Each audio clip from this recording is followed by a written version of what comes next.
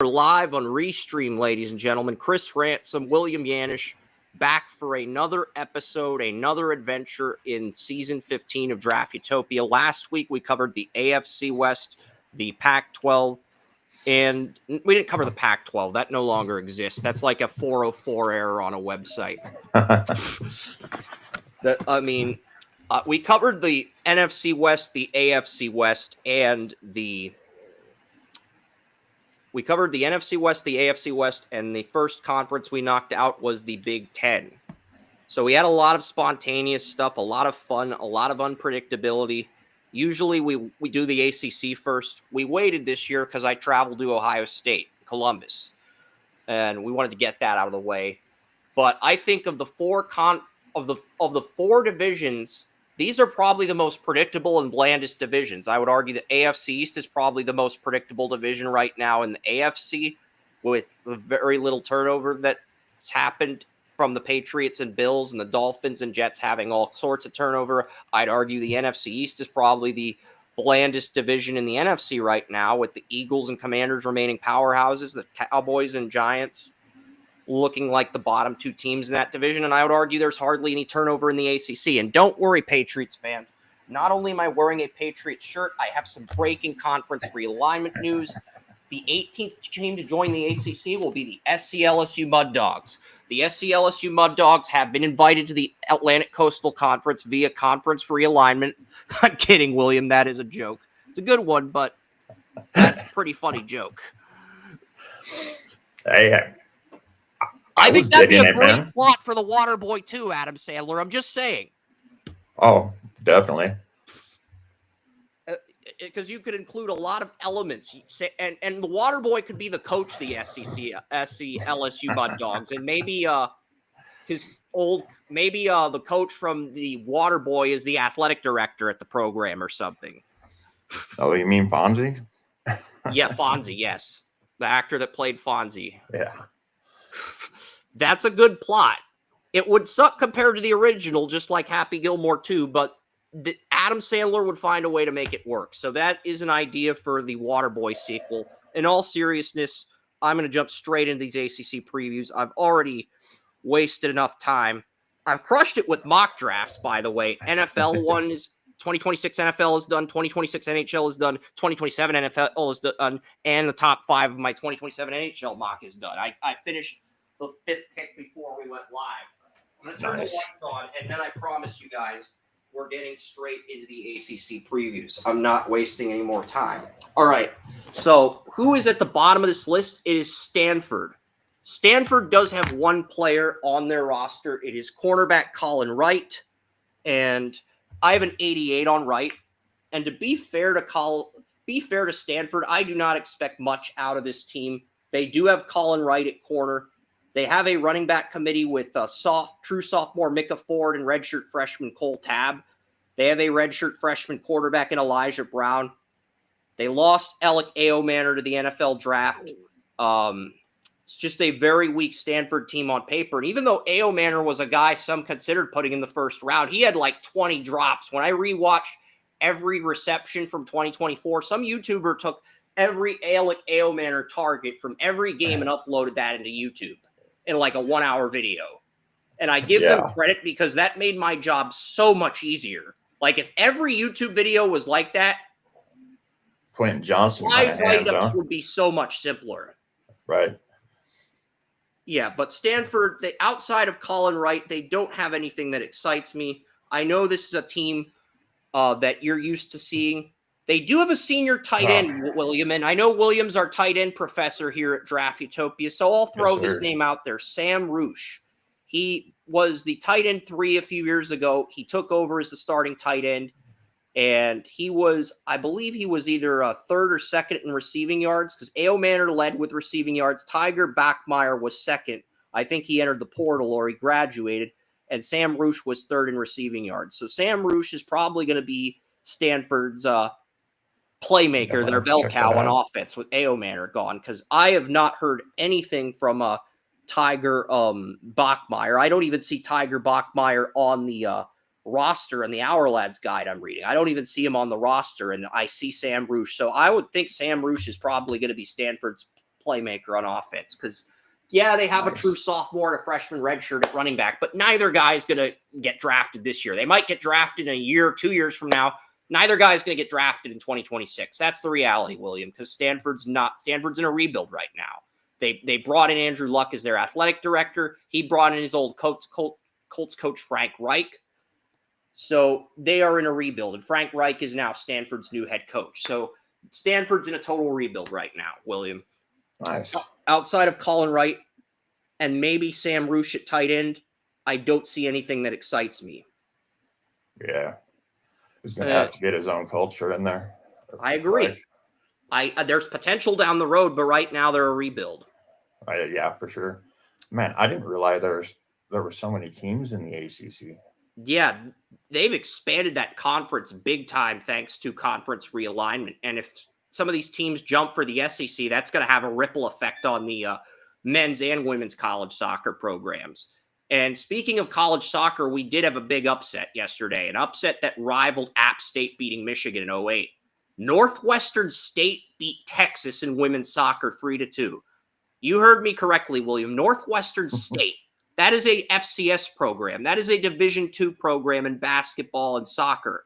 They beat Texas in women's soccer, and Texas had the number 1 pick in women's soccer 2 years ago. So that's probably the biggest accomplishment Northwestern State's ever had in their entire athletic program, to beat Texas in women's soccer. I don't think any of their other sports programs have done something that amazing. Ever. I remember when I was a kid and watching the what do you call it? I respect Northwestern March State. Madness. That might be the peak for them. That might be their peak, unless they were in a March Madness tournament.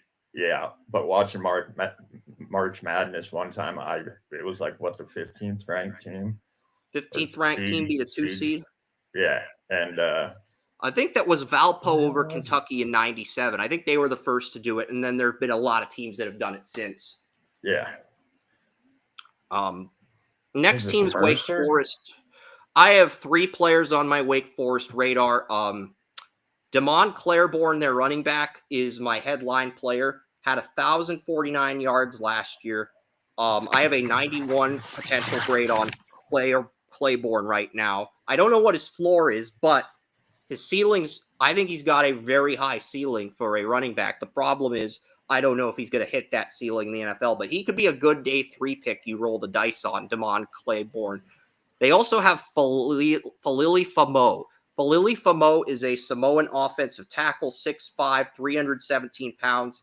He played right tackle at Washington State before transferring to Wake Forest. I have an 87 on him. He is my highest graded right tackle on Wake Forest since Zach Tom got drafted by the Packers back in 2022.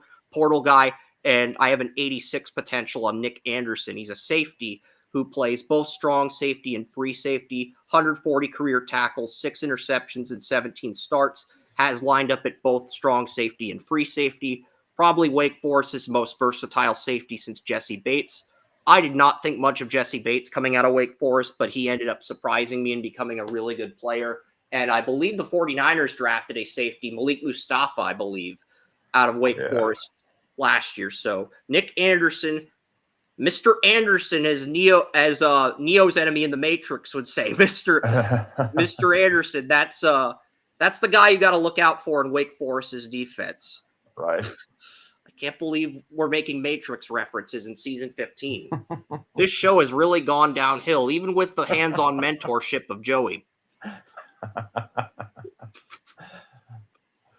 Okay. Yeah, next, dude. We got the Cal Golden Bears. There are 2 players I like on this team. They have TJ Bush at left end. I have an 88 on him. He's a edge rusher, 6'2", 265, 90 tackles and 26 starts, 7.5 sacks, 9 tackles for loss. He played at Liberty the last 2 years, William. That's why a lot of people don't know about TJ Bush Jr. He was an edge rusher at Liberty. He transfers to Cal after having 9 tackles for a loss and 7.5 sacks in the last 2 years. If he had those numbers in 1 year, this guy might be worth a 4th or 5th. You're probably looking at an edge rusher that's a round 6 or 7 grade who can build his stock up into a 4th or 5th rounder with a good senior year. That's probably what you're looking at with him, I would argue at this point. I do think he's got starter potential, but he's super duper raw. And Hakiza Moses, he is a senior cornerback who's had 105 tackles and 28 starts, 12 deflections at Florida International last year.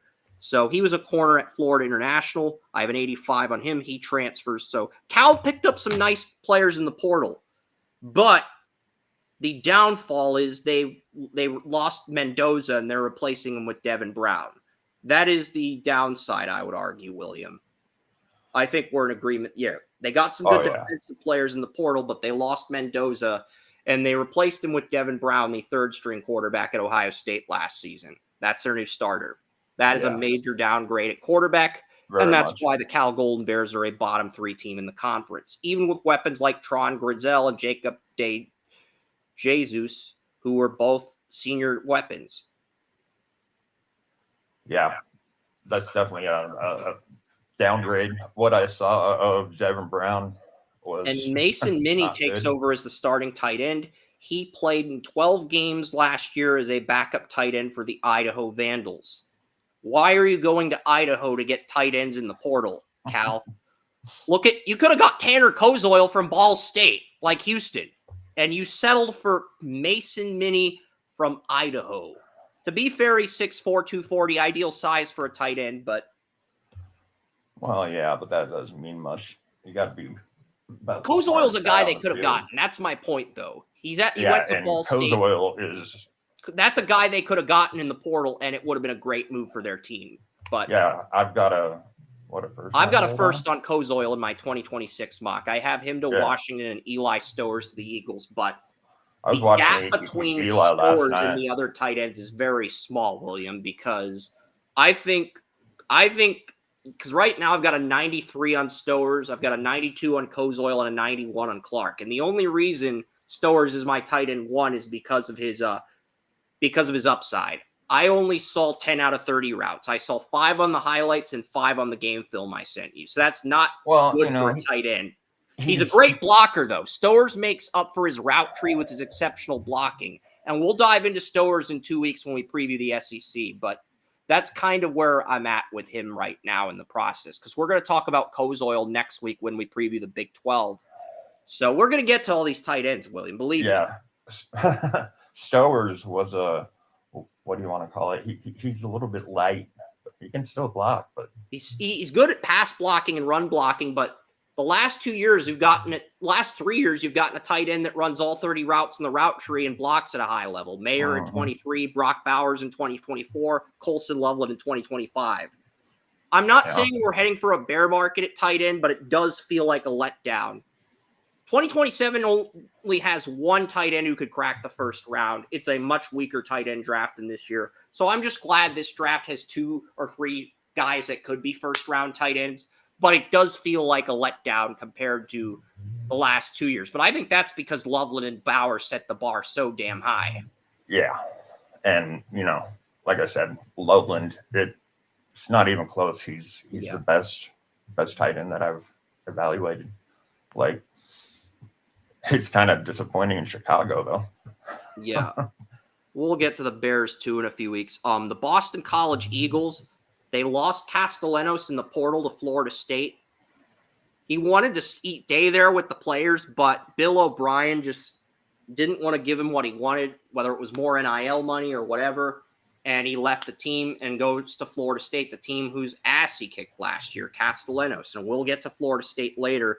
The Dylan Longerin, the 3rd-string quarterback behind Jalen Milroe and Ty Simpson, comes to Boston College, and the 3rd-string quarterback for Alabama is now Boston College's starting quarterback, thanks to Bill O'Brien's Alabama connections and the portal. Replacing Castellanos, who beat Florida State with a 3rd-string quarterback from Alabama, is not a smart decision. It's not. Some other players on Boston College, I'd say Lewis Bond was a guy we talked about last year. He had a great sophomore year, but he kind of regressed as a junior. But he is back.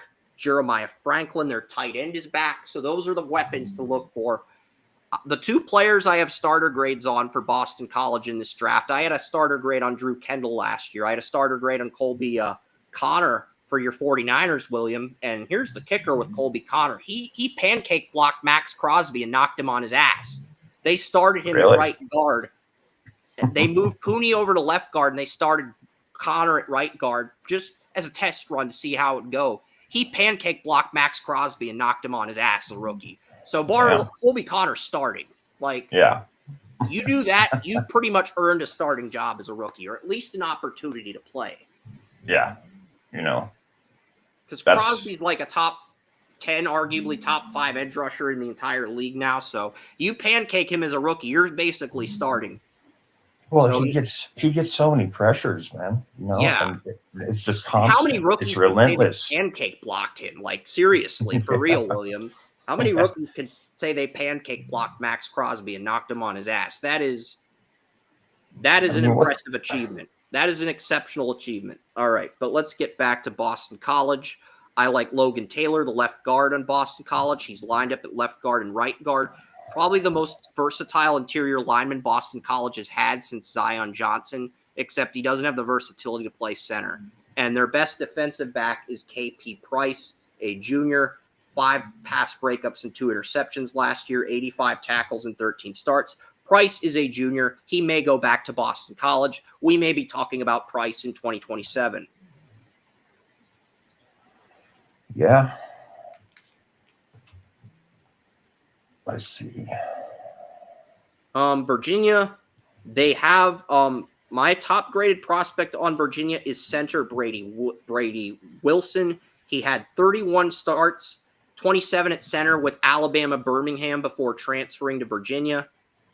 And I'm not sure if Brady Wilson's a returning star. Brady Wilson, I think he transferred to Virginia last year, and then he transferred to Virginia last year, and then so this is his second year starting at Virginia, and it's going to be interesting to see what happens. Mikhail Boley, also the first left tackle to start at Virginia as a true freshman since DeBrickashaw Ferguson. So I'm looking at Brady Wilson, and I'm looking at Brady Wilson because I think Brady Wilson is going to be a NFL starter, has a chance to develop into an NFL starter. Daniel Sparks is the punter. The starting quarterback is Chandler Morris.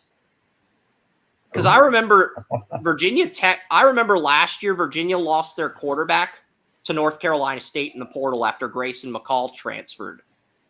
And I believe now they've downgraded at quarterback in the portal for the second year in a row. Yeah, that's not good. It really isn't. Because last year they had to replace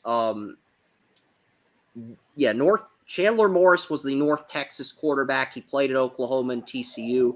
But I remember they had another guy before that, but I don't have the data in front of me. But either way, Virginia, that's the recurring theme with a lot of these ACC teams, William. You can see why this is probably the blandest preview we've done for college football, because there's just a lot of turnover at quarterback. Mendoza's no longer on Cal.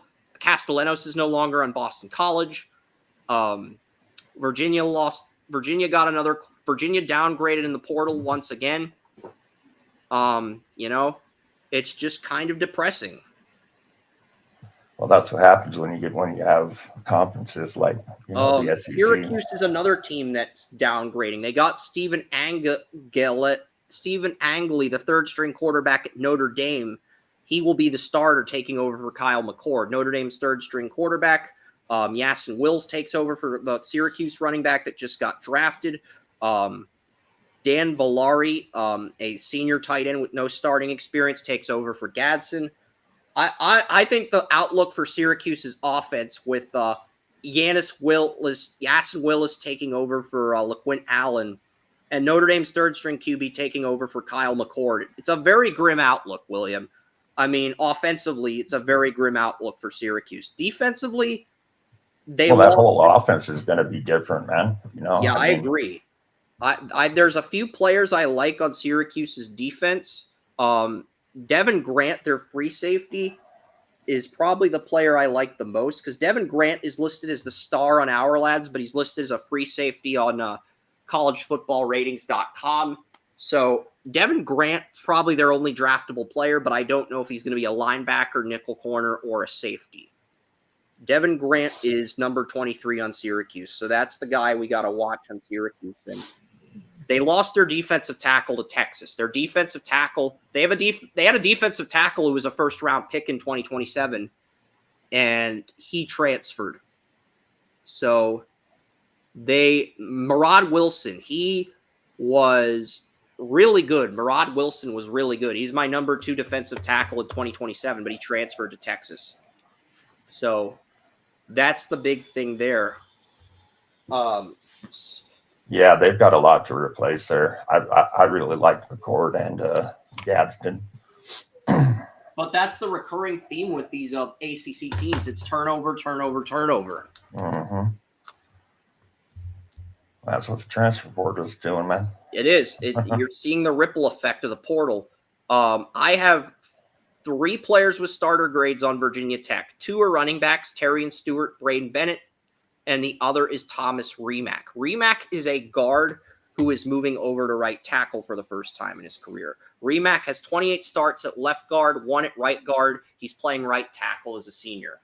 Remack could be Virginia Tech's first offensive lineman in a couple of years to get drafted. They do have some seniors on defense, but I'm looking at a lot of backups in the NFL level. I'm looking at a lot of backups.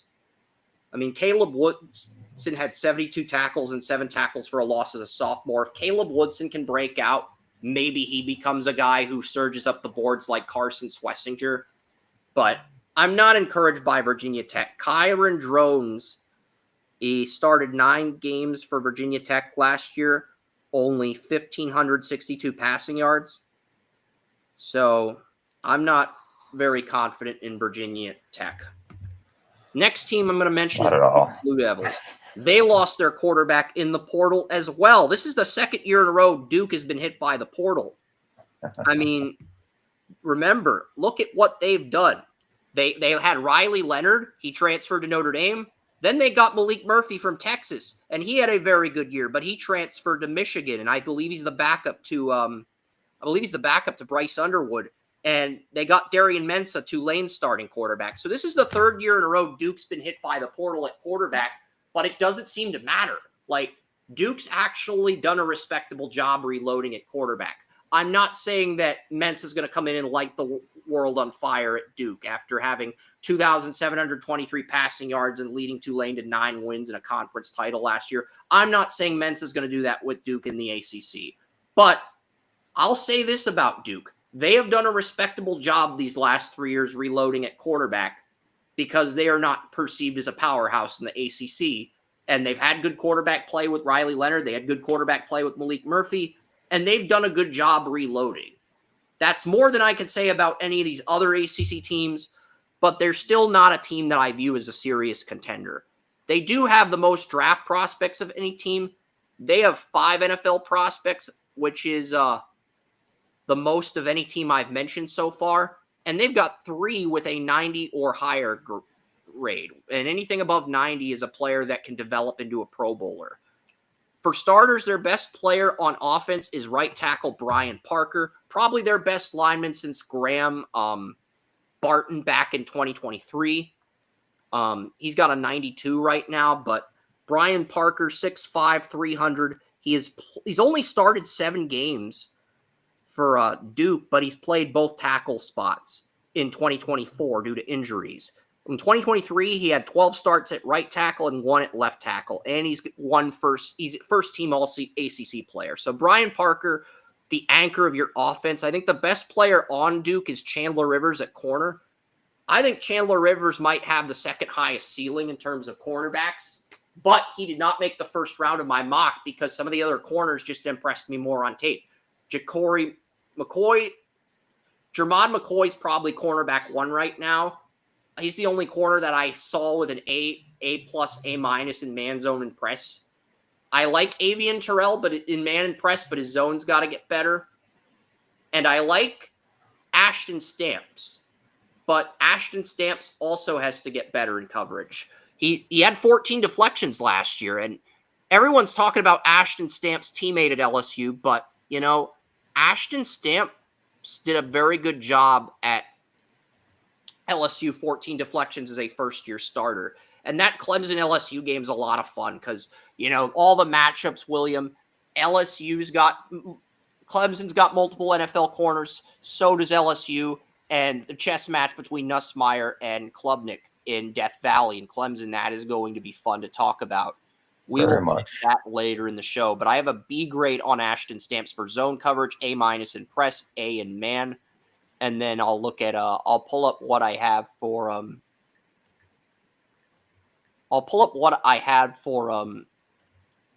Avian Terrell. He's the younger brother of AJ Terrell.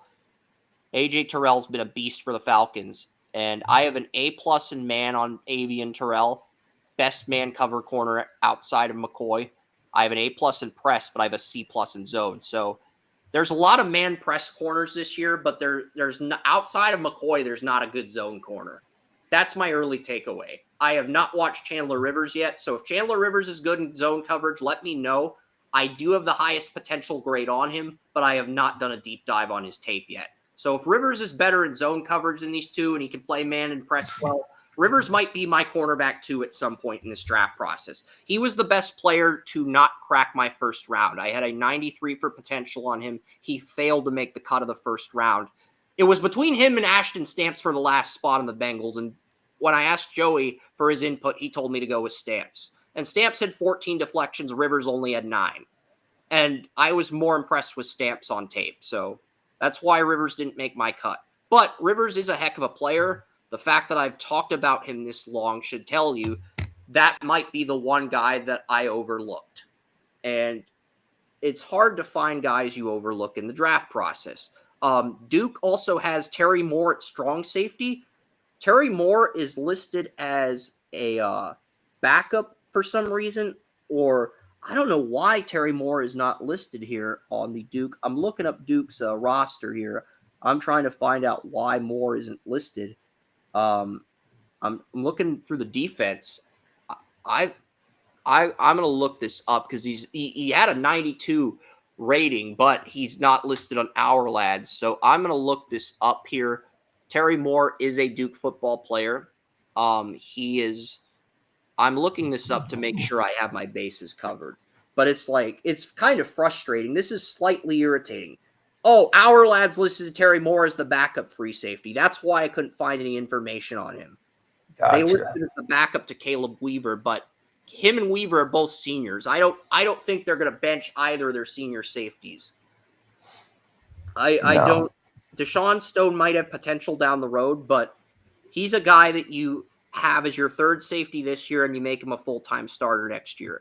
I have a 92 on Terry Moore and a 89 on Caleb Weaver. So I love Duke's secondary, and Vincent Anthony Jr. is the final Duke player that he's raw, but I think he could develop into a starter.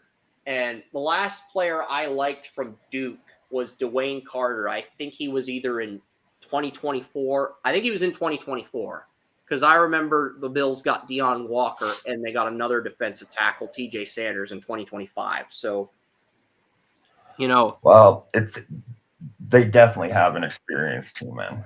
Yeah, Duke's gotten a lot better as far as adding defensive talent the last 2 years, William, because you see what Duke's done with Dwayne Carter and Graham Barton. They were both top 100 picks in 2024.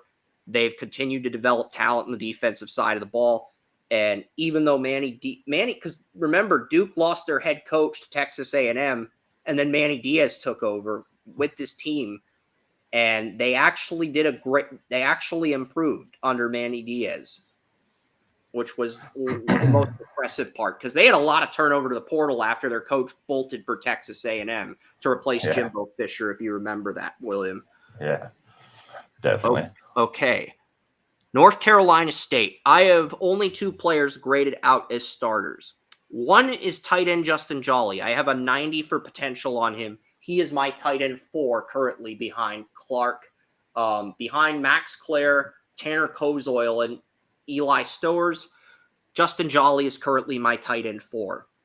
for this draft cycle. 6'3", 251, 828 yards.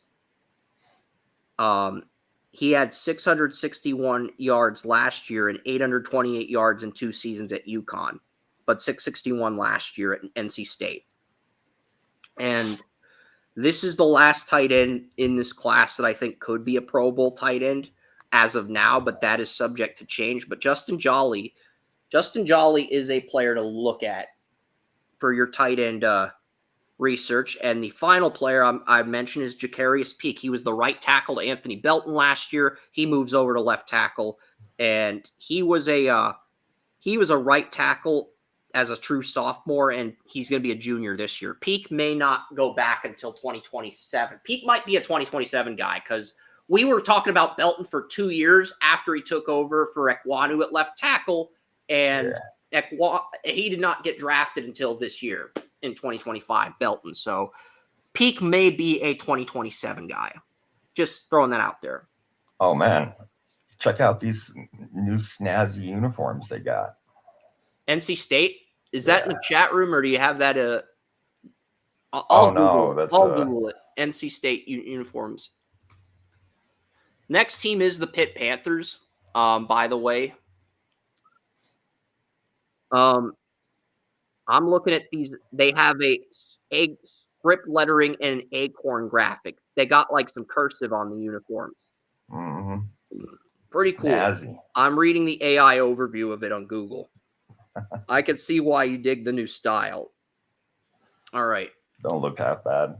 They do look good though.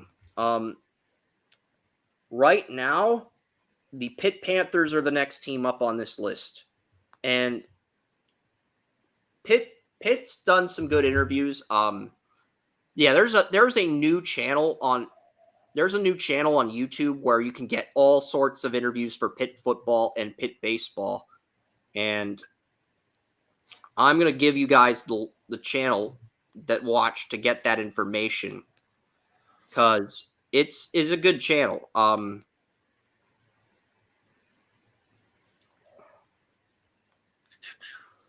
I'm trying to find it. It's Oakland something. It's Oakland something.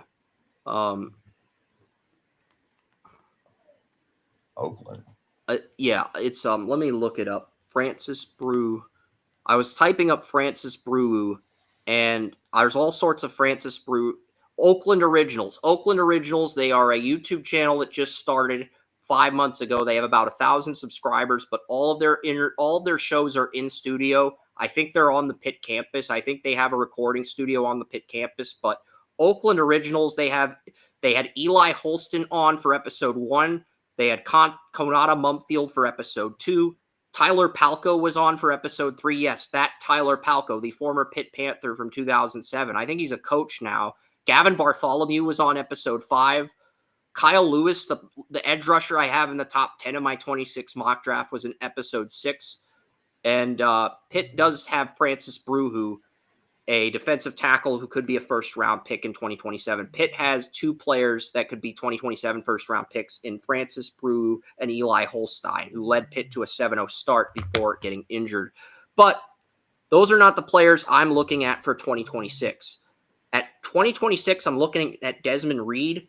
He had 962 rushing yards, 579 receiving yards, second-team All-American, and I have a 91 for potential on him. Desmond Reed's my highest graded offensive player for Pittsburgh this year. I also like Lyndon Cooper at center. Pitt's done a good job with offensive linemen the last few years, William, whether it's Matt Gunn-Calves or Carter Warren, who I interviewed at the Shrine Bowl, or other tackles before that, or other guards, centers. But yeah, Lyndon Cooper's their top center. They have Francis Brew at defensive tackle. He had 15 tackles, 3 tackles for a loss as a true freshman, played situationally, should start this year. Kyle Lewis, the linebacker on Pitt, he can play everywhere. He can play inside. He can play outside at linebacker. He can play as an edge rusher. He can play as a defensive end with the hand in his dirt. Kyle Lewis feels like a Swiss Army knife for Pitt's defense. I gave him a 93 for potential. In fact, I am so high on Kyle Lewis. I gave him an A+ in man and zone coverage. I like Kyle Lewis so much. I put Kyle Lewis in my top 10 Okay? Kyle Lewis is in the top 10 of my mock draft. Most people have I'm gonna have to check this out, man. Most people have Kendrick Falk and TJ Parker as the top 2 edge rushers in your average 2026 mock draft. I have Kyle Lewis in my top 10 to Seattle. And he's a linebacker. He can play 34 or 43 linebacker. So if D. Winters does not pan out, Kyle Lewis does become an option for your 49ers if they regress badly enough. I definitely got to check this guy out. Yeah. I have a 93 on Kyle Lewis. That is the highest grade I've given any Pitt defensive player since Aaron Donald. I gave him a 94 back in 2014. So I think I gave Revis a 95 in 2007. So this is the best defensive player on Pitt since Donald or Revis. You can take that to the bank, kids. Rasheed Biles is another edge rusher on Pitt. I gave him an 89 for potential. And the final player, Javon McIntyre, he's a safety. I gave him an 87. McIntyre is a senior, but he's played both strong safety and free safety. I like Pitt's roster, but they lost Kanata Mumfield, and Gavin Bartholomew just graduated, and they're basically replacing Bartholomew with a senior tight end from Oregon State. I don't think it's going to work out well. To be fair to Pittsburgh, they did beat West Virginia at home last year, but they got to travel to Morgantown this season. That's going to be a tough game to win. But West Virginia is one of my bottom 2 teams in the Pac-12 when we preview the Pac-12 next week. So they could win that game. They beat Louisville on the road last year. They should beat them at home. They get Boston College at home. They got to go to Tallahassee to play the Seminoles in Castellanos. I don't think they win that game. Carrier Dome's always a bitch to play in. They might lose to Syracuse on the road because Syracuse is coming off a bye week. That's a trap game for Pitt. NC State is also off a bye, but that's a home game for Pitt. I think they'll beat NC State. They get Stanford on the road, traveling from East Coast to West Coast. So Pitt has 2 potential trap games against Syracuse and Stanford. They could lay an egg in both of those games, but they could also win both those games. If they want to compete for an ACC title, they got to win both those games. It's very simple, William. They play Notre Dame on November 15th and at Pittsburgh. They play Georgia Tech in Georgia Tech to end the year. That's their final road game, and they host the Hurricanes. I think Pitt could be 9-0, but that 3-game stretch against Notre Dame, Georgia Tech, and Miami, they're going to lose all those games. Pitt could be 9-0 entering the final 3 weeks, and they could choke harder than Alabama in 2005 when they had Brody Croyle. That's how brutal their end game schedule is. And I don't think they're going to start 9-0. They're going to lose to Florida State, and they're probably going to slip up against either West Virginia, Syracuse, or Stanford on the road. I don't think they'll slip up against all 3 teams, but one of those teams should beat Pitt in a trap game. Historically speaking, Pitt always loses a game they're supposed to win on the road. So I don't think that's going to change this year. This team is good, but it is not as good as a team that had Jordan Addison and Kenny Pickett that won the ACC title.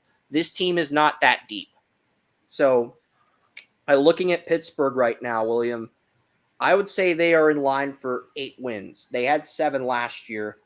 They have 8 returning starters back on both sides of the ball. And they started 7-0 before going on the losing streak last year before Eli Holston got injured. But basically, Holstein and Reed are going to carry this offense. You lose Bartholomew at tight end. You get Oregon State's tight end to replace Bartholomew. You got Lyndon Cooper as your center.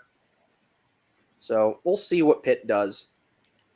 I think they can get 8 wins, but I don't see a serious contender in the ACC. Next up, it is Bill Belichick. It's the Bill Belichick happy hour, the North Carolina Tar Heels. They have one player who might be drafted this year. That's Thaddeus Dixon. Thaddeus Dixon is a field corner who had 16 pass breakups and 2 interceptions the last 2 seasons at Washington. Dixon transfers to North Carolina from the Washington Huskies. The Washington Huskies have been a cornerback factory dating back to when it wasn't Marcus Spears. Who am I thinking of? It was a 2003 draft pick that got picked by Seattle. But Washington's had a good history with cornerbacks. Wasn't that like Tarvarius Jackson or I don't remember. I'll look up the Washington List of Washington Huskies in the NFL draft. Here, Wikipedia has it. I'm not going to go through the full list. But they had Trent McDuffie on the Chiefs. Trent McDuffie was the last first-round corner that they've had. They had Penix, Roma Dunze, and Fatanu on their national title team in 2024. They had Kyler Gordon in 2022, and they had McDuffie. So McDuffie and Gordon were both round 1 and 2 picks in 2022. But they used to be a cornerback factory back in the day. They had Sidney Jones and Caleb King in 2017, Kevin King and Sidney Jones in 2017. They had Marcus Peters in 2015. They had Derek Johnson in 2005. He was a corner drafted by the Niners. They had Omar Lowe in 2002. They had a corner. I remember they had a corner that was drafted by Seattle. Maybe he played for Seattle, but he wasn't drafted by them. I might be thinking of somebody else. I'm trying to get the exact name. I don't have the exact name on me. Forget it. Let's just move on. Yeah, we've given Washington enough love on the show. Sorry, I'm sorry, I couldn't help out more. Anyway. Yeah, and North Carolina does have a first-round player in 2027. Aiden Banfield, he's a sophomore left guard. He started 11 games as a true freshman. Aiden Banfield is currently Shane Hallam's top interior lineman for 2027.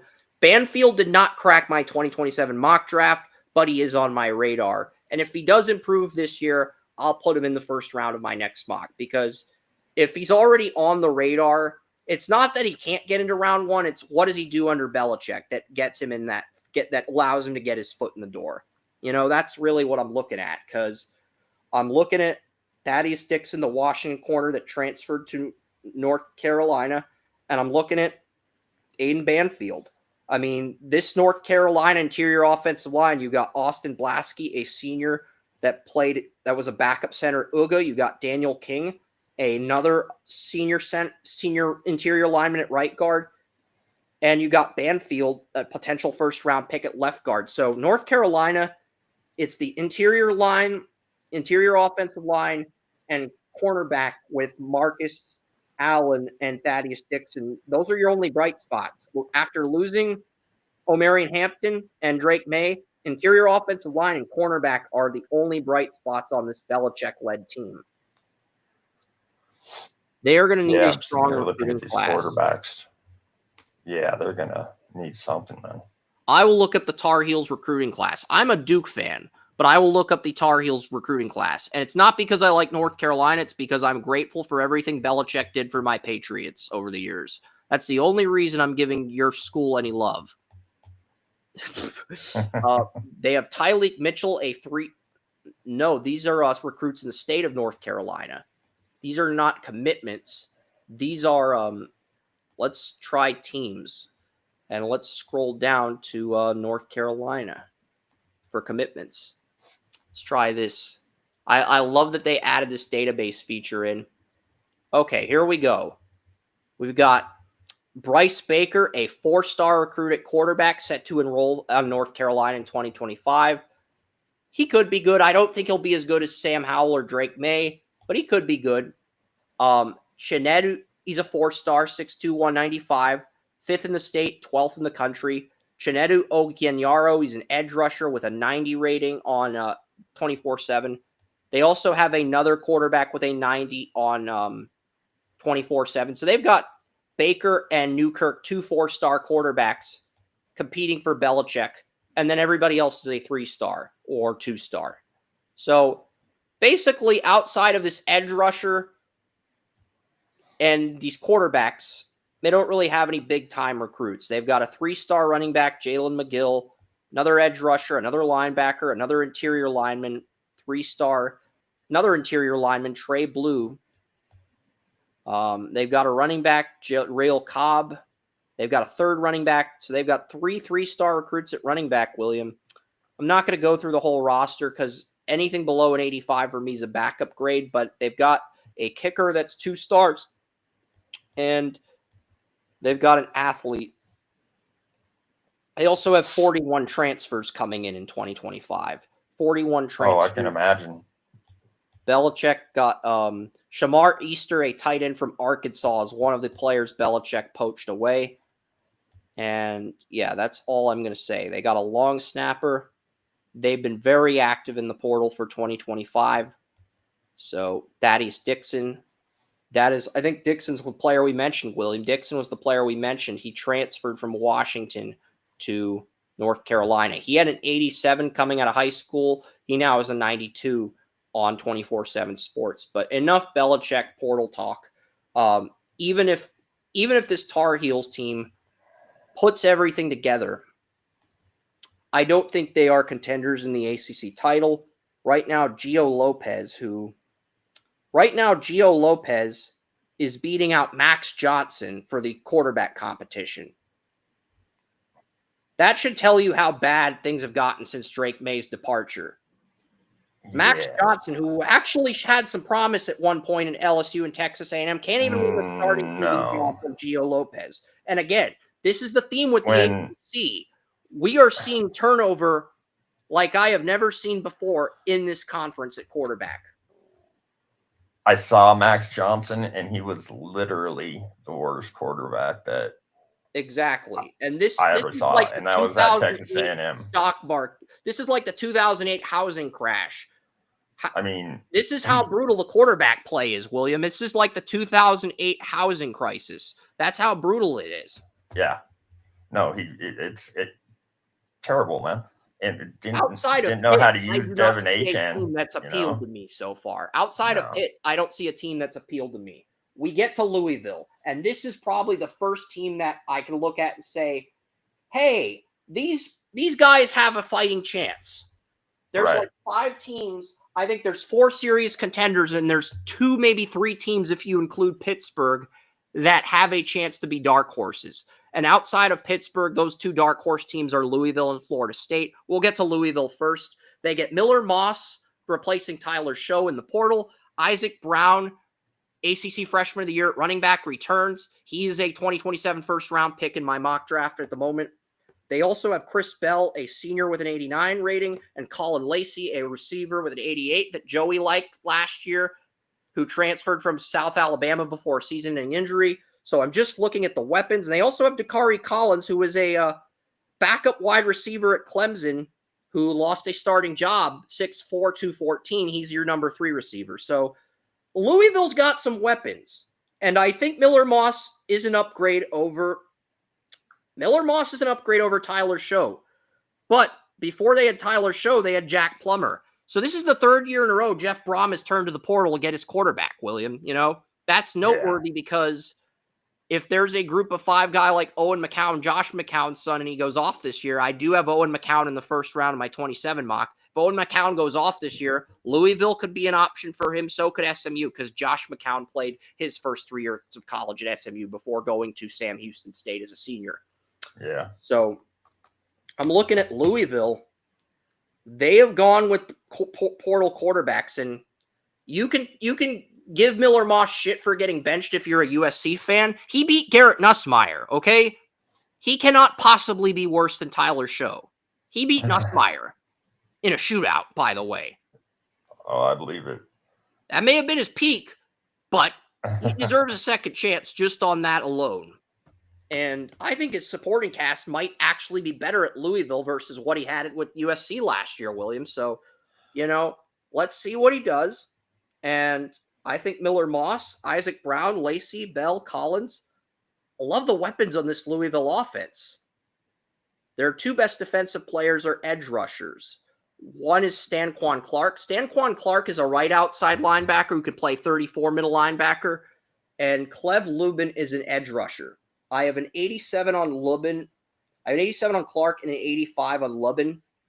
But Moss 85, Miller 89, Lacey 88. That's going to be the heartbeat of this offense. And Isaac Brown could be a Pro Bowl running back down the road. He had a very good freshman year, 1,173 rushing yards, good in pass protection.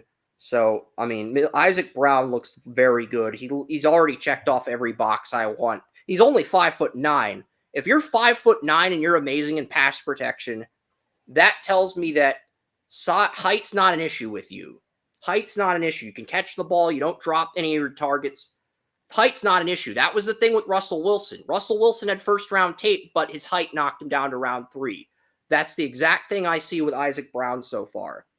And Cleve Lubin had 9.5 sacks last year at Coastal Carolina. Louisville gets him in the portal. Cleve Lubin could be a breakout player on Louisville's defense, William. So I really am looking forward to seeing what he can do.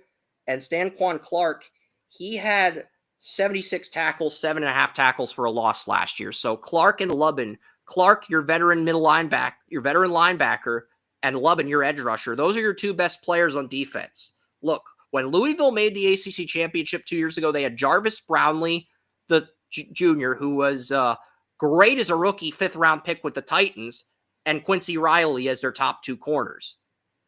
And they still lost to Florida State without Jordan Travis.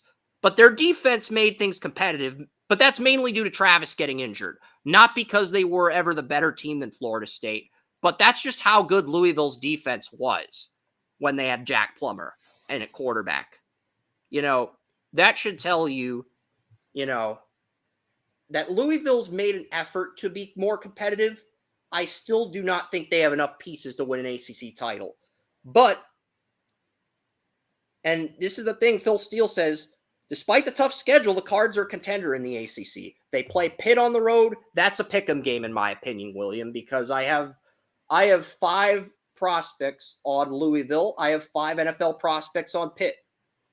That is going to come down to the decision-making of Miller Moss and Eli Holstein. That's the reality. And both teams are great at running the football. So whichever running back has the bigger day is going to win. And whichever quarterback manages the game better. And that's a road game in Pittsburgh. Louisville could not beat Pitt at home last year. So I'm giving Pitt the slight lean right now. They play the Miami Hurricanes on the road. They are going to lose that game. They play Clemson on a Friday at home. They might be the one team that can upset Clemson, but Miller Moss has to play out of his mind like he did versus Nussmeier, and Klubnik has to shit the bed. That is the only way Louisville is upsetting Clemson on a Friday late in the season. I'm not saying they can't do it. They might be able to do it. I'm saying that in order for them to upset Clemson, Klubnik has to really suck, throw 3 interceptions, and Miller Moss has to play as good as he did versus Nussmeier. But if Louisville does that, they can beat Clemson. I think you'd agree with me to that point. And they play SMU on the road. So SMU and Miami on the road, Pitt on the road, Clemson at home. I see an 8-4 team. And if Kentucky beats Louisville in the annual rivalry, you're looking at a 7-5 team. So as much as I'd like to give Louisville 9 wins, their schedule's just too tough, William. And there's just not enough talent there. As much as I like Louisville's offense, there's just not enough talent. Yeah. No, that's 100%, man. Like, let's look at Florida State. It's going to be one of those. I've got 4 players in Florida State with starter grades. I've got Jeremiah Wilson, a corner.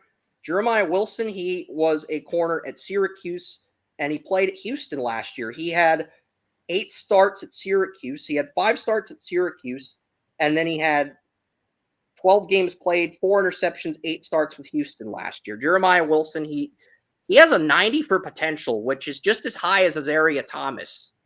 So, and Florida State is a cornerback factory. They've been since Deion Sanders was there. They also have Darrell Jackson Jr. at defensive tackle. I have an 89 grade on him. That's a high-end starter grade. Darrell Jackson Jr. had 3.5 sacks, all ACC honorable mention last year. And they also have Micah Pettis at right tackle. Micah Pettis, 6'7", 350, 29 starts the last 3 years as the Ole Miss Rebels right tackle. That is a great ad by Florida State in the portal to get Micah Pettis, Lane Kiffin's right tackle, and to poach him away.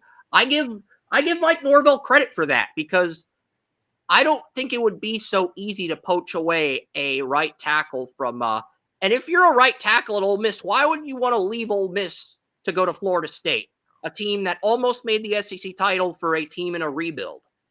Like, what's going on with Pettis, William? Like, I respect Pettis' decision, but it's like you're leaving a team that finished in the top 5 in the SEC for a team that's maybe a bottom feeder, a team that went to 10. That's a crazy move, man. Decision. NFL teams are going to grill Pettis for that in the interview process, even if he kicks ass on tape at both Ole Miss and Florida State. He's going to get grilled for that in the interview. Well, maybe he's got a girlfriend or something. Maybe. I mean, Carson Beck left the SEC to go to Florida. Yeah. So Miami, but we'll get to the Hurricanes in a bit. And final player on my radar, Luke Pettigun. Luke Pettigon started 22 games at Wake Forest over the last 4 years. The Wake Forest center is transferred to Florida State. So you get Pettis from Ole Miss, you get Pettigon from Wake Forest, but those are not the only additions in the portal. They got Jeremiah Wilson from Houston. Daryl Jackson is the only returning starter that I think has NFL upside. Wilson's a portal guy that you got from Houston. Pettis, Ole Miss.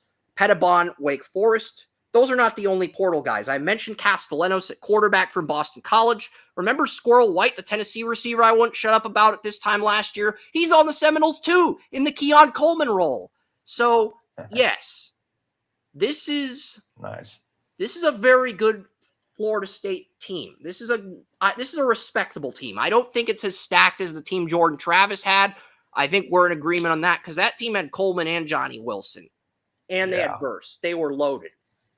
No, I had a high grade on Travis. It's sad that he. Yeah, I had a second or third on Travis before the injury. Yeah.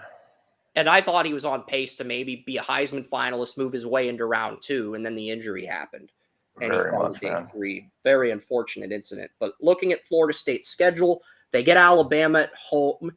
I think they're going to lose to Bama. I mean, if Castellanos can out-duel Ty Simpson, there's a chance they could steal that game. But Alabama's got Zabian Brown, a first-round corner in 2027, who's just got very good tape. And Alabama's just got an experienced defense, an experienced interior offensive line. I think Alabama's ready for this road challenge to go into Tallahassee and beat Mike Norvell. And this is the game. Florida State wants to say we should have made the playoff over Alabama in 2023-24. This is the game you have to win to silence your fucking critics. Pardon my language, but this is the game you have to emerge victorious in. Then you get East Texas A&M. They should beat them to get to 1-1. They get Kent State, 2-1. Virginia on the road, 3-1. They get the Hurricanes in Tallahassee this year. Miami whooped them last year with Cam Ward. But to be fair to Florida State was much worse last year. Florida State's much better this year. And if Castellanos can avoid turnovers and Carson Beck plays like he did versus Ole Miss Florida, this is a game the Seminoles can steal if they get on the scoreboard early and get the crowd into the game. But I think all of those elements have to go in Florida State's favor if they want to steal this upset win over the Hurricanes, William. They get Pitt at home. I'm going to pick the Hurricanes to win because they're coming off a bye week. But if Carson Beck plays like ass and Castellanos plays like he did versus Florida State last year, this is a game the Seminoles can steal. I'm going to pick them to beat Pitt at home. I don't see Florida. So I've got 2 losses right now. They play Stanford on the road. Could be a trap game, but I trust Castellanos. Wake Forest at home. I think they win that. Clemson on the road. They're going to lose to. And I think they lose to Florida. So I've got Florida State at 8-4 with losses to Alabama, Florida, Clemson on the road, and Miami. They could lose to Pitt on the road. They could lose to Stanford. So there are 2 trap games in this schedule. But there's enough talent for Florida State to make a bowl game. I don't think they are a legit contender to win the ACC title, but there's enough talent on this team for them to get back to a bowl game this season. Yeah, last year was pretty crazy for them, man. Most critics have the same top 3 as last year: Clemson, SMU, Miami, Florida. This is the part where I quote Lee Corso and say, "Not so fast, my friends." Remember last week when I had Illinois as my surprise team to make the Big Ten championship? I have another surprise team in the ACC championship. It's the Georgia Tech Yellow Jackets. They get to their first ACC title game in 20 years since they lost to Wake Forest in the 9-6 game. Remember, it was a 9-6 game. It was very low scoring. Calvin Johnson was on Georgia Tech, and they could only put up 6 points against Wake Forest. I mean, they got Wake Forest of all teams. They didn't get Clemson or Florida State. That was the year they evaded a powerhouse, and they still laid an egg against Wake Forest. And they had Calvin Johnson, William. How do you do that? How do you lay an egg against Wake Forest with Calvin Johnson? It's one of the many mysteries in the Atlantic Coastal Conference that I will never comprehend. Yeah, I definitely agree with that, and I like your pick, bro. That's Georgia Tech. that's Why am I higher on Georgia Tech than the consensus? For starters, they have Haynes King back at quarterback. He showed a lot of promise last year. I like Haynes King. I'm not saying Haynes King is an NFL quarterback, but he showed a lot of promise early in the season. I think he's learned a lot. I have an 86 for potential on Haynes King. I have a 90 for potential on running back Jamal Haynes. I have a 92 for potential on Eric Rivers. Eric Rivers is currently my wide receiver 3. He was on Florida International last season, had over 1,000 yards, caught everything in traffic, caught one-handed catches, best receiver in the country at making spectacular catches, best receiver at catching the football in traffic. Only runs 10 out of 30 routes, but he makes up for it with his ability to stretch the field and catch in traffic. I get Odell Beckham vibes with him. Eric Rivers. Their number 2 receiver, Malik Rutherford, has an 86 for potential. That means he could be a slot guy or a number 2 receiver on an NFL team. And Malik Rutherford had 1,200 yards in 19 starts. Kalen Rutledge. Remember, Georgia Tech had a center that was draftable last year. They lost their center, but their right guard, Kalen Rutledge, 11 starts in 2023 for Middle Tennessee State, and then he got first-team All-ACC in his first year at Georgia Tech. I have an 88 on him, and that's the offense for Georgia Tech. They also have two other juniors at left guard and right tackle that are returning starters. They also have Ethan McKinney, who started one game as a 9 starts as a true freshman, 1 start as a redshirt freshman for injury back at left tackle. Ethan McKinney's going to have more experience. I think losing McKinney and losing their center really hurt Georgia Tech's offense, but those are the only short-term losses. I really like Georgia Tech on paper. They have a redshirt freshman taking over at tight end and Luke Harpling. 4 games, 43 yards, but let's look at the defense. Kyle Efford at middle linebacker, I have an 85 on him. I have an 85 grade on cornerback Amari Harvey. I have an 85 on strong safety Clayton Powell-Lee, and an 85 on Omar Daniels. All probably backups in the NFL, but guys who could develop into starters. Just a very complete Georgia Tech team on paper. They get Colorado in Colorado on Friday, but I think Haynes King is going to outduel either Julian Lewis, the freshman, or Kadon Salter. I think either guy could. I think Haynes King can outduel either quarterback. You probably agree with me on that. Yeah. Given what you saw with Colorado last season. Oh yeah. Gardner Webb is Georgia Tech's second game. I have them winning that game. They play Clemson at home. That's the one game they could lose, but it's a home game. And we saw this team go into Dublin, Ireland and beat Florida State last year. And if anybody's going to beat Clemson in ACC play, Clemson, I'll pull up Clemson's schedule here. Clemson gets SMU at home. They get Florida State at home. They get LSU at home. They get Syracuse at home. The only teams they get on the road are Louisville, North Carolina, Boston College, and Georgia Tech. So Clemson only gets 4 road opponents. Louisville and Georgia Tech are the only teams that can beat Clemson in a trap game, in my opinion, William. And everybody's looking at Clemson's schedule and saying SEC teams are potential losses, and if Clemson loses an ACC play, it's going to be to Louisville on a Friday. No, guys. It's going to be to Georgia Tech. If Clemson slips up in an ACC trap game, it's going to be against this Georgia Tech squad. Yeah. It's a home game. It's a home game for Georgia Tech. It's their conference opener. It's a home game. It's a tone-setting game, William. It's a game where if you beat Clemson in your conference opener, you are the de facto team to beat because you don't have to play Miami or SMU. Georgia Tech has an easy strength of schedule like Indiana last year. If you handle business versus Clemson at home, same way Illinois handles business against a team like Ohio State at home, you win that game. You just have to not fuck up and you're in the conference title game. That's really all you have to do is not slip up, not get complacent, just take it one week at a time, keep building that momentum, and you're in the ACC title. I mean, look at the rest of their schedule. Temple at home, Wake Forest on the road, Virginia Tech at home, Duke on the road, Syracuse at home, NC State on the road, Boston College on the road, Pitt at home. I think the only games on Georgia Tech's entire schedule that are losable are Colorado, Clemson, Pittsburgh, and Georgia against the Bulldogs.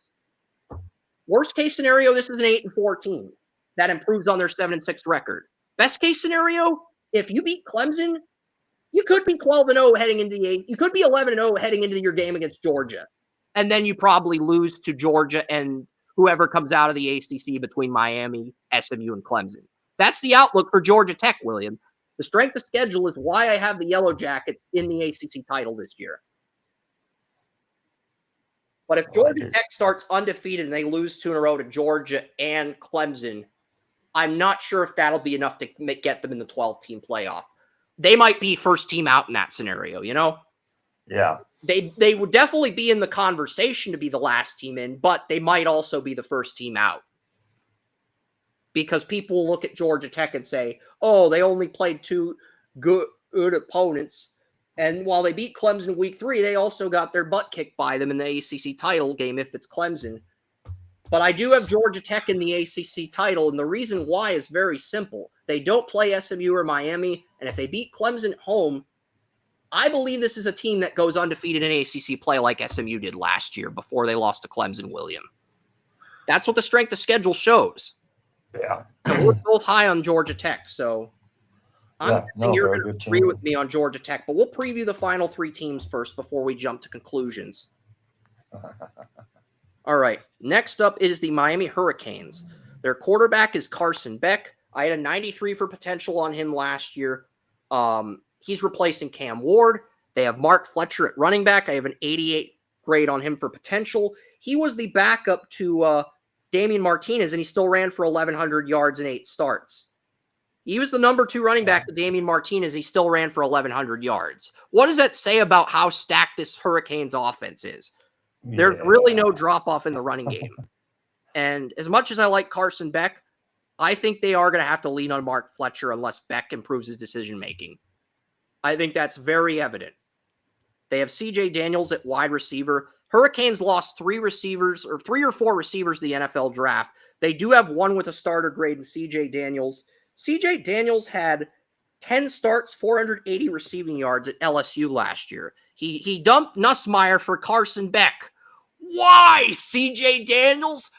Why would you dump Nussmeier for Carson Beck?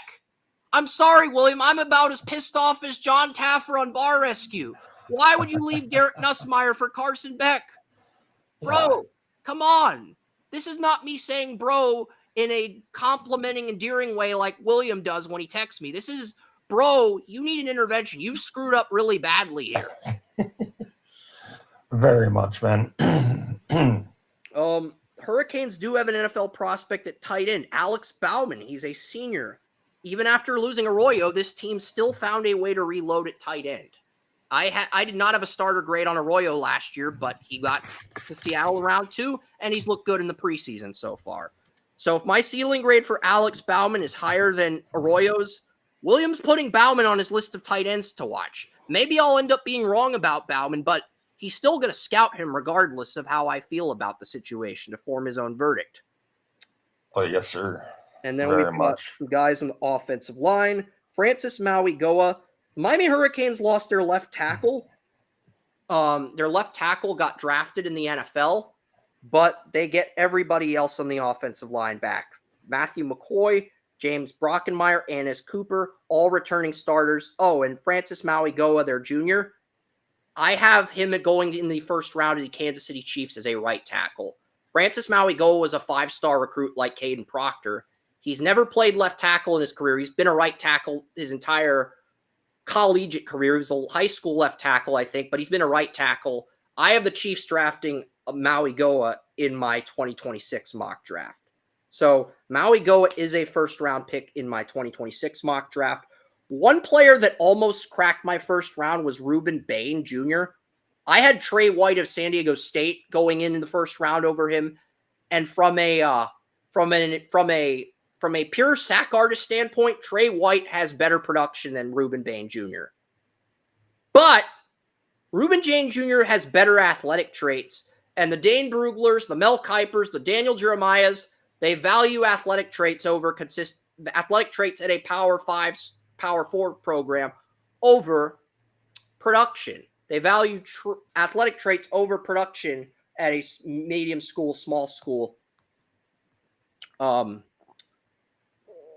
The Wesley Bisanthe, a right outside linebacker / middle linebacker. I have an 86 on. And Mohamed Toure. Remember Mohamed Toure? He was the Rutgers linebacker I told you about last year as a late round pick. He came back to school and he transferred to Miami. So not only did the Hurricanes get Carson Beck in the portal, they got Mohamed Toure from Rutgers. So Nice. That's a good addition for the Hurricanes. That's a very respectable addition. Oh, and one more player on the Hurricanes that's in my 2027 mock, O.J. Frederique Jr. I had an A-plus grade on Frederique Jr. in man zone and press coverage, and he won the number 1 cornerback job as a true freshman after being a 3-star recruit. So O.J. Frederique Jr. is pretty damn good. And the Hurricanes, they play Notre Dame in week 1. Leonard Moore is my number 1 corner in the 2027 draft.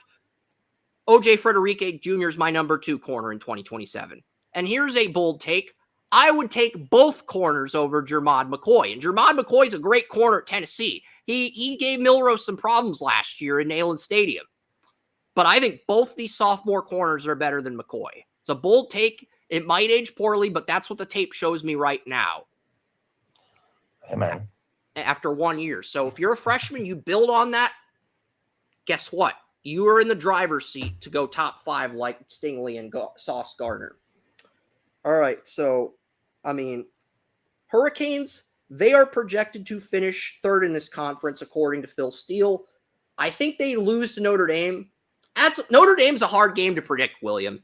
The Hurricanes have home field and the more experienced quarterback, but the Fighting Irish are the Vegas favorite in that one. Yeah. And Notre Dame, they've got a first-round left tackle and a first-round corner in 2027. They've got Jeremiah Love at running back.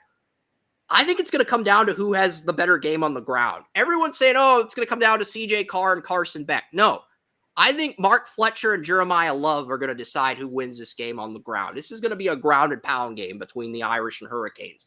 Carson Beck still adjusting to teammates at Miami. CJ Carr's a freshman redshirt. He learned under Riley Leonard last year. He won the starting quarterback job. This is going to be a game where both teams try to win it on the ground, in my opinion.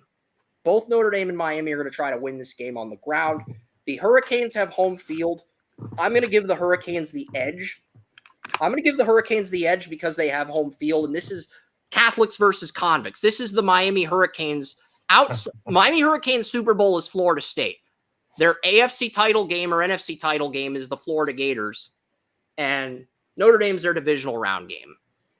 And everybody else is a wild card team in their eyes. When it comes to rivalries, we're putting the Hurricanes in the rivalry tier. Notre Dame, that's a team they want to beat the piss out of. And they get the Florida Gators at home. I do think Lagway could go into Miami and beat them. And I think Notre Dame could beat Miami at home too this year. They get Florida State on the road. That game could go either way. If Beck screws up and Castellanos plays out of his mind like he did versus Florida State, that is a game the Seminoles can steal, especially if the crowd gets into the game. They get Louisville off a bye week, but it's a home game, so I think they'll win that. They get Stanford. That's off a bye week. They get SMU on the road. They're going to lose that game. They get Syracuse at home. They get NC State at home. They get Virginia Tech on the road, and they get Pitt at home to end the year. When Miami traveled to Pitt to end the season, they lost to Kenny Pickett. So what do we got here? The Seanzo, the Cyper Psycho. I love your comment, Sean, but I'm going to wait till we get to the Clemson preview to read it. I will read your comment, Sean. I appreciate your comment. I'll read it on the air, but I'm going to wait till we get to Clemson. So we stay on topic, William. But looking at the Miami Hurricanes, I think their floor is 11-1 with their ceiling's 11-1. If their ceiling's 11-1 with a conference loss to Southern Methodist, And unfortunately, that's not going to get them in the ACC title if Georgia Tech goes undefeated in conference play. Their ceiling's 11-1, but their floor, you lose to Notre Dame, you lose to Florida, you lose to SMU, you're 9-3, you lose to Florida State and Pitt, you're 7-5, and you get Louisville off a bye week. So you could argue Miami's floor is 6-6. It's a weak argument, but you can make that argument. It does warrant some merit, William. Not a lot, but a little bit. So I look at the Hurricanes. I see a team with a 7-5 floor because remember, this team, they were supposed to make the playoff last year with Cam Ward, and they choked harder than Shooter McGavin at the end of Happy Gilmore with the losses to Georgia Tech and Syracuse at the end of the season. I mean, this is why Williams said Cam Ward does not have fire. Yeah, very much. So, and I think only knock on him. Has less fire than Cam Ward. I think he only has half the fire Cam Ward had. And Cam Ward did not have a lot of fire. He may have been a player with a good floor, high ceiling, but as far as rallying a team, that wasn't his specialty. And that may help him, that may hinder him at the NFL level. But no, Carson Beck is just 10-3 with Cam Ward, where they lost to Iowa State, Georgia Tech, and Syracuse after a 10-1 start. This team's only going to win 8 games. This team, maybe they win 11 games if Beck plays out of his mind, but even then, it's not going to be enough because if Georgia Tech beats Clemson, you are looking at Georgia Tech in the ACC title game, William, and the winner of the Clemson-SMU game playing Georgia Tech. That's the scenario you're looking at. So I think that eliminates the Hurricanes by default. As much as I like this Hurricanes team, as much as I'd like to see Mario Cristobal take that next step as head coach, I think Georgia Tech is a better strength of schedule, and I actually have them upsetting Clemson in the regular season matchup. I don't think they win the ACC, but I think they can beat Clemson early in the season, and if they do, I think we are talking about the Yellow Jackets in the ACC title for the first time in 20 years. But I have the Hurricanes going, I'll say they go 9-3. I think they lose to Notre Dame and SMU. I don't know if Florida State or Pitt upsets them. And Louisville could upset them too, but Florida could beat them too. Florida with Lagway. I have Lagway in my top 5. Lagway was on pace to beat Carson Beck before he got injured in the game in Jacksonville last year. So I will say they go 9-3 and they lose to Notre Dame, Florida, and SMU. And that's still not enough to get them the ACC title game, which brings us to SMU. So SMU has Kevin Jennings at quarterback. Their backup is Tyler Van Dyke. Essentially, Tyler Van Dyke has replaced Preston Stone on this roster, which is hilarious and sad at the same time because Tyler Van Dyke was a 5-star recruit at one point who started for the Hurricanes before he lost the starting quarterback job at Miami, and then Cam Ward came to Miami in the portal. That's basically a synopsis of Tyler Van Dyke's career with the Hurricanes. But Tyler Van Dyke is now the backup to Preston Stone. We saw Kevin Jennings take the starting job from Preston Stone. But the irony here is Tyler Van Dyke took Preston Stone's job as the backup. And I did have a starter grade on Van Dyke coming out of Miami. He's probably not going to reach the high ceiling he once had at the NFL level, given the fact that he's gone to 3 different schools now. Yeah. Because I think he got injured against Burrow last year, and he just played like shit the rest of the season. Yeah. I never saw much from that guy that I liked. So know what would be a hilarious scenario, William? Tyler Van Dyke has to start for Kevin Jennings in the ACC championship against Miami, and he beats Miami as the backup like Bledsoe did against the Steelers. It's not going to happen. Kevin Jennings is going to stay upright and healthy, but I just think the idea of Tyler Van Dyke beating the Hurricanes and Mario Cristobal in the ACC title, there is something hilarious about that, William. I do not want Kevin Jennings to get sick or injured or anything bad happen to Kevin Jennings. There is just something hilarious about Tyler Van Dyke beating the Hurricanes in the ACC title. I like it. Backup, like Bledsoe. There's something hilarious about that. I can't put my finger on it, William. And let me just say this. If Carson Beck loses to Tyler Van Dyke, Joey is going to roast Carson Beck harder than ever before. It's going to be out of my control, ladies and gentlemen. I'm not going to be able to do a damn thing about it. Which is why William is secretly hoping it happens, even though it's a long shot. TJ Harden takes over as the starting running back, but they also have Derek McFall, a freshman redshirt who's pushing Harding for the starting job. They have RJ Maryland. Remember, RJ Maryland was a guy on our radar as a potential late-round pick. His potential grade improved from like an 84, 85 to an 89, even after his season-ending injury. But he's got to show he can stay healthy. But if he does, RJ Maryland, another one of these tight ends, William, we talked about him last year on 100 yards. He's a guy we got to look at. Logan Parr's another guy we got to look at. I mean, I was telling you about Logan Parr on 100 yards last year. So PJ Williams is the right tackle. So those are your returning starters on the offensive line. And on defense, you have Cameron Robertson, an edge rusher. You have Isaac Nkwobia. I have a 91 on him, a Pro Bowl grade on him at strong safety. Had 5 starts, 32 tackles 2 years ago. Had 61 tackles, 4 interceptions, 3 deflections in 2023. He only had 32 tackles last year. He had 32 tackles in 2022. And last year he had 100 tackles, 3 interceptions. So Nkwobia, a safety that had 100 tackles, 3 interceptions. Nkwobia is probably SMU's biggest asset on the asset outside of left guard Logan Parr. And the other player I like is Ahmad Moses. He's a free safety. I have an 89 for potential grade on him. And SMU, as long as Clemson beats Georgia Tech, SMU should be in the ACC title game. But they get the Hurricanes at home. They don't play Georgia Tech. And if my Georgia Tech scenario becomes a reality, William, where they beat Clemson, I think we get Clemson Georgia Tech Part 2 in the ACC Championship, because I don't see SMU beating Clemson. And that's really their only tough game in the year. They get the Hurricanes at home. They get Stanford, Syracuse at home. They get Baylor at home, TCU on the road, Boston College on the road, Louisville at home, Cal. Their strength of schedule is easier than Indiana's last year. It's easier than their schedule last season, too. Outside of the Clemson game, their strength of schedule is just as weak as it was a year ago. So I think the ACC title game is going to come down to whether Georgia Tech beats Clemson. If Georgia Tech beats Clemson in front of their home crowd, we're getting Georgia Tech Clemson. And if Clemson beats Georgia Tech in the regular season, we are probably getting Clemson SMU again.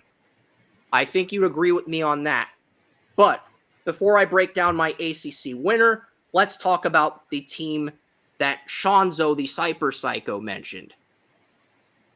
The team with the best quarterback, Cade Klubnik and Clemson. Yes, Sean, they are my pick to win the ACC. Way to ruin the spoiler. It's not really a spoiler when everybody has Clemson winning the title.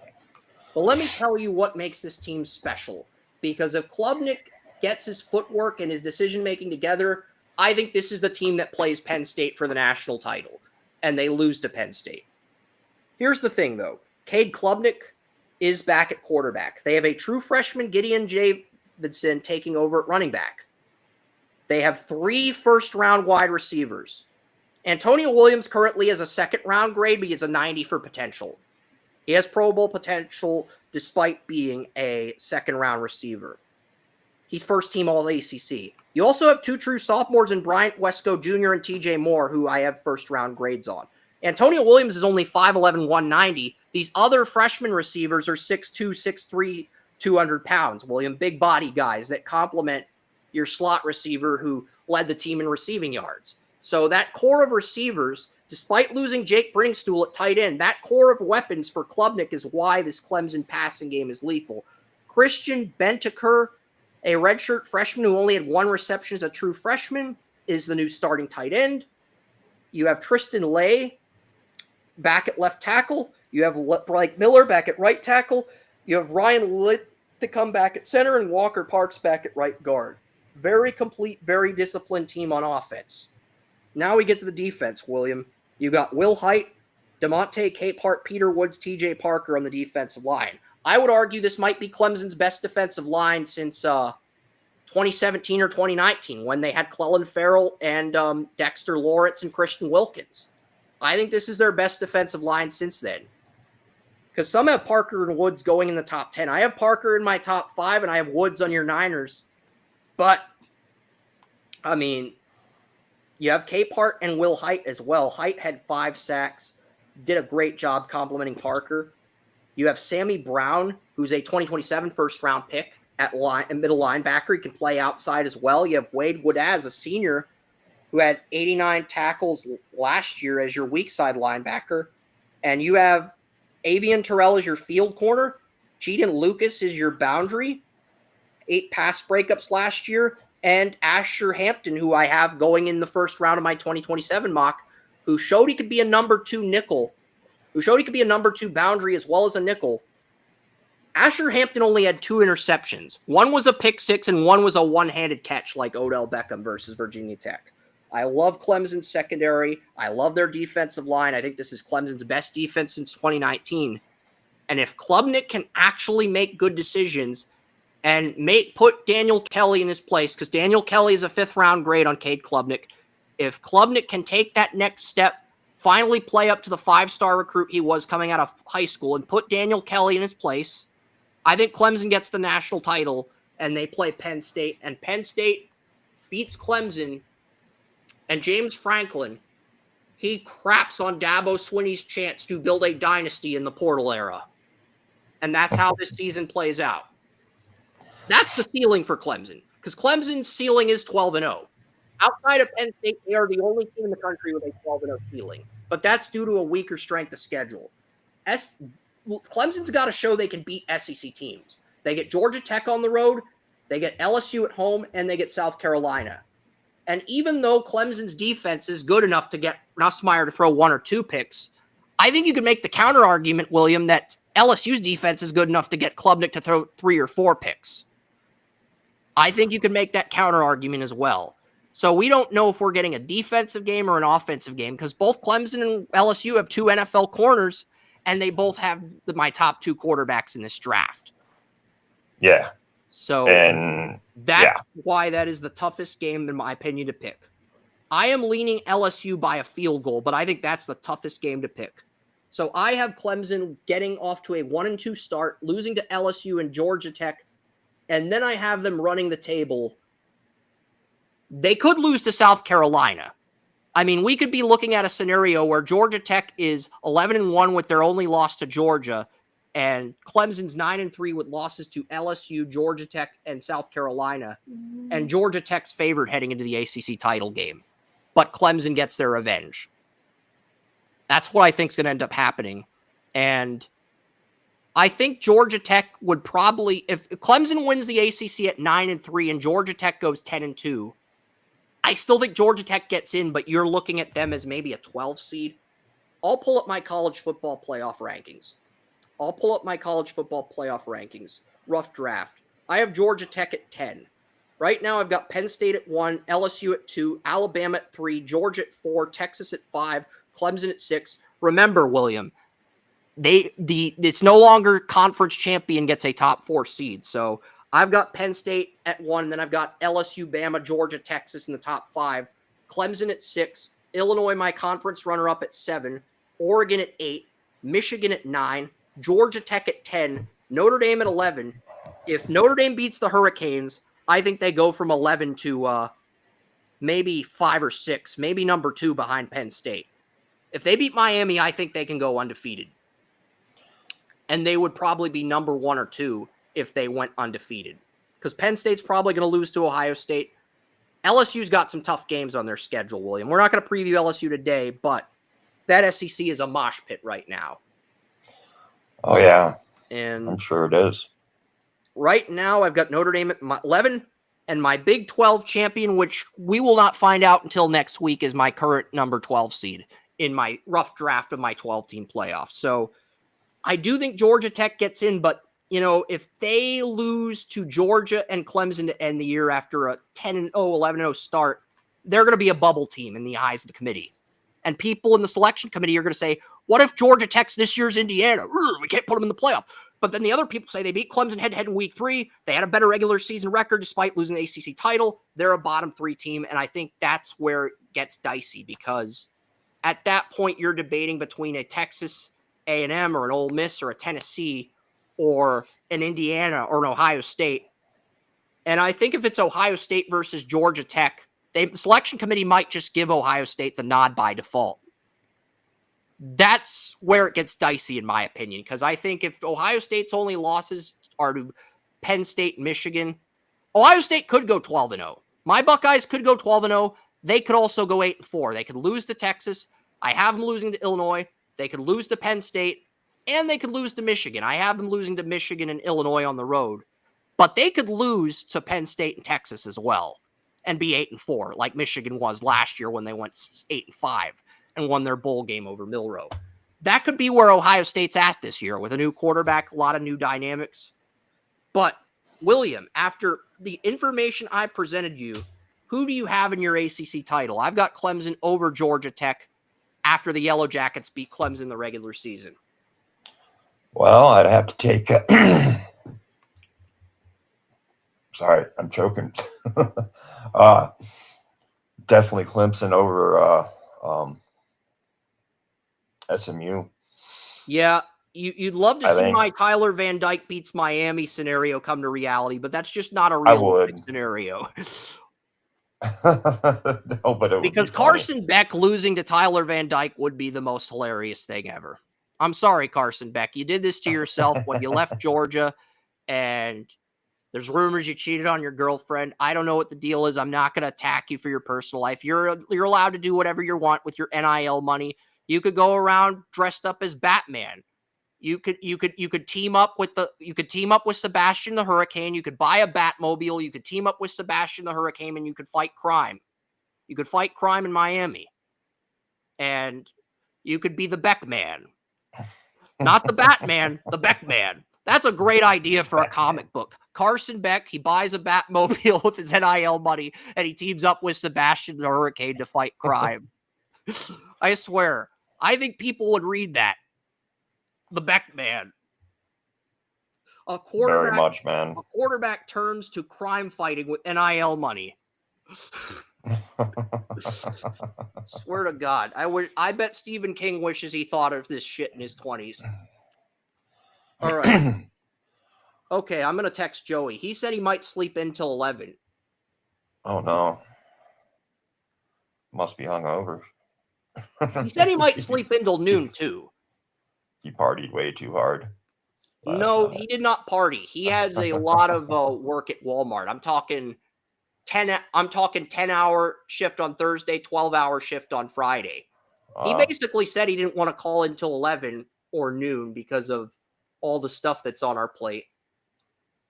Right. I'm going to find out if Alex wants to join the show. Yeah. Oh, yeah, that's the one you mentioned. Okay, so let's pull up the depth charts for the NFC East teams, and I'll be completely frank with you guys. This is kind of bland. I'm making sure we're still live on TalkShoe. We are. All right. I'm going to pull up the Giants depth chart, and I'm going to pull up the strength of schedule here, and we'll dive into this. And and William and I are being serious when we say these are the blandest divisions.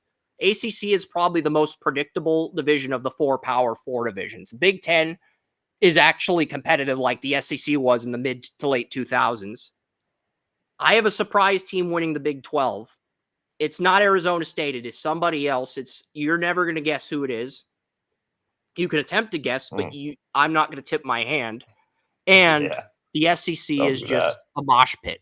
It is a mosh pit. That's really all there is to it. Let's see. So, Alex is not online. He has not seen my message yet. So, on that being said, I'm going to screen share. We're going to jump into the Giants depth chart. I'll look at the Giants depth chart on our lads, but I'm also going to look at what we did in the preseason because Jackson Dart made some very bad throws. It got so ugly, they brought Jameis Winston back in for the second half. And yet all the people in X are saying, Jackson Dart's next. Eli, Jackson Dart looked good in his preseason debut. Jackson Dart's quarterback play is so nostalgic that Giants beat reporters have their heads up their rear ends. That's how nostalgic Jackson Dart's preseason debut was. Oh, man. Jackson Dart took the New York Giants to the Forbidden Wizard of Oz. The Wizard of Oz that I am not allowed to talk about on the air. Yeah. All right. Looking at the Giants, Russell Wilson is a starter. Winston's the backup, and Dart's third stringer, according to our list. I think Dart's on second string. The fact that Dart, they only played Winston a series, and they played Dart an entire half. And Winston still ahead of Dart on the depth chart. That is very revealing, William, because they took Dart out midway. They played Dart. They sat Wilson. They played Winston the opening series versus the Bills, and they played Dart from the start of the second drive in the first quarter to the first drive of the third quarter. And then they put Winston back in for the third quarter before going to Tommy DeVito for the entire second half. The Giants have so little faith in Tommy DeVito, the pizza boy, they would rather go to Crab Leg Man. They'd rather give Crab Leg Man a round 2 than go to the pizza boy. I think that means DeVito's fate on this roster is sealed unless he agrees to be a practice squad guy. That's what I'm getting, William. That's what I'm getting at. Oh, I believe it. I think Winston's still ahead of Dart on the depth chart, but they need more time to assess Winston and Dart. And there's some people on X saying Dart is within striking distance of Wilson. That could not be further from the truth. The fact that Winston came back into the game after Dart got benched in the second half, that tells me Dart is still trailing Winston, because Dart threw an interception to the Bills. It got called back due to a penalty, and he threw a touchdown on the very next play. And the interception should have counted. There was no penalty on the Bills, but the interception did not count due to an offsides penalty. Jackson Dart literally got luckier than Ferris Bueller last week. And instead of the media pointing out what Dart needs to improve on, they're kissing his ass like he's the next Eli Manning. And it's like, no, guys, no. Dart has not done enough to earn that distinction. Okay. Tyrone Tracy remains the starting running back ahead of Devin Singletary, last year's backup.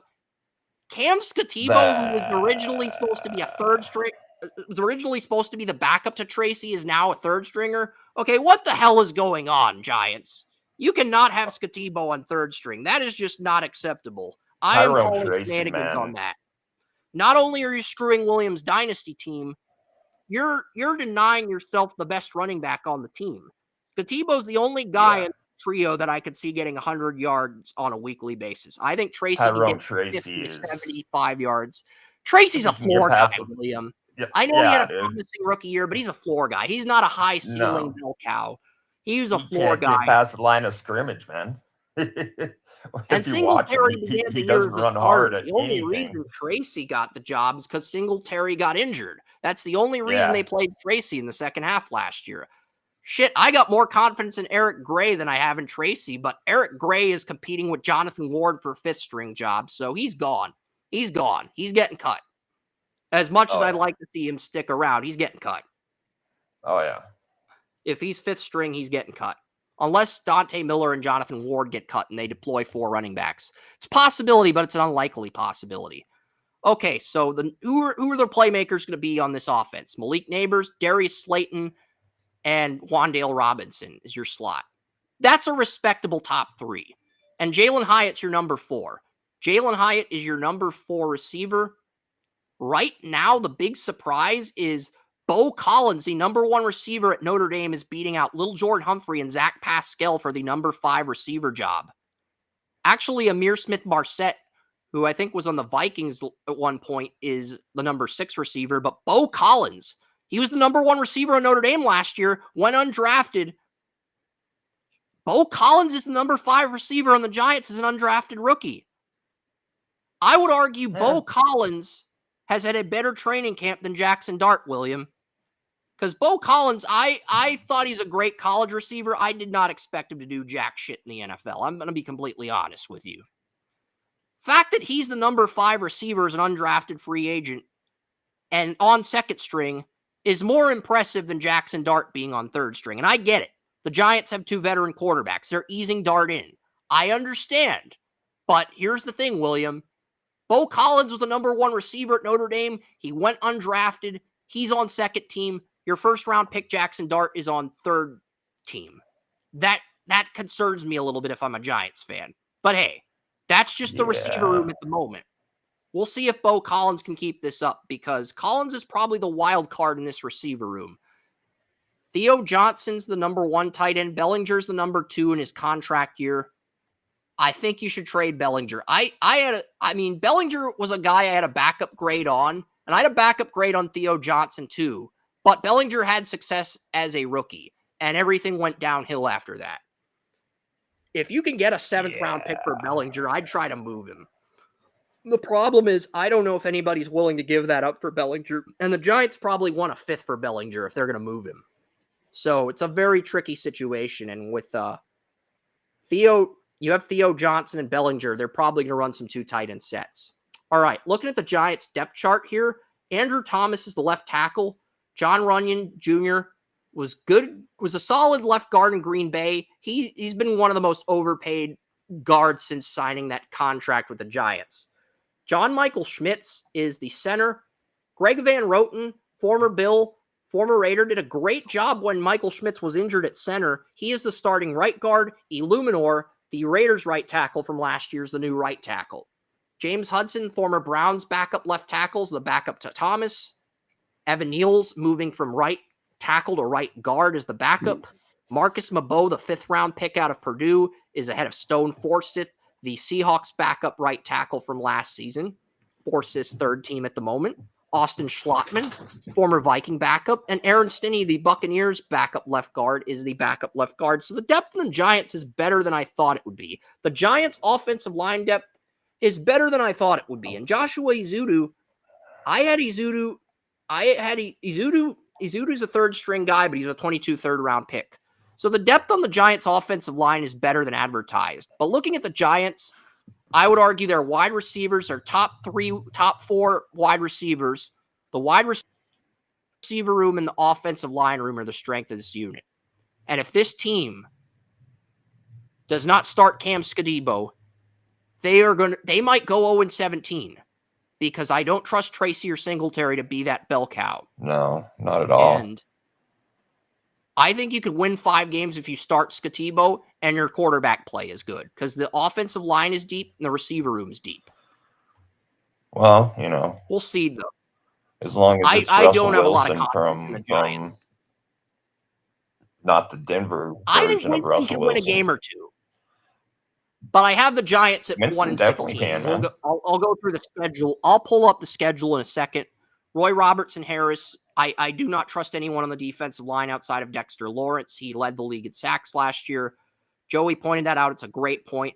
Brian Burns and Abdul Carter, the starters. Okereke and Micah McFadden are the inside linebackers. Thibodeau is a backup edge rusher now after being a 22 first-round pick. Thibodeau went from 7.5 sacks to 12.5 sacks to sucking as a third-year player and losing the... And it's not that Thibodeau's a bad player. It's just lazy, Abdul dude. Carter's just that freaking good. He is lazy. You're right. Thibodeau has potential. I mean, he had 12 he has sacks all as a kinds of sophomore, potential, man. But I would never take him in the but first round. his work ethic is not what you'd like, and he almost injured Baker Mayfield last year, and he didn't get suspended for that or fined for that. So, his reputation's taken a little bit of a hit. Yeah. I don't think he's a bust yet, but he's probably not getting a second contract with the Giants, given they have Burns under contract and they've got Carter on a rookie deal. It's just a much favorable situation. Now, looking at the secondary, William, you got Paulson Adebo as your number 1 corner. Deonte Banks, who was the number 1 corner the last 2 years, moves to boundary corner. You have Drew Phillips, your nickel corner from last year back. Tyler Nubin returns as a starter, and you got Javon Holland from the Dolphins. So I like the secondary. I think the additions of Adebo and Holland in free agency make this secondary a lot more lethal. But nobody on the defensive line that can stop the run outside of Lawrence. And Nunez, Roches, and Roy Robertson Harrison, if your guards are mid, those guys can be serviceable, but I don't think the Giants play any teams that have mid guard play. And Graham Gano's back at kicker. So we'll get to the Giants. Spoiler alert, the Giants are 1-16. I have them drafting Garrett Nussmeier, and here's the thing, William. If they get Garrett Nussmeier, I think the Giants finish ahead of the Cowboys next year. You're probably going to call me a dumbass for saying that, but Giants get the number 1 pick and they draft Garrett Nussmeier this year. I think they could win 6 or 7 games at Dallas, especially if Micah Parsons leaves. Yeah. I think Fuck Dallas. I don't think contender. I don't think they're a contender, William. The Giants, even if Nussmeier has a good rookie year like Jaden Daniels or Stroud, I think 6 or 7 wins is the best case scenario for the Giants. The Giants are just that bad. Even if all their others stay healthy. It's not that the Giants are that bad. The other part is the Eagles and Commanders are just that good. And I have the Giants 1-16. We'll get to the Cowboys soon. What's up? Give me 5 minutes. Let me take my dog out. You go. You take your dog out. I'll go through the Cowboys schedule and text Joey and let me pull up the Giants schedule while you take your dog. I have the Giants winning 1 meager game against J.J. McCarthy, who is a quarterback William is not hot at all, to put it mildly. They're going to lose to the Cowboys and Commanders. They're going to lose to the Chiefs. They're going to lose to the Chargers. Saints. If that was in New York, I'd pick the Giants to win.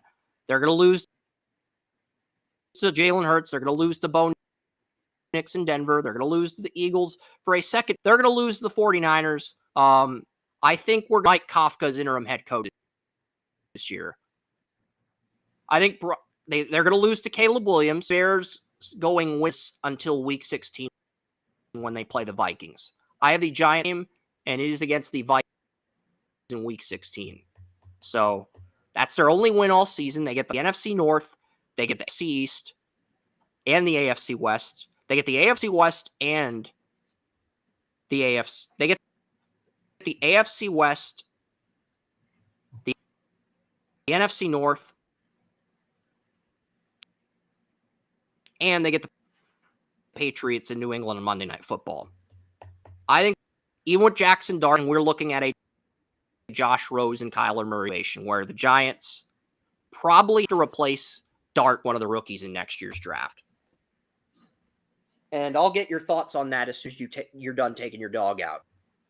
So Williams' thoughts on that. And I'll show you guys what we have on our lads here. I'll show you guys the tab. I'll pull up the tab here, and I'll show you guys what we have. The Giants going winless until 16 when they play J.J. McCarthy and the Vikings. That's their only win on the entire schedule.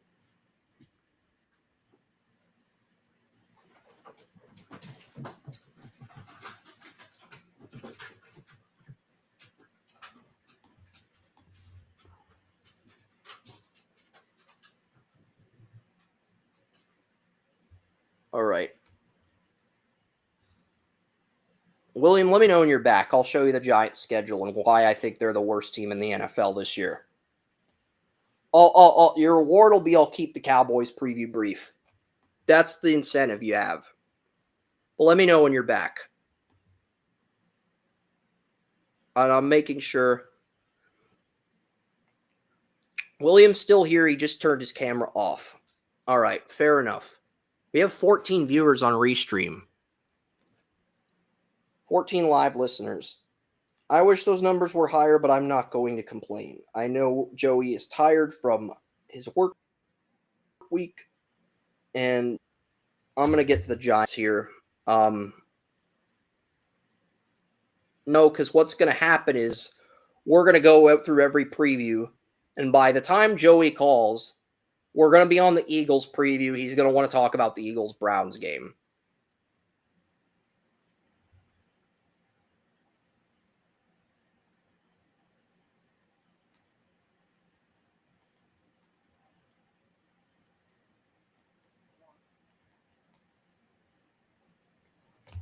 All right.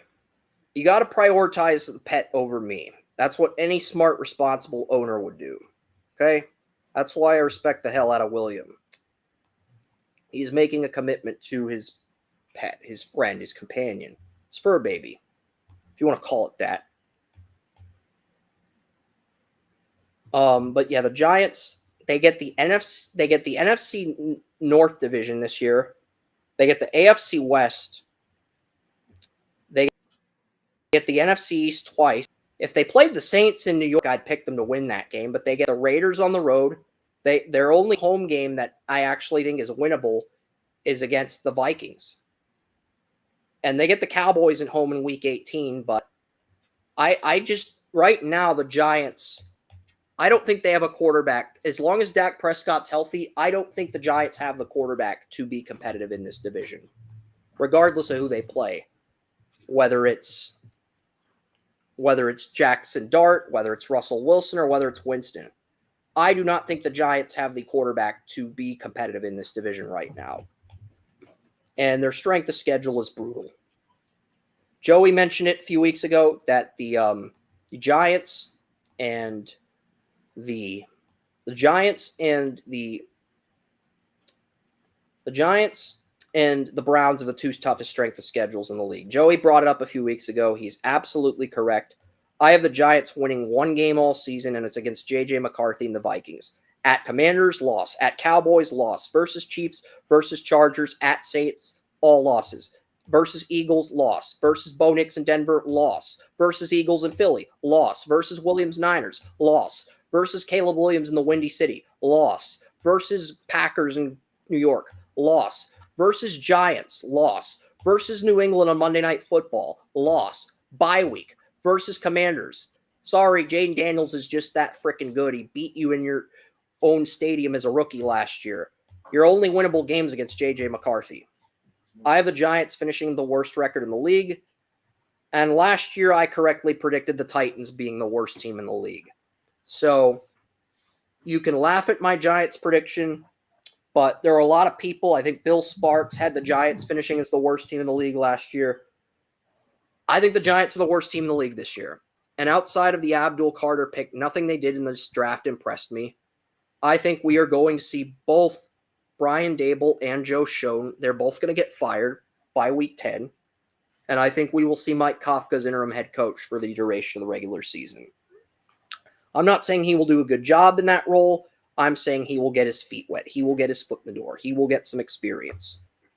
That's it for my Giants rant. I'm done giving a team that screwed my Patriots out of a 19-0 season any more attention. But I think we're on the same page. The Giants, their schedule outside of Minnesota at home and J.J. McCarthy in Week 16, it's brutal. I mean, if they lose to J.J. McCarthy, we are talking about a team that could potentially supplant the Browns and Buccaneers as the third, and Lions as the fourth winless team in NFL history, and the only 0-17 team. That's how ugly the Giants' schedule is this year. In most years, I'd pick them to win more than one game, but unless somebody gets injured on the NFC East or one of their road opponents suffers a significant injury, I just can't see the Giants winning. I can't. I'm sorry, William, I can't. No. I have them at 1-16, and I have them getting Garrett Nussmeier. But with Nussmeier, Scativo starting next year, this team will win enough games to supplant Dallas. I don't think Nussmeier can get the Giants. Brian Dable is a great coordinator. I love Brian Dable too, but the problem is him and Joe Schoen both on the hot seat. So he's probably going to get fired, and Mike Kafka, former Northwestern quarterback, offensive coordinator who got promoted to passing game coordinator, is probably going to be interim head coach. That's probably what we'll see. Well, it's been what he, Kafka went from Kafka went from quarterback coach to passing game coordinator to offensive coordinator to assistant head coach. So he's kind of earned the opportunity to get his feet wet. That doesn't mean he'll be good as an interim head coach, but he's earned the audition. He's jumped through enough hoops for the Giants to earn that audition. All right, the Cowboys, they got Dak Prescott. They've got CeeDee Lamb, George Pickens, and Jalen Tolbert moving to the slot. Guyton, Tyler Smith-Cooper, BB, Tyler Booker, Terrence Steele, all back as starters on this offensive line. Jake Ferguson's your starting tight end. Schoonmaker's your backup. And you got Prescott. And you got Javonte Williams from the Broncos and Miles Sanders from the Panthers as your backup, and Jaden Blue from Texas, and Phil Moffitt as your third, and Deuce Vaughn. I still think Deuce Vaughn may be the best running back on this roster outside of Williams. But he's fifth string, and if he does not show any improvement, he's going to get cut. And Hunter Lumpke from North Dakota State's the fullback. I look at the Cowboys. I see a team that has a good 1-2 punch at tight end. Not a lot of depth on the offensive line. Joe Milton, I did not like. I had a backup grade on Joe Milton coming out of Tennessee, but he did good in the regular season finale, beating the Bills, screwing us out of Travis Hunter, but he probably did us a favor because Will Campbell's had a ridiculously good camp so far. And, basically if Dak Prescott gets injured, we get the Joe Milton, Joe Rogan experience in Jerry World. We get the Joe Rogan. Well, Joe Rogan films in Austin, Texas, so it's kind of fitting. Joe Milton I was a little bit higher on Milton. You and Kelly both like Milton a lot. But we get the Joe Rogan experience at Jerry World. I know it's a stupid pun, but that's what happens if Dak Prescott gets injured for a second year in a row. We get the Joe Milton, Joe Rogan experience at Jerry World. I know I'm referencing Joe Rogan. I probably shouldn't for legal purposes, but I think it's a funny pun since they're both Joe Milton and Joe Rogan are both Texas. So I think it's a funny pun. It's a cheesy pun, but yeah. I don't see a depth on this offensive line. Starting at some point. Milton, if Dak gets injured, Milton will be starting. Because right now, the only competition Dak Prescott has, the only competition Milton has for the backup job is Will Grier. And honestly, Will Grier's probably a roster cut. This team, I think, is going to carry 2 quarterbacks. And I don't like the depth on the offensive line. Nate Thomas, 2024 7th-round pick, your backup left tackle. He's ahead of Gerard Christian. Gerard Christian started for the Browns at left tackle last year. That's how depleted the Browns' offensive line was. Nate Thomas is ahead of Gerard Christian. That's encouraging, but I'm not high on Nate Thomas. I'm not high on Bass. Brock Hoffman's an okay backup, but yeah, if Cooper Beebe's injured and Hoffman's your center, you were screwed. Sadiq Charles, former LSU left tackle that got drafted by the Redskins, is the backup to Tyler Booker. And Akeem Adeniji, the former Bengals and Browns offensive lineman, is your backup to Terrence Steele. I am not excited about the Cowboys offensive. I like the Cowboys starters, William, but if any of their starters get injured, I just have zero confidence in the backups. I have zero confidence in the backups in the offensive line. I still cannot believe Jerry Jones traded a 3rd-round pick away for Jonathan Mingo. Jonathan Mingo was a 2023 2nd-round pick. Apparently, the Panthers had a 1st-round grade on him, and they wanted to draft him as the receiver to pair with Bryce Young. But the Panthers gave up on Mingo so quickly that they traded him to Jerry Jones for a 3rd-round pick. And he's not even a starter on Dallas. He's a backup. He's a number 4 receiver, but he's the backup. And you have Flournoy and Kevontae Turpin's good on special teams, but I don't view Turpin as a legit weapon in the passing game, like a starting receiver. Turpin's a good special teams player, but I don't view him as a top 4, top 5 receiver on this team if anyone gets injured. And I like Pickens as a number 1, but him as a number 2 to Lamb and Tolbert. If Dak and these receivers are healthy, this offensive line is healthy, which is a lot of what ifs. I think the Cowboys can win 8 or 9 games. I don't think they make the playoffs, but I think 8 wins is on the table if they avoid injuries entirely on offense. But Cowboys do not have a lot of depth. This is the thinnest Cowboys team I've seen in years as far as offense goes. This is the thinnest Dallas Cowboys team I've seen in years. I agree with that. Micah Parsons has not practiced. You've got Marshawn Nealand and Donovan Izuraku, 2 2nd-round picks in the last 2 drafts, and Sam Williams, a 22 2nd-round pick in his contract year, all competing for the left-end job next to Parsons. Fowler's listed as a backup. What the hell? You got Fowler from Washington who had a good year, rebound year. He's a backup. I don't know what the hell you guys are doing. I mean, Dan Quinn is laughing at how dysfunctional your roster decisions are on the defensive line. And Mozzie Smith and Osa Odighizu are good starters. Solomon Thomas is a decent number 3 defensive tackle, but I mean, you got Perry and Winfrey, former Brown, who struggled. He's 4th string. You got Jay Toya, a 2025 7th-round pick, another 2025 7th-round pick. Honestly, the depth in the defensive tackle position is questionable. I think the depth at edge rusher is respectable, but not having Micah Parsons is going to cripple your pass rush after losing DeMarcus Lawrence to Seattle. So the longer that Parsons holdout lasts, the rustier this front 7 gets. Because I like the backups on Dallas's defensive line. I like the edge rushers on Dallas. I like all of them. There's just not a player on that unit that can replace Parsons. Parsons is that good. Sorry. you need to pay him Jerry Jones or trade him. Green Bay offered 2 first-round picks, 2 second-round picks, and a defensive player of their choice, and the Cowboys said no. If Green Bay offers you 3 first-round picks, 2 seconds, and any defensive player on the Packers, whether it's Kenny Clark, defensive tackle, or Quay Walker, or Lucas Van Ness out of Iowa, if I'm getting 3 first-round picks, Lucas Van Ness in 2 seconds, get the fuck out of here, Micah Parsons. We're trading with Green Bay. I love Micah, but he's more of a me guy than a we guy, as Daniel Kelly said. And I just think that's too good of a return to neglect. You know, William? And Van Lucas Van Ness on a rookie deal, 3 first-round picks and 2 seconds. I am trading Micah Parsons for that. If I'm getting that for Micah Parsons, Oh, very much, man. get the fuck out of here, Micah. That's my thought process. And Micah's a top 5 pass rusher. I hate to be the guy who says, get the fuck out of Dallas, Micah, but if that's the offer I'm getting, I'm moving Micah. And I think he's a top 5 pass rusher. Yeah.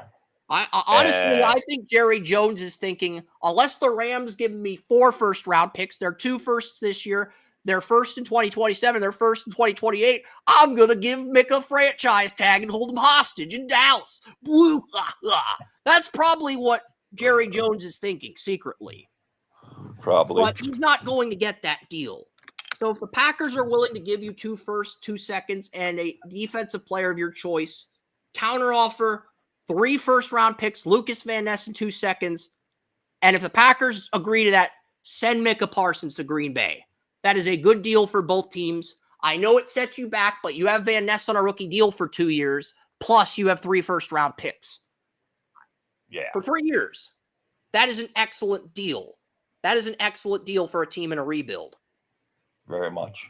So I would do that all day, man. I would do that too. And I love Parsons. After Garrett, Watt, and Aiden Hutchinson, he's my favorite edge rusher in the league, but he's more of a me guy than a we guy. Garrett's a we guy. Watt's a we guy. Aiden Hutchinson's a we guy. Parsons, I get a me guy vibe with him. I think he's a good person at heart, but I kind of agree with Daniel Kelly that he's a me guy. Yeah. So if I'm getting 3 first-round picks and Lucas Van Ness for Parsons, I'm dealing him. I am. I'm sorry. That's a tough decision. A lot. That's a tough decision. That's a very hard decision for me to make. But I'm making that decision and trading Parsons in that scenario. Even if it gets me fired, I think the return's just too great to ignore. All right, enough Micah Parsons talk. They have Kenneth Murray at middle linebacker, Demarion Overshone at weak side, Jack Sanborn's the Sam linebacker, and you also have Maris Liafu from Notre Dame as a weak side linebacker for depth. You have Damone Clark Sanborn as a backup Mike linebacker as well as starting Sam. You have Damone Clark as a backup Sam, and you have Shamar James as a third. Shamar James and Clark are basically competing for backup Sam. Corner, Diggs, Bland are your 1 and 2s. Israel Mukuamu was not very good coming out of South Carolina. I don't know why he's your frickin' nickel corner. You have Kalen Carson, who did good when Diggs was injured last year. You got Kaiir Elam, a first-round pick from the Bills. You have Siobhan Revel out of East Carolina, who a lot of people liked. And you got Andrew Booth, the Vikings second-round pick from the 22 draft. And you got Robert Rochelle from Central Arkansas, player Joey and I liked in the 21 draft. You have 5 better corners that are better than Mukuamu. I have no idea why Mukuamu is starting at nickel corner. I've named 5 corners that are better than Mukuamu. And welcome, Joey. We're happy to have you here. We're just going through the Cowboys. We went through the Giants, but sure what just happened. I went on a rant about why Mukuamu's the nickel corner for the Cowboys. I went on a rant about how they have 5 corners that are better than Mukuamu. They have Kalen Carson, who looked good against the Browns. They got Elam from the Bills in the trade that sent their corner to Buffalo. They got Kaiir Elam in the trade with the Bills. They have Siobhan Revel from East Carolina. They have Andrew Booth from Clemson, 22 second-round pick. And they have Robert Rochelle, the corner we liked. They have 5 corners that are better than Mukuamu, and Mukuamu is still their nickel corner. Pisses me off. It pisses me off that the Cowboys are wasting so much talent at cornerback. I mean, I had a backup grade on Mukuamu coming out of South Carolina, and he's your nickel corner. And you have 5 corners on this team that are better than him. So if I need a corner, I'm calling Dallas. I am calling Dallas. Yeah, it's like I was just thinking, if I'm the Browns GM, I'm like, if that's what Dallas is doing, hey, we're injury prone. Pick up the damn phone. Because right now, the number 4 corner is Kaiir Elam. Revel and Elam are battling for the dime corner job. The quarter corner is the loser of that competition. The number 6 corner is Kamon Hale. Their number 7 corner is Carson. Carson was not bad enough to get demoted from nickel to number 7 corner. I'm sorry. He actually looked good in relief of Diggs against the Browns last year. Now, Andrew Booth, to be fair to Andrew Booth, injuries, he was good at Clemson, but he could never click in Minnesota. And I think the Cowboys traded their 2nd round pick from Oregon State, Nashawn Wright, to the Vikings. And I think they traded the Kentucky corner they drafted to the Bills. So to be fair, Booth did underachieve, but I still like him more than Mukuamu. I would still take him over Mukuamu. And Rochelle's a guy we both liked in 2021, Joey out of Central Arkansas. I would start him over Mukuamu. You have 5 corners that are better than Mukuamu. If you're going to play Mukuamu at nickel and you're going to make Kamon Hall, who is probably the worst corner after Mukuamu, your backup to Mukuamu, I am calling Dallas about corners. I will gladly give up a 6th or 7th round pick for Carson, Booth, or Rochelle. Just as a something I've been noticing lately in the NFL, teams have been putting people on the back burner that they think that will generate bigger contracts for guys that will generate lower contracts on renewal. It's not widespread, but I have teams are looking. You're right, Joey. There's a new trend in the NFL. Teams are valuing youth and longevity and team-friendly contracts over stars, even if you have to overpay those stars. And look, the Cowboys offered the Packers 2 firsts, 2 seconds, and a defensive player of their choice for Micah Parsons. The Cowboys declined. I would counteroffer if the Packers were giving me Lucas Van Ness and 3 firsts and 2 seconds for Parsons. I'm trading Parsons. And I love Parsons to death. After Garrett, after Watt and Hutchinson, I think he's the best edge rusher in the league. But he's more of a me guy. Those 3 are we guys. They're team guys. Parsons is more of a me guy. So if I'm getting Lucas Van Ness 3 firsts and 2 seconds, I'm trading Parsons. And that's a very tough decision for me. That's a decision I feel conflicted about. That's a decision I don't feel confident about. And my gut is usually confident about decisions. But if I'm getting that return, I'm trading Parsons. Because I still have Van Ness on a rookie deal for 2 years, a 5th-year tender, and I have 3 first-round picks in 2 seconds. And that's hard. It pains me to make that decision, Joey. But that's the decision I'm making. William agreed with me. Because Myles Garrett is listed at 270 pounds, but he's closer to 320 right now. Solid muscle. Micah Parsons isn't that physical specimen. But Micah Parsons is a very... And it's not just that, it's the attitude. Watt conducts himself with a we guy, us against the world mentality in Pittsburgh. Blue-collar guy. Myles Garrett. I'm going to carry this team on my back. Get on board or get the hell out of Cleveland. Love his attitude and energy, his work ethic. Everything's off the charts. Aiden Hutchinson, blue-collar Detroit guy. Not as good as Myles Garrett, but the Motor City version of Garrett. The Motor City version of Garrett. Not as good as Garrett, but he's Detroit's version of him, and they're all we guys. They're all team guys. I don't get that vibe with Parsons. So if I'm getting Lucas Van Ness 3 firsts, 2 seconds, Green Bay, you got yourself a deal. Micah, pack your shit up. You're going to Vince Lombardi's former house of coaching. You're going to Green Bay. Sorry. That's what I'm doing. And I do not enjoy making that tough business decision, but that's the decision I'm making. Because you can't afford to pay Dak, Lamb, and Parsons. It's just too much. There are great players and there are special players. Parsons is a great player, but he's not a special player. But because he's a top 5 edge rusher, he gets considered a special player. Because he's a top 5 edge rusher, and edge rushers are so hard to find, he gets put in that special player category. He gets put into that S tier of edge rushers, even though he's an A tier edge rusher. Does that make sense? And here's the thing. Hutchinson may be an S tier if he does it again. I believe he was on track to be S tier before his injury last year. Okay? You would agree with me on that, but you didn't see it enough to put him in that category yet. Yeah. Exactly. It's like I live a long way away from him. I didn't get all his games.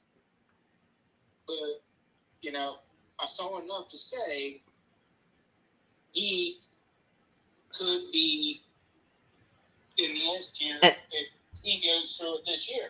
And even though I love Hutchinson, I would still rank him third among edge rushers behind Garrett and Watt right now. And I think that's fair. I actually think that says something about Watt because whether anybody wants to admit, Watt has been declining for about 3 years. I agree. And he's still number 2 behind Garrett. Yeah. How good was Watt at one point to be declining and still number 2? And he got more money than Garrett. He got $42 million a year. Garrett got $40 or $41 million a year. I think Watt got $41 million a year for 3 years. I think Garrett got $40 million, and Watt got $1 million more than Garrett. Well, that's the market. That's the market for edge rusher right now. Garrett got paid first, so that means Watt gets paid more.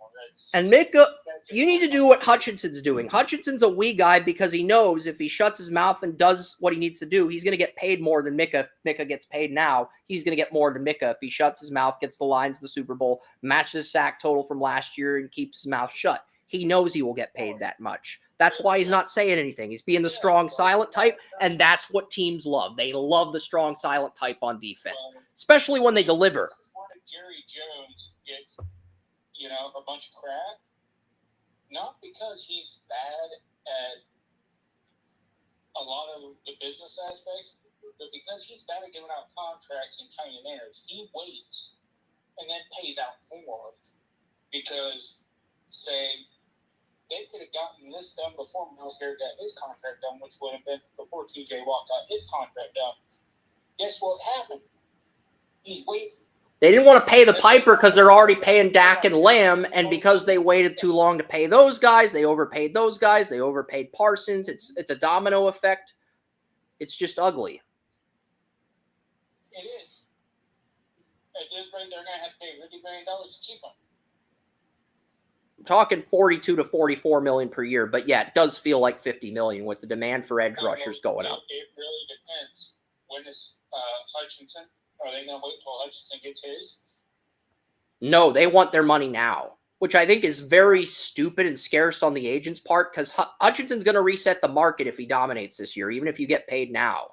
So I would just go out there, perform, and if you get more, because outside of Reggie White, Parsons is the only player to have 12.5 sacks in each of his first 4 seasons, or 10.5 or 11.5, whatever the number is. Outside of Reggie White, he's the most consistent pass rusher in his first 4 years. The problem is I don't get that wee guy vibe from him that I get from Garrett, that I get from Hutchinson, that I get from Watt, that I get from Reggie White, that unselfish wee guy. I get a me guy vibe from Parsons. I don't think it's his fault. I think he's a good person at heart. But I get a me guy vibe from Micah. Daniel Kelly, Williams' old boss, called Micah a me guy. I kind of agree with that. He did have some character issues at Penn State, which is why he dropped out of the top 5 and fell to Dallas in the first place. And yes, he's been as good as advertised in the NFL. Nobody's arguing that. But the character is why that me guy stigma is going to be associated with Parsons. Parsons, I guess the best way you can describe him in comparison to anybody in the sports industry with his attitude, maybe Wilt Chamberlain.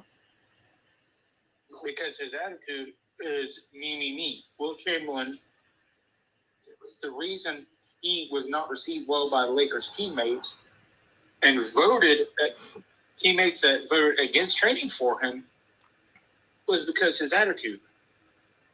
Because if you would do anything that would hurt his stats, hurt his payday, hurt his legacy, he'd berate you for it. I can see the same thing with Parsons. Parsons has to just that. Or else he's going to sit back and say, yeah, when I retire, I may be the greatest pass rusher of all time.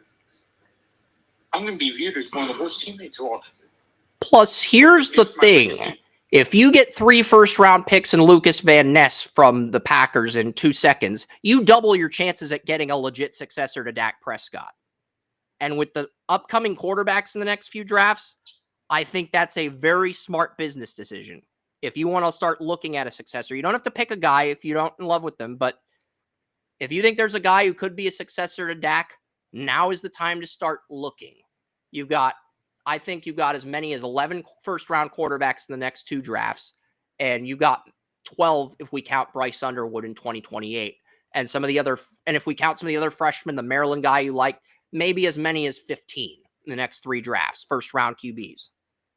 But the problem is, if these QBs keep dominating at the collegiate level, we're going to get to a point where the supply outweighs the demand at quarterback, the way it outweighs the demand at running back and receiver, and starting to outweigh the demand at corner, but we're not quite there yet. But we're on the brink of getting there. Well, I want you to think about this. Right now, the teams, I've been following all the quarterbacks in this draft. The only 2 that in the first 5 rounds have not impressed, Dylan Gabriel, Tyler Shough. They got the Browns have Shedeur Sanders, who has been greatly impressive. Tyler Shough. Saints don't have anybody. Tyler Shough is awful. I'm looking at the Cowboys. Right now and saying, hey, New Orleans. The decision to let Clint Kubiak walk looks even more laughable. The decision to let Clint Kubiak go to Seattle looks even more laughable now. You know what the Eagles offensive coordinator Kellen Moore did the first day of training camp?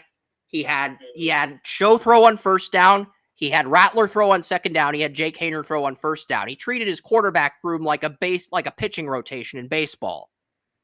The very first day of training camp, that's what the Saints did, Joey.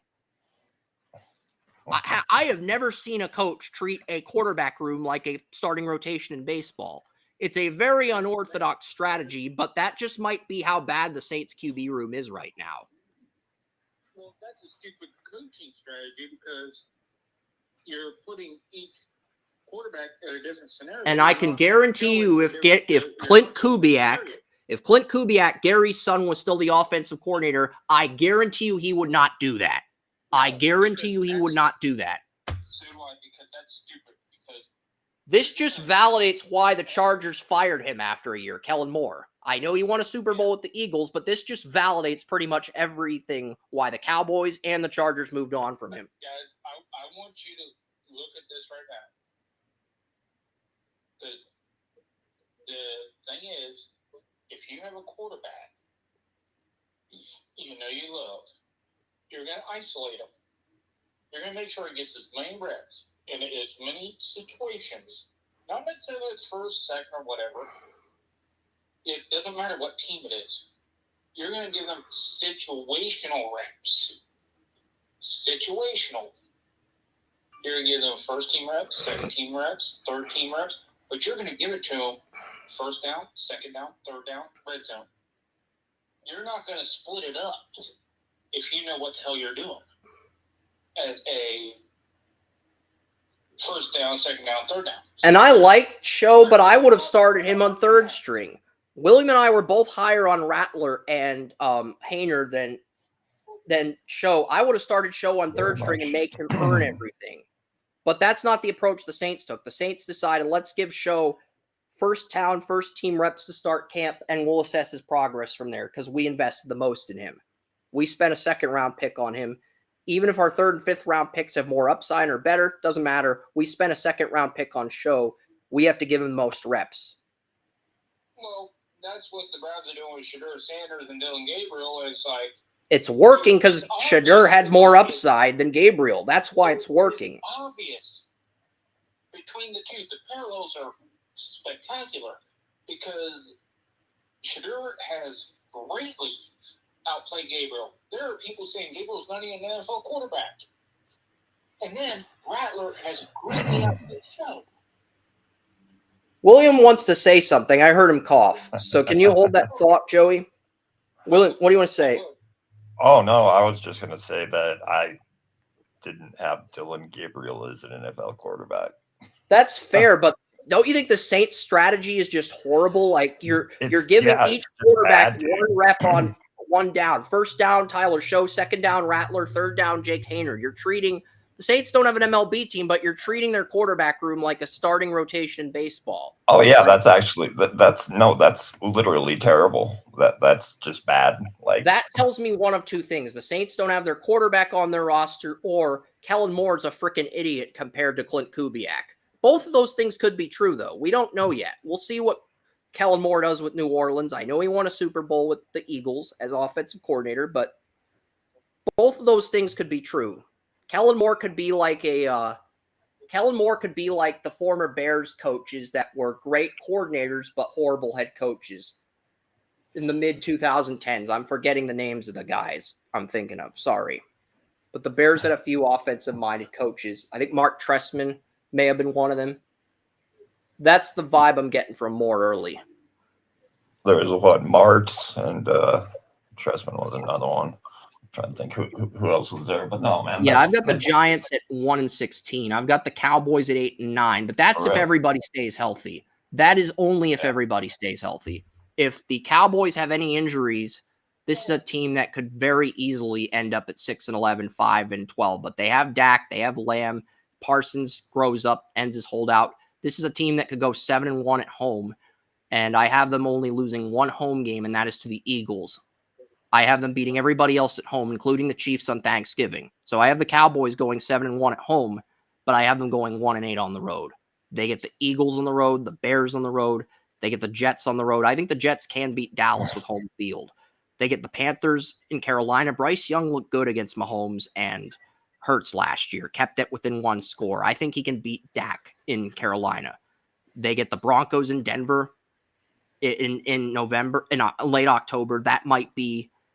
They get the Raiders on Monday Night Football. I would pick them over the Raiders in a Sunday afternoon game, but a Monday night game, I think the Cowboys lose the Raiders on Monday night. And guys, I think we can all agree here that the Saints have the worst quarterbacking situation in football right now. I have the Giants finishing 1-16 because they're only winnable games against the Vikings at home in Week 16. But I agree with you. The Saints have the worst quarterback situation in the entire league. That's why the Giants and Saints have been locked in at 1 and 2 in my draft order in 2026 for months now. That's why those two teams have been locked in at 1 and 2. And if the Saints, Browns, and Titans all go 3-14, the Saints get the tiebreaker for the second pick. So I have the Giants and Saints locked into the top 2 of my draft for this year.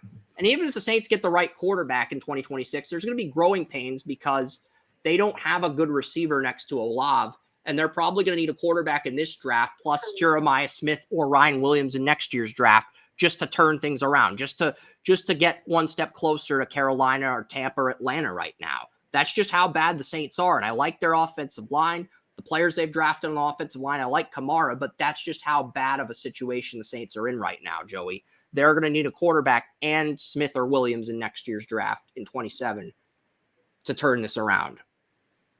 That should say something about their franchise right now.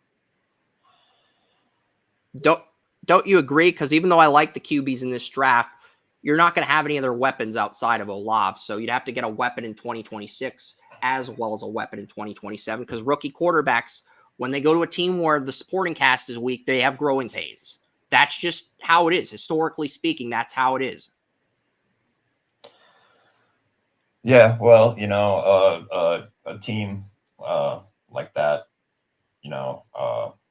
is. And we'll how talk should about I say further next week since we're previewing the NFC South next week. But I had to bring up the Saints quarterback room because it's just such a brutal situation. I've never seen a coach treat a quarterback room like a rotation in baseball. Well, and they don't have any weapons. They can take all the. They have draft all the quarterbacks they want. His 30s, and they have Chris Olave, and I like Olave as a number one receiver. The problem is he's had as many concussions as Denzel Ward and Tua. He's had 3 concussions. He's still on his rookie deal. He's getting up there to where if we were making a tier for players with concussion history, Tua and Ward would be in the S tier, and Olave would be in the A tier right behind those two. If we were making a NFL tier for concussions. My final thoughts on this. I just got to ask a question to you guys. I've seen the Browns' 4 quarterback room is akin to high school football and how they're handling it.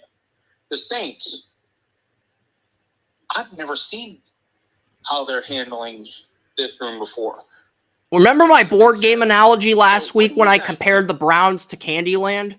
The Saints are like the Saints are like the Monopoly player that keeps drawing the go to jail card 30 times in Monopoly. The Saints are like the player in Monopoly that keeps drawing the go to jail card, whether it's on Community Chest or Chance.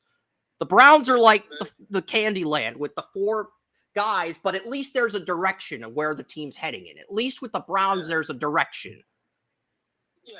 Well, yeah. The thing I'm saying is they may look like they may handle it like a high school situation, but at least they're handling it with some sort of structure. Yes. The Saints, I'm not seeing any structure to this. William, what's your thought on it?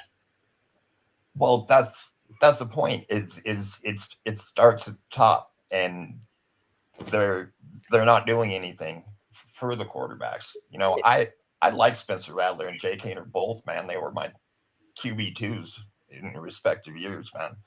You know, and whatever Kellen Moore is doing down there is just, you know, back-to-back Senior Bowl MVPs too. I don't know what Kellen Moore's doing, and the problem is, even if you get a Garrett Nussmeier, a Cade Klubnik, or a Drew Aller, they are going to struggle as a rookie if Olave's the only receiver they have to throw to. Exactly. Good. You're going to need Jeremiah Smith or Ryan Williams to turn this thing around. And if you lose out on both of those receivers, your quarterback's set up to fail. Kamara's the wrong side of 30. You know, yeah, that too. I like Kelvin Banks. I like Fuaga. I like the offensive line. Cesar Ruiz, Eric McCoy. Yeah. I think the Saints have one of the best offensive lines in the league, but they don't have any weapons for the quarterback they draft in 2026 if things go south this year, which they look like they're gonna. So that sets up whoever comes in for failure. That sets up whoever comes in to be a bigger overachiever than Bryce Young was at Alabama, basically. You know what the worst tragedy is? That Kellen Moore has always been seen as a brilliant offensive mind. And he is screwing this up so badly. I think that's the worst part of it. It's like, he underachieved in Dallas, fine. He underachieved last year, fine. But he still had the ideas. Kellen Moore is making Josh McDaniels look like a parent of the year candidate at Chuck E. Cheese. A good parent at Chuck E. Cheese. Not one of the asshole parents that gets into a fight and gets arrested. A good, responsible parent. Kellen Moore is making Josh McDaniels look like a good, responsible parent at Chuck E. Cheese. That's how bad he's doing. Good, responsible parents don't go to Chuck E. Cheese first. Okay, think of a better analogy then to describe the situation. I'll give you the floor to think of an analogy, but think of a better analogy than that. The old McDonald's playpens. McDonald's used to be top of the line dining for a quick meal. So back in the day, if we go back in the day, the McDonald's playpens were top of the line. So let's go with McDonald's playpens. All right, we're putting Jaden Daniels on hold for Chuck E. Cheese and McDonald's playpens. What the hell is wrong with us? Let's get to the Commanders. Hey. Let's get to the Commanders because it's not cool to do that to the Rookie of the Year, to put him on hold for freaking Chuck E. Cheese, Josh McDaniels, and a McDonald's playpen. It's not cool to do to Jaden Daniels. I'm so old that I had a McDonald's ashtray. I used to smoke inside, man. I remember the McDonald's video game. There was a McDonald's video game on Sega Genesis. That game was so hard to beat. I wouldn't go to sleep until I beat the game. That game was a pain in the ass to beat. My mom actually had to beat the game for me when I was a little kid, when I was 7 years old, just to get me to go to sleep. That's probably my most embarrassing McDonald's story. Remember the old McDonald's video game for Sega Genesis? I was a Super Nintendo. I wouldn't go to sleep until I beat that game. And the game was such a pain in the ass that my mom decided to beat the game for me. I was Nintendo, man. Nintendo. I'm guessing that game turned you into a edgier version of the angry video game nerd. No, it's more like, a member of the 77th Army Division in World War II. I was like the dad that didn't get to take his nap and decided to take it out with the Japanese. It's like, So I decided to rage quit before I did anything stupid. Fair enough. All right, we'll get to the Commanders now. Jaden Daniels, Rookie of the Year. He's coming back. You've got Cosme. Cosme moves to right guard. You have Andrew Wiley back at right tackle. Tunsil takes over at left tackle. Brandon Coleman moves inside to left guard. Baez remains the center. Connerly's your swing tackle. He's listed as the backup right tackle, but I think if Tunsil or Wiley gets injured, Connerly will start at whatever tackle spot he's needed to. I look at him as like the sixth man on Washington's offensive line. I know Hourleds has Foster Sorrell as the backup left tackle, but you spent a first-round pick on Connerly. He played left tackle at Oregon. He's listed as the backup right tackle. I think he's the swing tackle until further notice. If you don't think he's ready to start over Tunsil or Wiley, I can respect that, but he's your swing tackle if anything happens to Tunsil or Wiley. Foster Sorrell has no business starting over Connerly if either of those two gets injured. Doesn't matter which guy gets injured, and I hope they both stay healthy. Nick Allegretti, last year's left guard, is now the backup swing guard. He's the backup right guard in Hourleds, but I think he's a backup swing guard since he can play either guard spot. And Michael Dieter, former Wisconsin center, a backup to Tyler Baez, another Wisconsin center. I think Dieter was a 2013 draft pick. Baez was a 2020 draft pick. So two Wisconsin centers. I like the depth on Washington's offensive line outside of Foster Sorrell. You have a backup center. Chris Paul's a good number 4 guard. Chris Paul Jr., former Tulsa lineman, he's a good number 4 guard. Allegretti's a good swing guard. Connerly's a good swing tackle. Sorrell's an okay number 4 tackle. But I'm not excited about him as the backup left tackle of Tunsil. I would put Connerly as the backup left tackle and let him learn under Tunsil if that's the direction you want to go in and ease him in. I think you're good either way, but you have Debo, McLaurin as your starting receivers. Right now, Noah Brown, who had a very strong finish, is the slot receiver. Noah Brown is currently beating out Luke McCaffrey for the slot receiver job. KJ Osborne, who Washington signed, is third string. But the crazy part is Jalen Lane, their 4th-round pick, is already on the second team. He's jumped Osborne and Gallup for second team. I figured Lane would need a year to get settled into a second-team role. He's already on second team as a 4th-round pick. That's very encouraging. He's ahead of schedule. I don't see him becoming a starter, but the fact that he's jumping some of these veterans, that's encouraging. I don't think he's going to play week 1 early, and that's encouraging for Washington offense.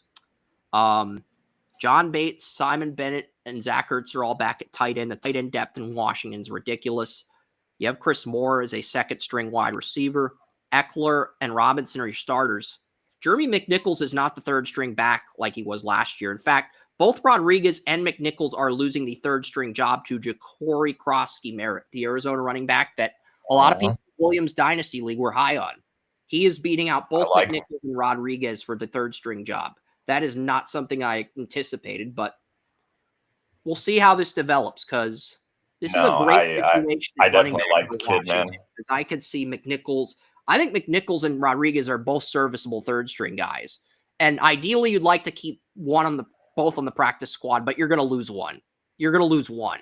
If you cut both of them, one of them's getting picked up on waivers. So I would look at trading one of those running backs for a 7th-round pick if you can get that. Yeah.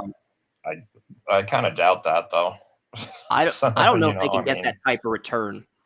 Okay, Von Miller is the starting right end for Washington this year with Dante Fowler Jr. on the Cowboys, and Fowler's a backup on Dallas, which is even more laughable because he was like Washington's best pass rusher outside of Armstrong.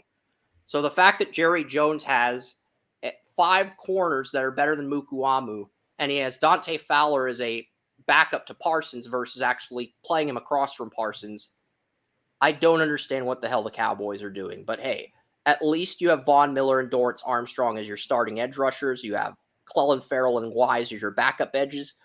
And Ferrell actually showed some starter potential down the stretch. Payne is your number 1 defensive tackle. He's back. You moved on from Jonathan Allen. But right now, the big surprise is Javon Kinlaw is beating out Jerzon Newton for the other defensive tackle spot. Because when the Kinlaw left the Niners and signed with the Jets and then went from the Jets to the Commanders, my initial thought was, okay, they're going to start Payne and Newton, and Kinlaw is going to be the number 3 guy, but he's going to be a good, serviceable, respectable number 3 guy to Payne and Newton for depth. He's ahead of Newton on the Our Lads depth chart, but that depth chart might be bullshit too.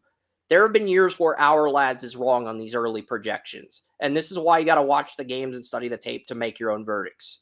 I still believe Payne and Newton will be starting, and I think Kinlaw and Goldman are going to be the backups, but you're going to have good depth at both defensive end and defensive tackle.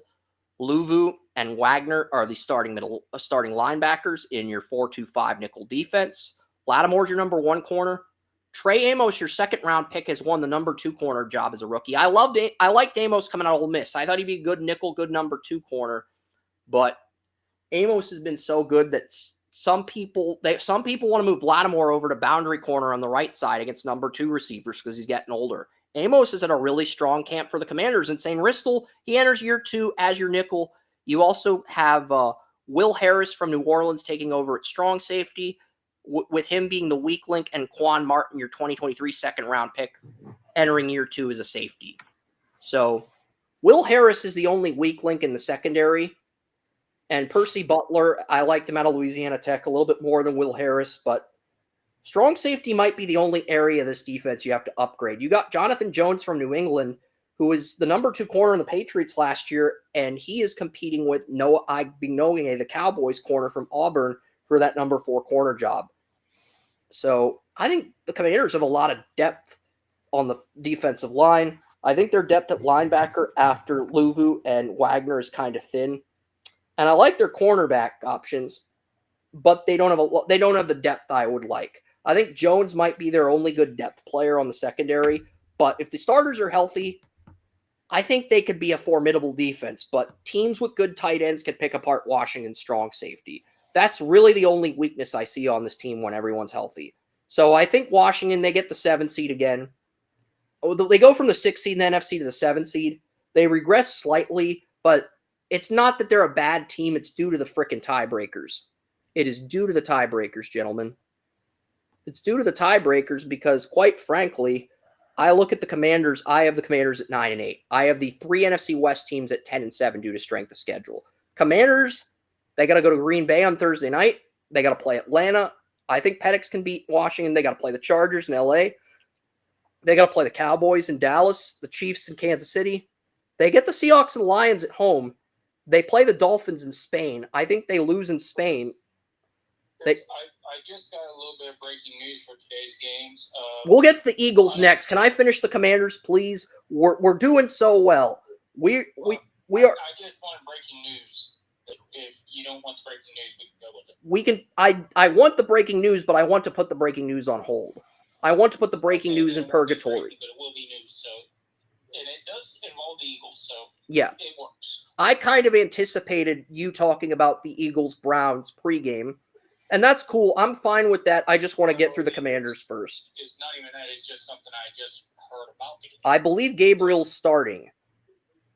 I believe Gabriel is starting. The reason I heard that is because my Dr. Hudek, my who prescribes my Adderall, he is a huge Browns fan.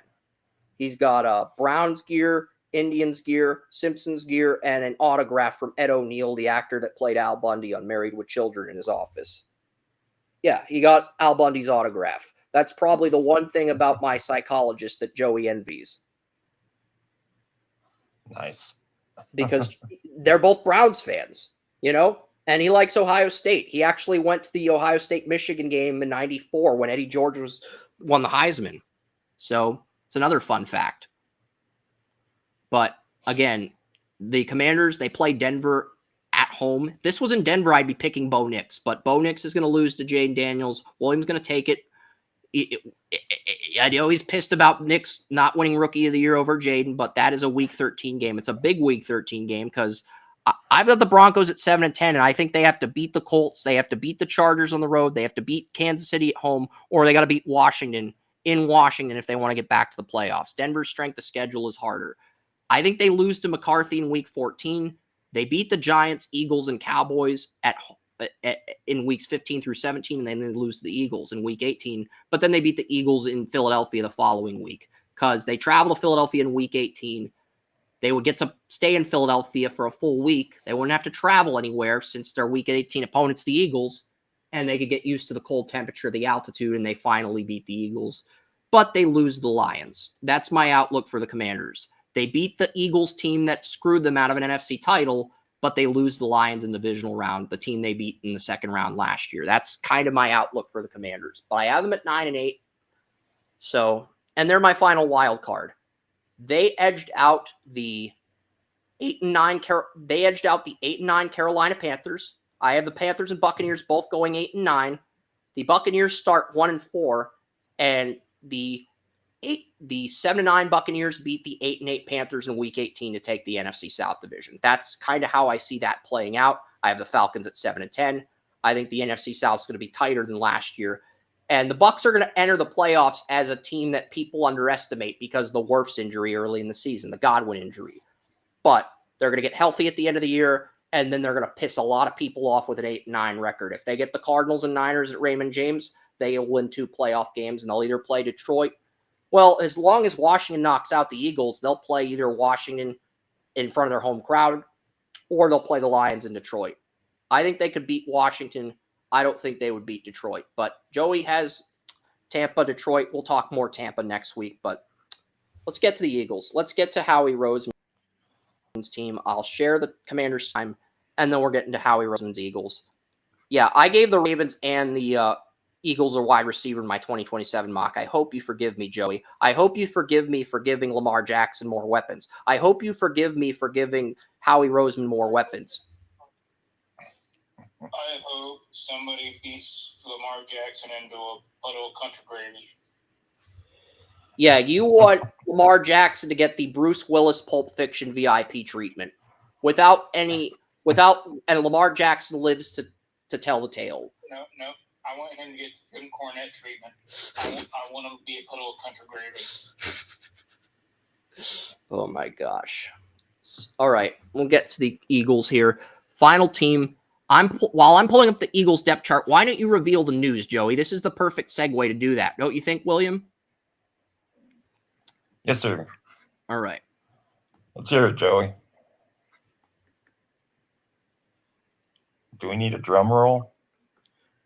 I'm gonna play the Jeopardy music if you don't get a final Jeopardy music. If you don't play if you don't share the Browns news with us right now, the Eagles Browns news. If you don't share the news with us, I'm gonna play the Jeopardy music, the final Jeopardy music on the live stream. I'm gonna get a copyright strike from NBC, and Ken Jennings is gonna give me a TED talk while Alex Trebek rolls over in his grave. As entertaining as that would be, we'd rather hear the Browns news. I swear. We'd rather hear the Browns news. So are you going to give us the Browns news? Even if I ask nicely, please give us the Browns news. Or are you just going to... Oh, yeah, because it may not be big news initially, but it may affect that Shedeur Sanders is in uniform and he is warming up. Gabriel will start, from what I understand, as you stated. But it was just stated here on... in the comment room on the barbershop from somebody who was at the game. Shedeur is warming up and he is in uniform. So how does that... He was ruled unlikely to play yesterday, but if he's been cleared to play, my guess is they will start Gabriel in the first half and they will play Shedeur in the third quarter and they'll play Huntley in the fourth. And then next week it'll be Pickett and Flacco. Next week it'll be Flacco and Pickett each getting a quarter and the rookies playing the second half. And here's the thing. I brought this up earlier. I would like to add an additional note. Because I read something last week. Jalen Reeves-Maben is taking over as the NFLPA president for J.C. Tretter. And the Browns, if Deshaun Watson is medically cleared before the end of the season, the Browns are either going to have to activate Watson or cut him if Jalen Reeves-Maben rules that the Browns either have to activate Watson but not play him or cut him. They're going to have to do one of those things instead of keeping him in IR. And if that happens before the trade deadline, Pickett's gone. They are trading Pickett. Even if the draft compensation is jack shit like a 7th round pick, they're trading him at that point and they're not going to play Watson. They're just activating him to comply with the NFL's rules. To comply with the NFL's policies on injured players. That's all they're doing. Yeah, and I mean, if Treader was still the NFLPA, I think the Browns might have a little bit more leeway on this. But Jalen Reeves-Maybin, Deshaun Watson, they were both classmates in the 2017 NFL draft, and I think Reeves-Maybin's going to rule that the Browns have to activate or cut Watson. I believe that's the decision he will make as the CEO and president of the NFL Players Association.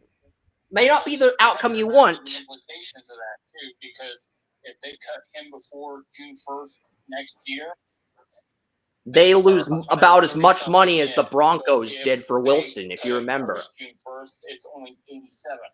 So the Yeah. cap implication, That's the thing. that's huge.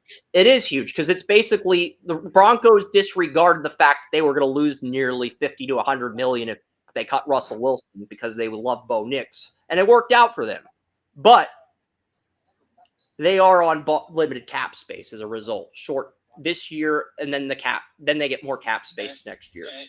And that is why it is so important that either Dylan Gabriel or Shedeur Sanders works out, because they're both under $5 million for their total. And if they have to put Watson, I don't think they're going to cut 100% Watson. bust. I don't think they are going to cut Watson due to I the don't cap either, hit. But if they have to, it's a must to have a quarterback on the roster at such a low price tag. I believe what would happen is they would trade Pickett to make room for Watson, but he would be fourth string on the depth chart until they can get out of his contract. That's ultimately what I believe the organization would choose to do. Yeah, because getting out of the contract's not capable until post June 1st next year. That's which will true. go into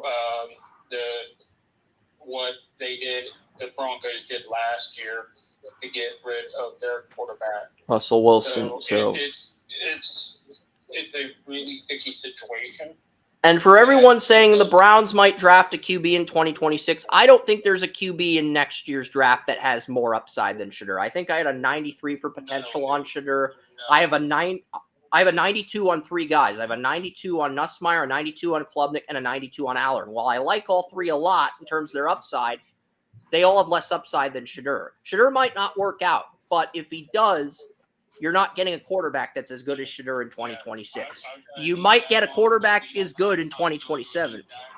We both done a deep dive. I just finished my 2027 mock, and I came to the conclusion a few weeks ago that if the Browns want a QB with more upside than Shedeur, they have to wait until 2027 at the bare minimum. And Orrin agreed with me. We had this conversation. Yeah, I talked to Orrin last night. We are all on the same page. Let's get to the Eagles. We're being a jerk to Howie Roseman, but I think it's warranted with how good they. Let's just focus on the players because Howie Roseman pisses me off. I mean, he talked about passing on Justin Jefferson. If he had taken Jefferson, the Eagles would be like the NFC version of the Chiefs. They already kind of are, but they would be to more extreme. They'd be going to the Super Bowl 3 or 4 years. Basically, the NFL would be like what the NHL is right now. If Howie Roseman had drafted Justin Jefferson, the NFL is basically like the NHL right now, where you have the Panthers and the Oilers, and you have everybody else, and people who aren't Oilers or Panthers fans just don't give a shit. That's basically what the NFL would be like. Howie Roseman had drafted Justin Jefferson. And nobody wants that. Nobody wants to entertain that idea.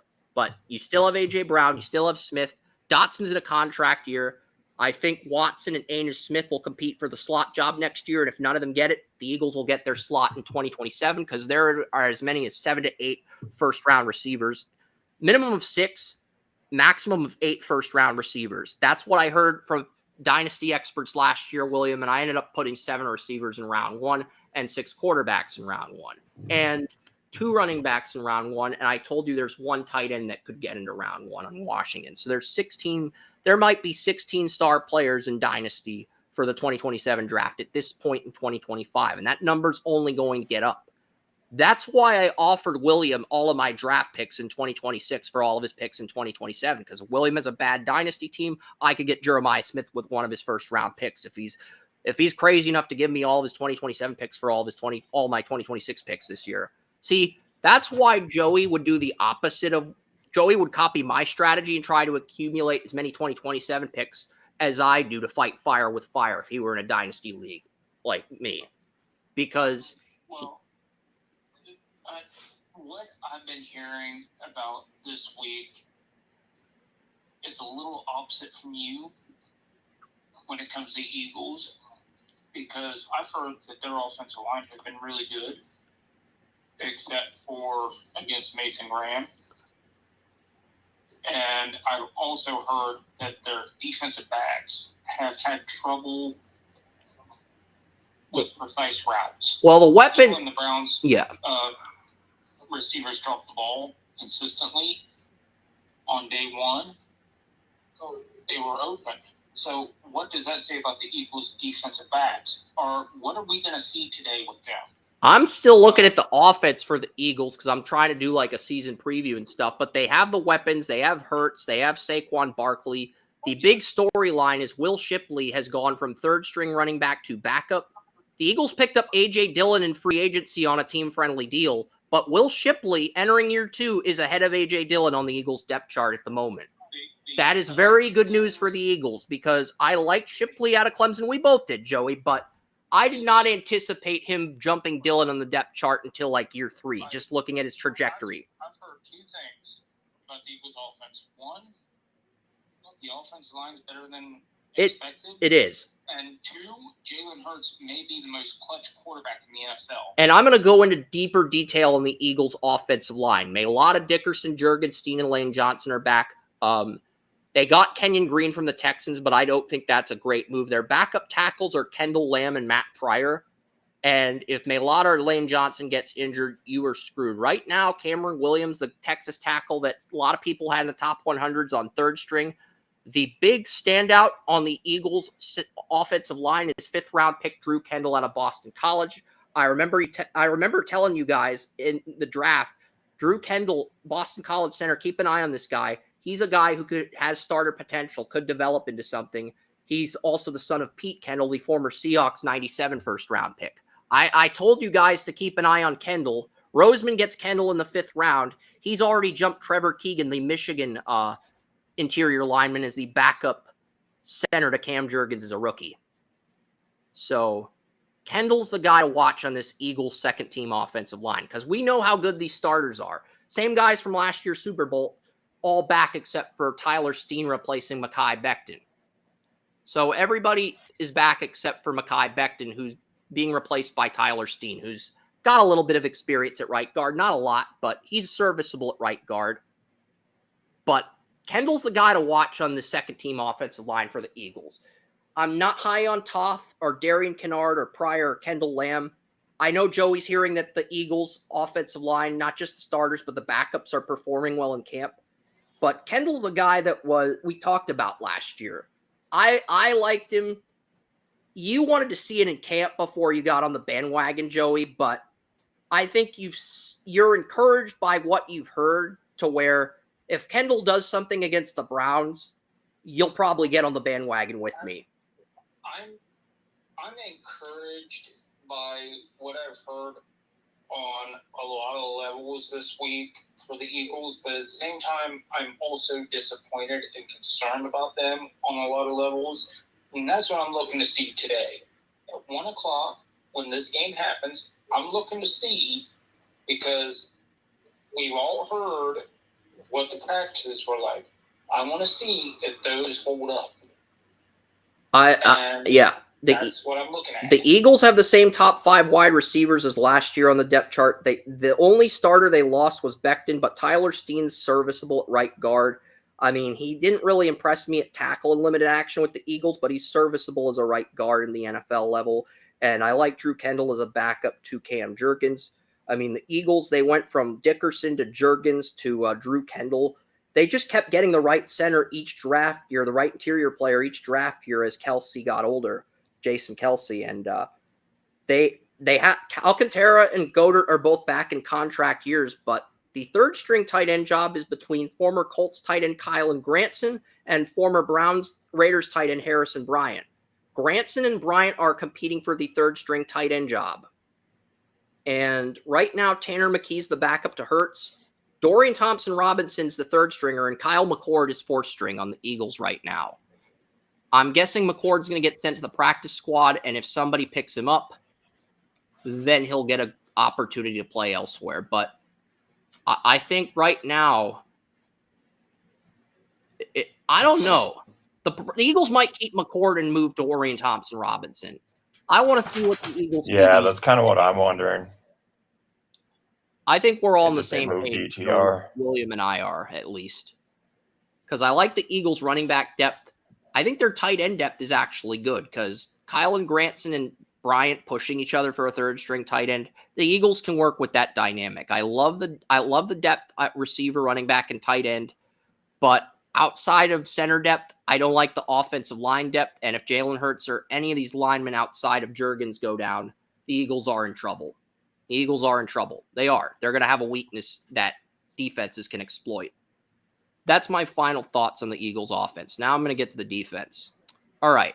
Yeah, the Eagles offense, I don't think they have as many deficiencies as you say, but at the same time, I think there are I don't see them as large deficiencies as you say, but I think there are cause for Kendall Lamb and Matt Pryor are guys who can start 1 to 4 games and be effective as like a left tackle or right tackle for 1 to 4 games, but they're not guys who are good over a long stretch. And Pryor had that season where he gave up 20 sacks with the Colts. So I don't trust him. He was the backup right tackle in the Bears and Niners. I just do not have any confidence in Matt Pryor if Lane Johnson gets injured.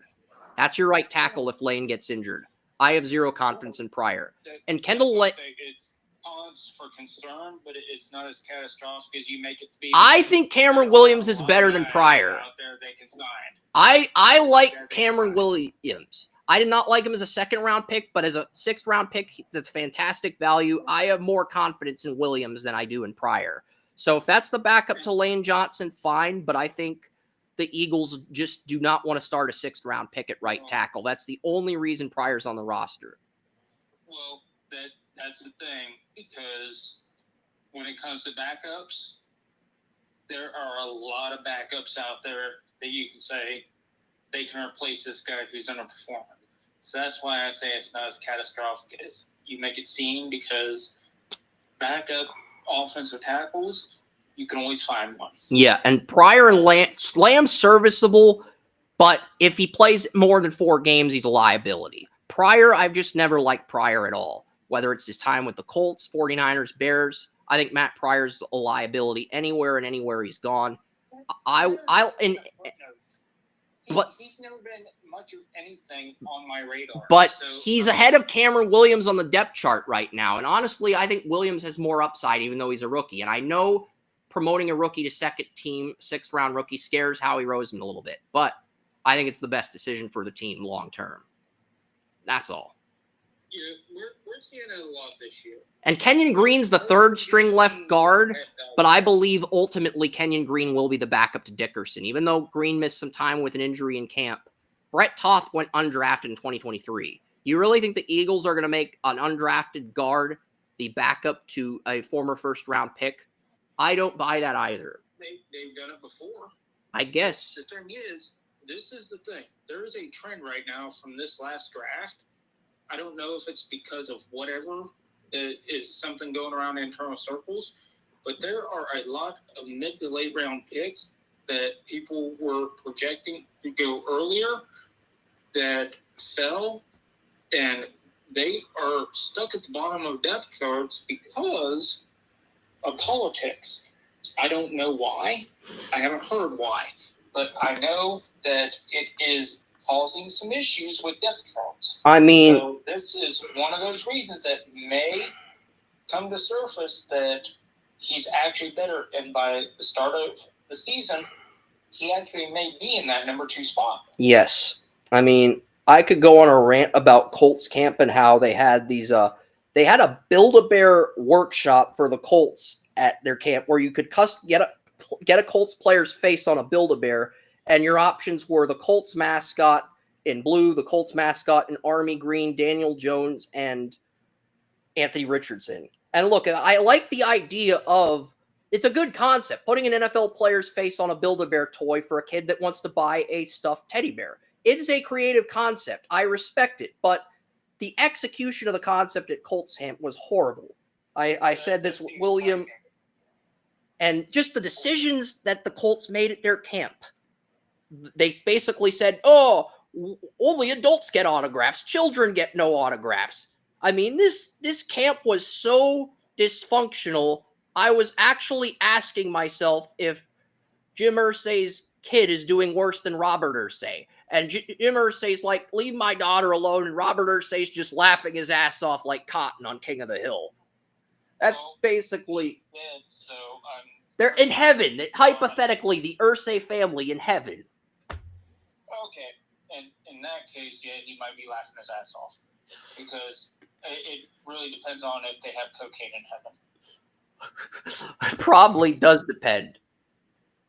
Yes, I do think that's part of the condition. I'm going to get to the Eagles defense now. I've wasted enough time with my Colts banner.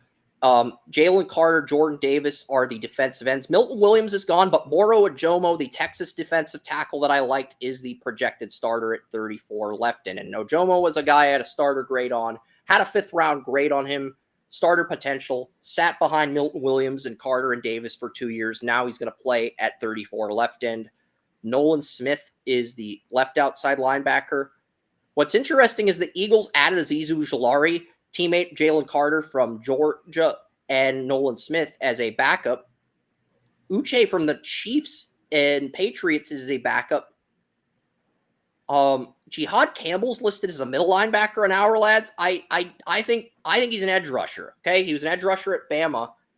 I think if the Eagles do not play Jihad Campbell next to Nolan Smith at edge rusher, they are not going to get the most out of this pass rushing unit. Alex Hunt's a good floor player, but I don't really view him as a sack artist that makes the quarterback quiver in fear. Smith, Campbell, and Ojulari are really the only edge rushers I fear. I liked Uche initially coming out of Michigan, but he underperformed with New England, and he was awful with the Chiefs last year. But I think he bounces back with the Eagles if he makes their roster and gets maybe 2 to 4 sacks, because he's a better fit for a 34 defense than a 43 defense. That's why Uche could have a bounce back year. But I also feel like if they cut Uche, Bond and Dean are the middle linebackers. Trotter and Campbell are the backups. I disagree with our lads. I know they're a great website, but I think Campbell's going to be an edge rusher, not an inside linebacker. But I remember you telling me he had the ability to play both positions if needed. So it is what it is in that respect.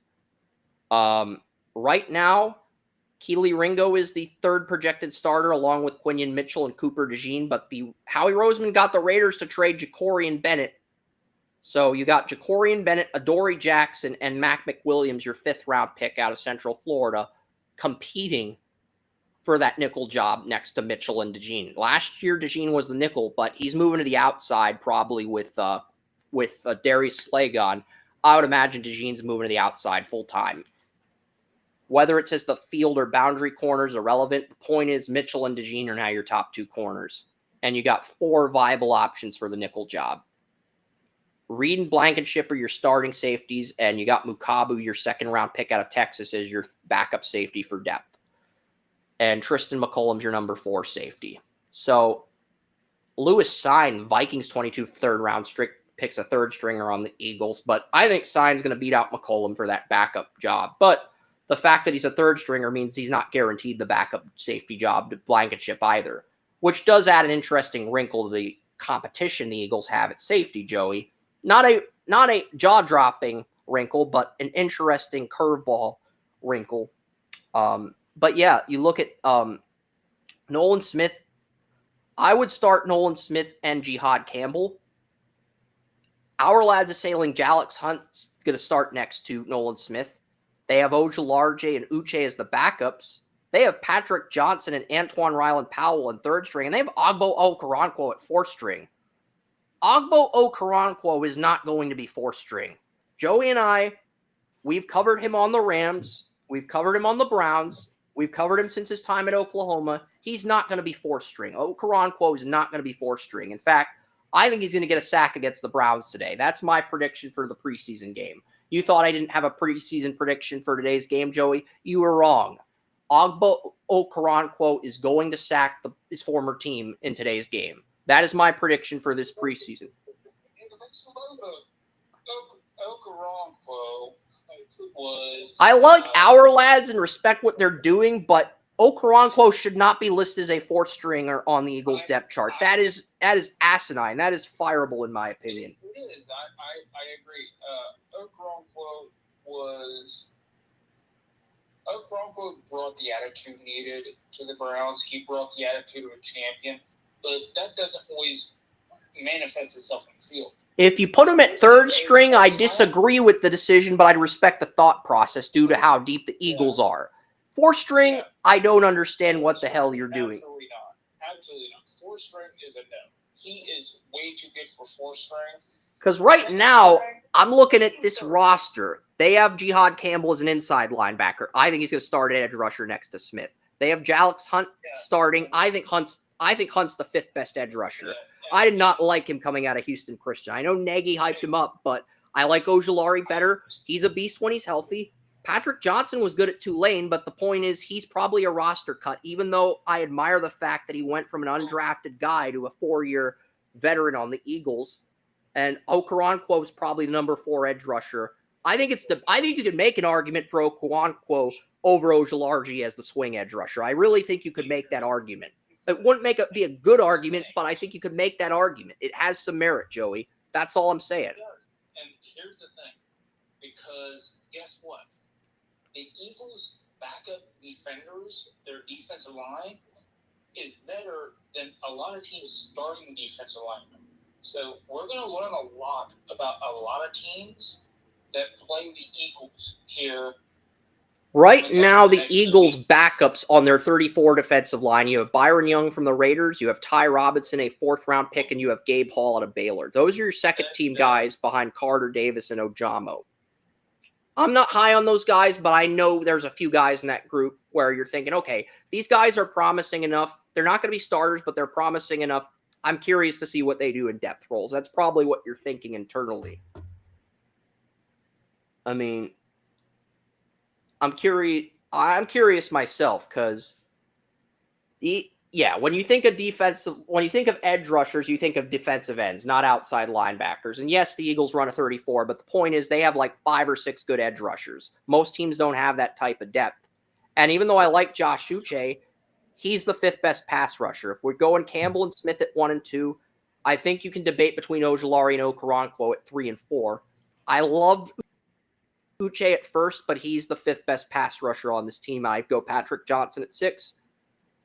And Antoine Power Island's interesting because we both liked him, but this Eagles pass rush is so deep. I would put him at 7, and I would put Jalix Hunt, their 3rd-round pick, at 8. I would be looking to shop Jalix Hunt. If anybody's willing to give me a day 3 pick for him, I will take it, and I will take my L and eat that L in the alphabet soup. I will eat that L in front of Howie Roseman, and we will move on. As I just don't think I think Hunt's the worst pass rusher of their 8 edges. And I love their cornerback depth. I think their safety depth is good. So looking at the Eagles, we'll get to their schedule now. We're almost done with the NFC East. You can share some closing thoughts before we start the Browns game if you wish, Joey. But we previewed the ACC. Williams got Clemson over SMU. I've got Clemson over Georgia Tech.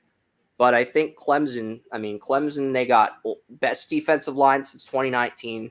They've got a junior corner, a senior corner, and a 2027 first-round corner. They've got 3 good receivers. If Klubnik actually makes good decisions and actually puts together a Heisman-caliber season, footwork improves, I would argue Clemson's the de facto challenger to Penn State as the second-best team in the country. But they got to show they can beat an SEC team. They might not be able to, and that might bump them down. But the Eagles, I think they beat Dallas. They lose to Kansas City. Kansas City, my brother hates bird teams. Andrew Ransom, he's a Chiefs fan. We had him on the show. He hates the bird teams. When we went to Boston to scout Macklin Celebrini, I asked him what he thought of the bird teams in sports, and he said, fuck all the bird teams. And ever since he disrespected the bird teams, the Chiefs have lost to 3 bird teams in a row. They lost the Eagles in the Super Bowl, they lost the Cardinals in the preseason, and they lost the Seahawks in the preseason. Emmanuel Watson said we can't count the preseason games, and he's right to a point, but this is just karma for my brother for disrespecting all the bird teams. I mean, that's just the reality. That's the reality. This is karma. That's karma catching up to my brother. And nobody, I've had an old adage for years. It may be true to an extent. It may be bullshit. I believe nobody's immune to karma, Joey. Not you, not myself, not William. Shit.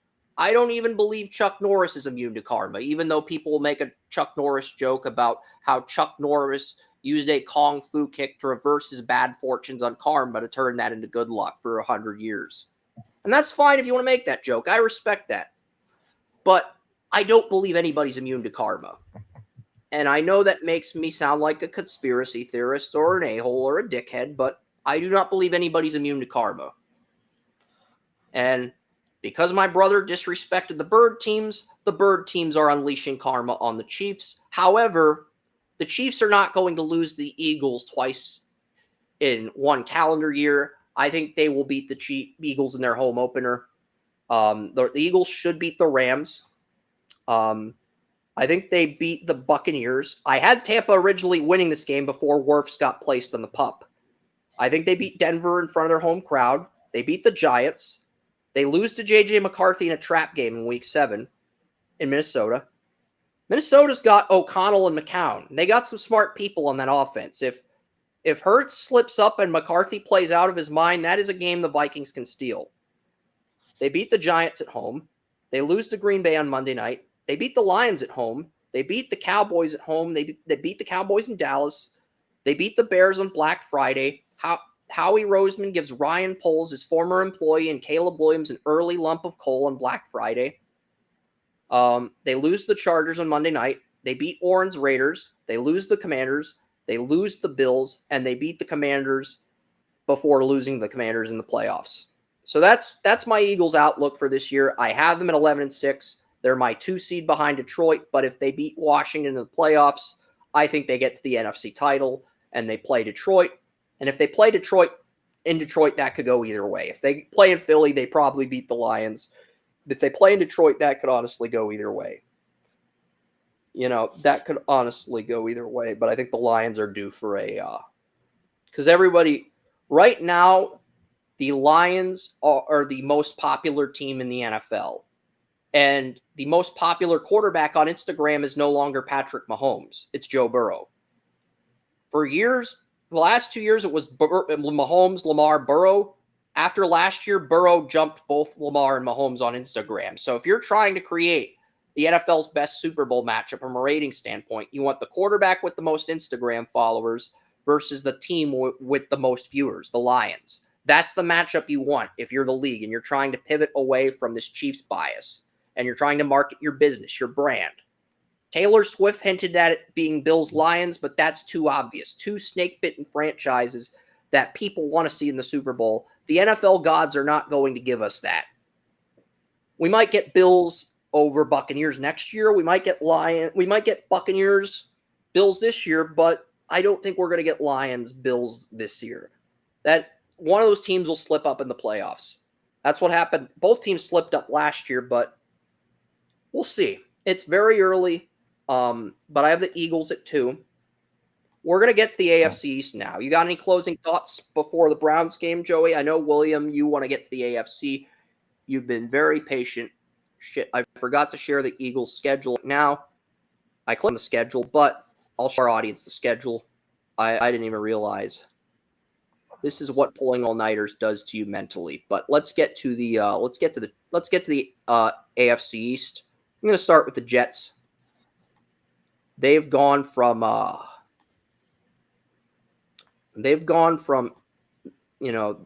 it's interesting. The Jets are interesting, to say the least, under Aaron Glenn, the transformation they're enduring. All right, Jets time. Jets are up here. Here's the interesting part. Fields is your starter. Breece Hall's the number 1 running back, but I hear the Jets are going to pivot away from making Hall the bell cow, and they're going to go running back by committee. I'm guessing they are doing this because if Hall wants too much money in free agency, and Braylon Allen continues to show the flashes of potentially showed as a rookie, if Isaiah Davis shows he can handle a bigger role, then the Jets will have all the leverage in the contract negotiations with Allen and Davis on rookie deals for 2 more years, and Hall will have none. And they can let Hall walk in free agency after this year, even if he wants to go elsewhere. And the Jets know that. Right now, Wilson's the number 1 receiver. The big surprise is Josh Reynolds and Tyler Johnson have both jumped Alan Lazard for the number 2 job on the depth chart. Arian Smith, 2025 4th-round pick, second team. So I think outside of Garrett Wilson, this receiver room's in trouble. I like Reynolds as a slot. I hate Reynolds as a number 2.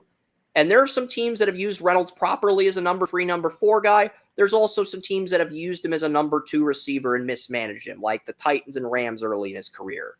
So that's my problem with Reynolds as the number 2 on the Jets. He's in that same situation where he floundered with the Titans and the Rams. And maybe he succeeds this time because he has more experience.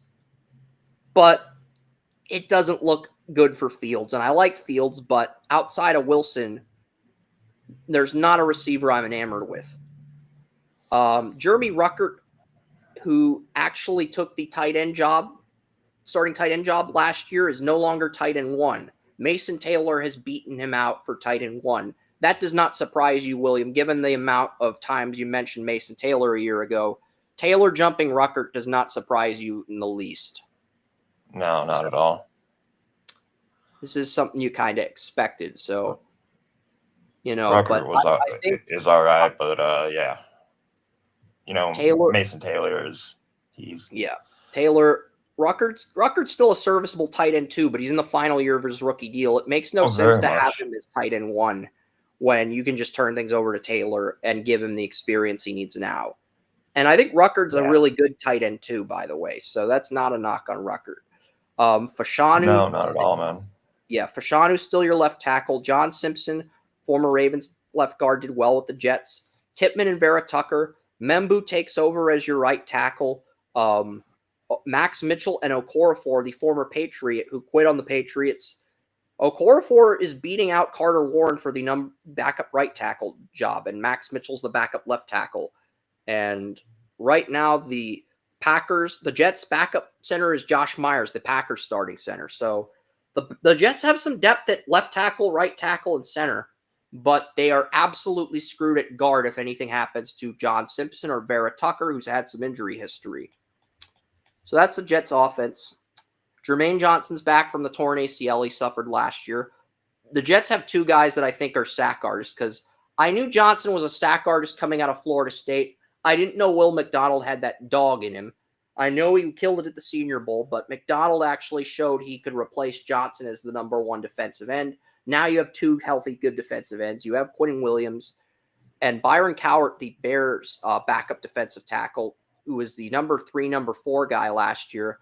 I thought Cowart was the Bears' worst defensive tackle, but he's projected to start next to Quentin Williams. Right now, Cowart is beating out Leonard Taylor III, a guy I liked coming out of Miami, Florida, Jay Tufele, Bengals backup defensive tackle, and Derek Nottie.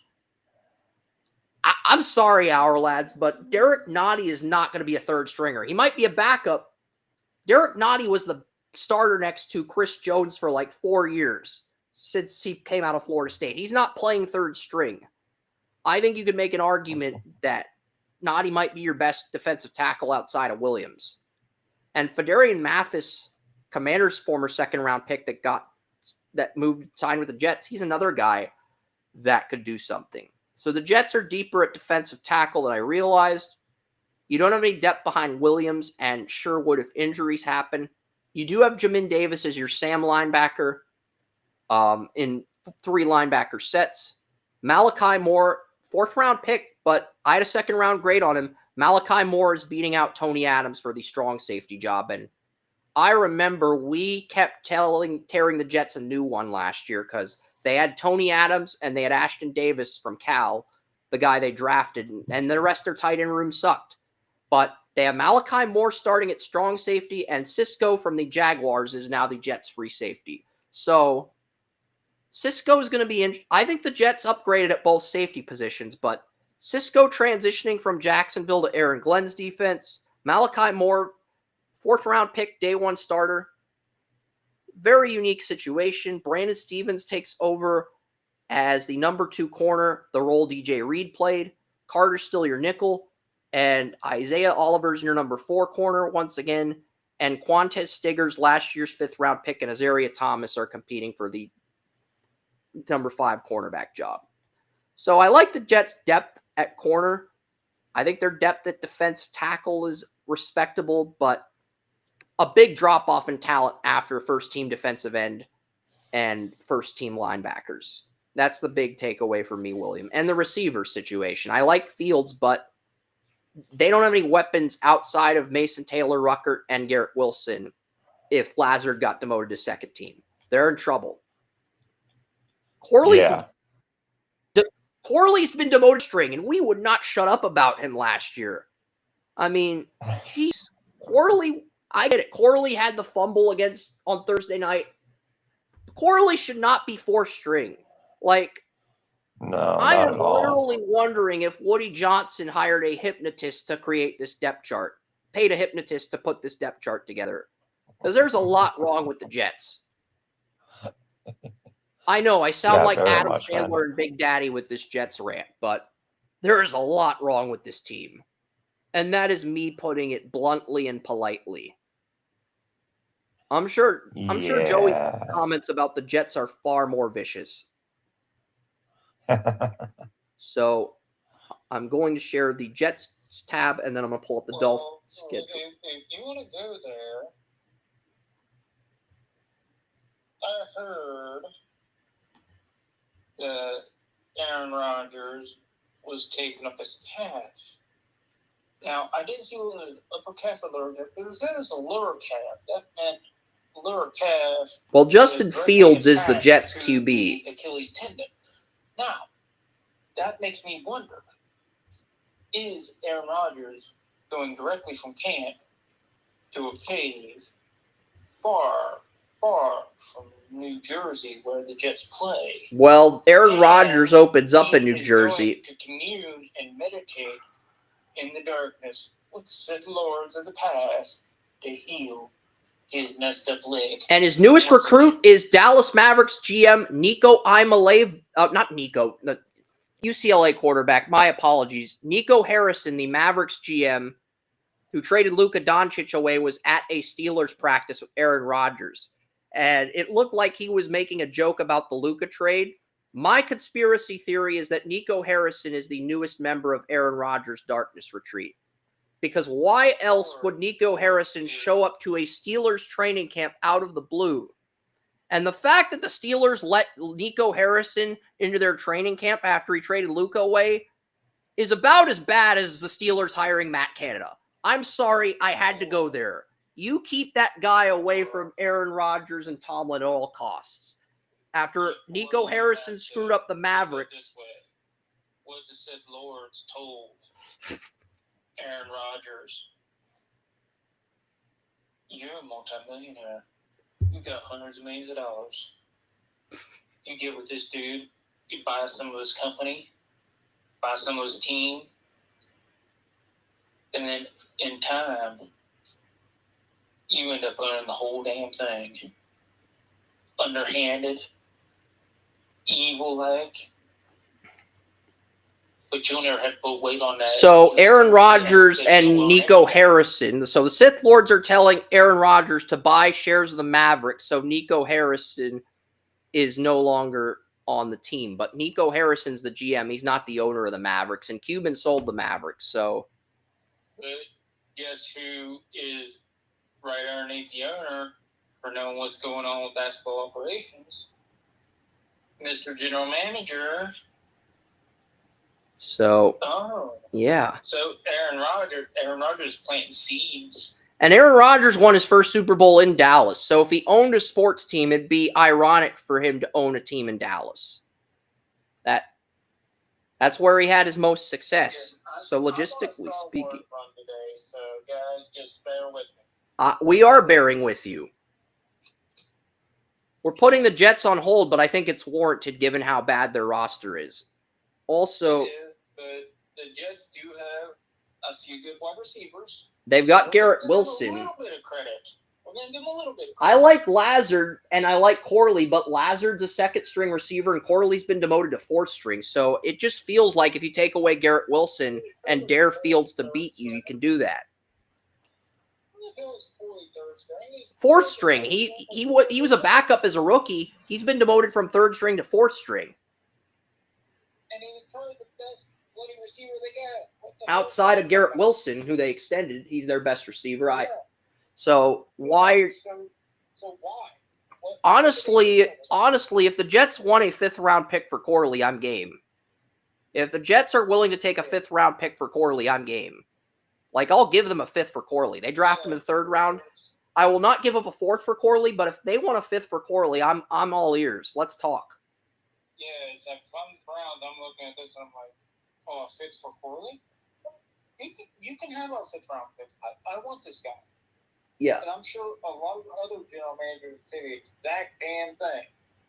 Because Corley's a talented receiver. And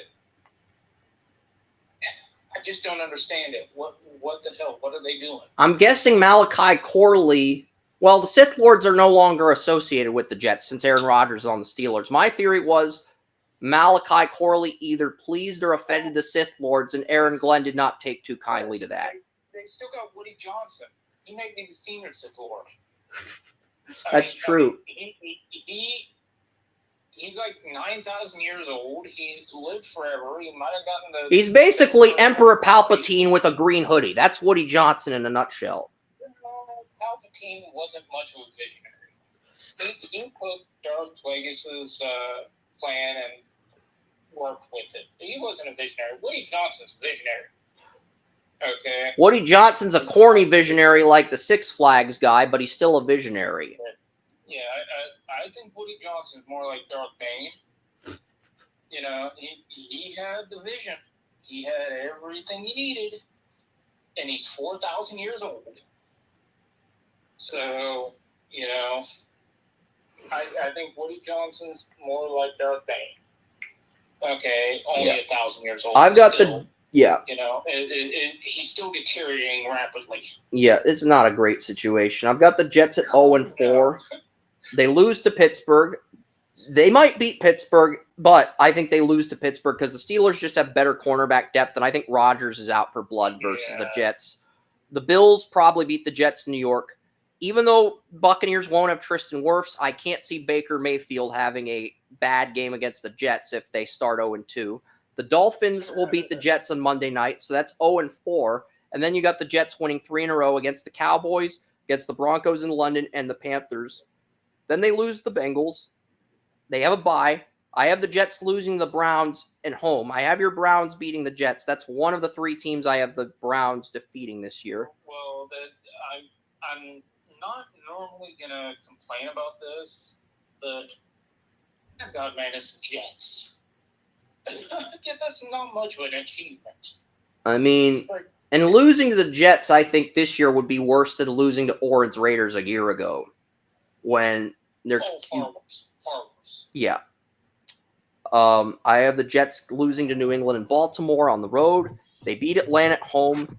They beat the Dolphins at home in December. They lose to Jacksonville. I have the Saints winning 2 games all year. The Saints do host the Jets late in the season. I think the Saints' only 2 wins I gave them were the home game against the Giants and the home game against the Jets and the home game against the Falcons because the Saints view the Falcons as like their rival. Like, they will go all out against the Falcons at home, even if their roster is dog shit, and they'll find a way to win. So those are the only 3 games I have the Saints winning. Patriots sweep the Jets. Bills sweep the Jets. Jets finish 5-12. Any questions? Because I think we're all on the same page with the Jets. No, we're all on the same page. Let's get to Miami. There are no questions there. Let's get to Miami. We'll do. The Dolphins are interesting because I believe if Tua stays healthy, they could be a bubble team. Ron Mott, who does Steel Flyers podcast, we run Under the Bleachers. His idea was let's do a bubble teams episode in 30 minutes of all the teams on the bubble. Dolphins and Patriots were our 2 bubble teams for the AFC East. Commanders were the only bubble team for the NFC East. And the Dolphins and Patriots were the only two bubble teams. And honestly, I think the Dolphins are closer to a team on the outside looking in than a bubble team, but I also think they have enough talent to finish in the top 10. Not the top 7, but the top 10. Jonas Savannah is projected to win the left guard job next to Patrick Paul as a second-round pick. James Daniels from the Steelers is there. Aaron Brewer's the center. I do think center's an upgraded position. Darren Waller, a guy who retired and got divorced from Kelsey Plum last year, is now the Dolphins starting tight end over Julian Hill, Pharaoh Brown, Tanner Connor, Hayden Rucci, Chris Miriak. So you got 4 undrafted tight ends, Pharaoh Brown and Darren Waller. That is the Dolphins tight end room. That's easily the worst tight end room in the entire league. I think with Williams scouting, we could create a better tight end room than the Dolphins. And that's truly sad because Tua deserves better than that. So does Quinn Ewers and Zach Wilson. Well, what I've They've never been able to use a tight end. about from Dolphins practices, and I think they had a joint practice, was that this offense cannot function without Tua. They Now- really can't. And that's damning, because that really shows how bad they are at quarterback. I liked Because- Ewers coming out of Texas, but his preseason debut was rocky. He looked worse than Zach Wilson. He looked like a guy who needs a year, maybe 2 years of seasoning behind Wilson before he can play. Was So, it that bad? yeah, it was. I hate to say it, William, but it was that brutal. You can't put a lot of stock into it because Milroe was rusty in his first game and he just carved the Chiefs last night. So that's why I say you can't put a lot of stock in these preseason games. Like last week when I saw Milroe against the Raiders, I was ready to give up on him. Now that when I saw him against the Chiefs, 3-time AFC champions, I'm back in on the bandwagon where he's got a chance. I'm not ready to say he's going to get an opportunity to play this year, like sure, but I'm back on the where I originally had him, where he's got a chance with the right development. Yeah. So and that's a perfect thing is he was drafted in the right spot, to where he can develop and not have the expectations. And this is the thing. The Dolphins can get out of Tua's contract in 2027. They would save $36 million or $23 million or something around that range if they traded him, bought him out, or if he retired and chose not to play anymore due to concussions. So that's why I gave the Dolphins a QB in my 2027 mock. I think Tua is good enough to play. To what I was saying. That just goes to what I was saying. The only two quarterbacks that have not impressed at all are Bill and Gabriel and Tyler Shook. Everybody else has shown something. These guys haven't. They've got to show something this week. And or what are we doing? the Dolphins are so depleted at corner, Joey, that if Tua does not play all 17 games, they might finish worse than the Jets. Here's who they've lost to injuries already. God, that's sad. I mean, they have Cater Kohu, their nickel corner, season-ending injured reserve. Artie Burns is on IR at the moment as well. Artie Burns is on IR? Yeah, Artie Burns is on IR. God, I didn't know that. Right now, the number one corner on the Dolphins is undrafted corner Storm Duck. They brought in Mike Hilton from the Bengals after nobody would sign him, but Hilton's your nickel. Kendall Sheffield's your number 2 corner. Storm Duck is your number 1 corner. This secondary is so bad. I actually think if Clickbait Sports put together a football team, Urinating Tree, Tom Grossi, Barry McCockiner, the YouTuber that calls Deshaun Woman a woman respecter, Benchwarmer Bram, if YouTube put together a football team of all their YouTube personalities, I actually think their team could throw for 200 yards in this secondary. That's how bad the Dolphins' corners are. I've seen Tom Grossi throw, and it's not pretty, and he might be able to throw there. I'm not saying he could throw for 300, but I think he could get 200 on this secondary. It's that awful. Storm Duck and Kendall Sheffield is your number 1 and 2 corners. I actually think Grossi, Tree, whoever you start at QB on your YouTube Superstars football team, I think Annie Agar could get 150 on this secondary. She's a Packers fan like Grossi. I think she could get 150 on the Dolphins. That's how bad your secondary is. Here's the thing. I'm looking back in history. There are two Ohio State corners that have been retired for years, both played in the NFL. Travis Powell, national champion, and Dustin Fox, national champion. I think you could put both of them, if they've been retired for years, in as number one, number two corners. I think they're better than this. And the backup corners, right now, the second team corners are Jack Jones, the Raiders corner you picked up in free agency, and Jason Marshall Jr., the 5th round pick out of Florida. I'm more comfortable with Jason Marshall than Storm Duck or Sheffield. I hate throwing Marshall into the fire because it could be a disaster, but at the same token, I don't think he would be as bad as Duck or Sheffield. And Cam Smith, your 2nd round pick from 2023, has been demoted to 3rd string. Either our lads is completely wrong about these depth charts, or the Dolphins have a code red situation at corner, of which the likes I have never seen. I'm about ready to send a message to Travis Powell on Twitter and saying, you still got something left because the Dolphins need some help. This is brutal. This is that bad. Like, definitely brutal. So,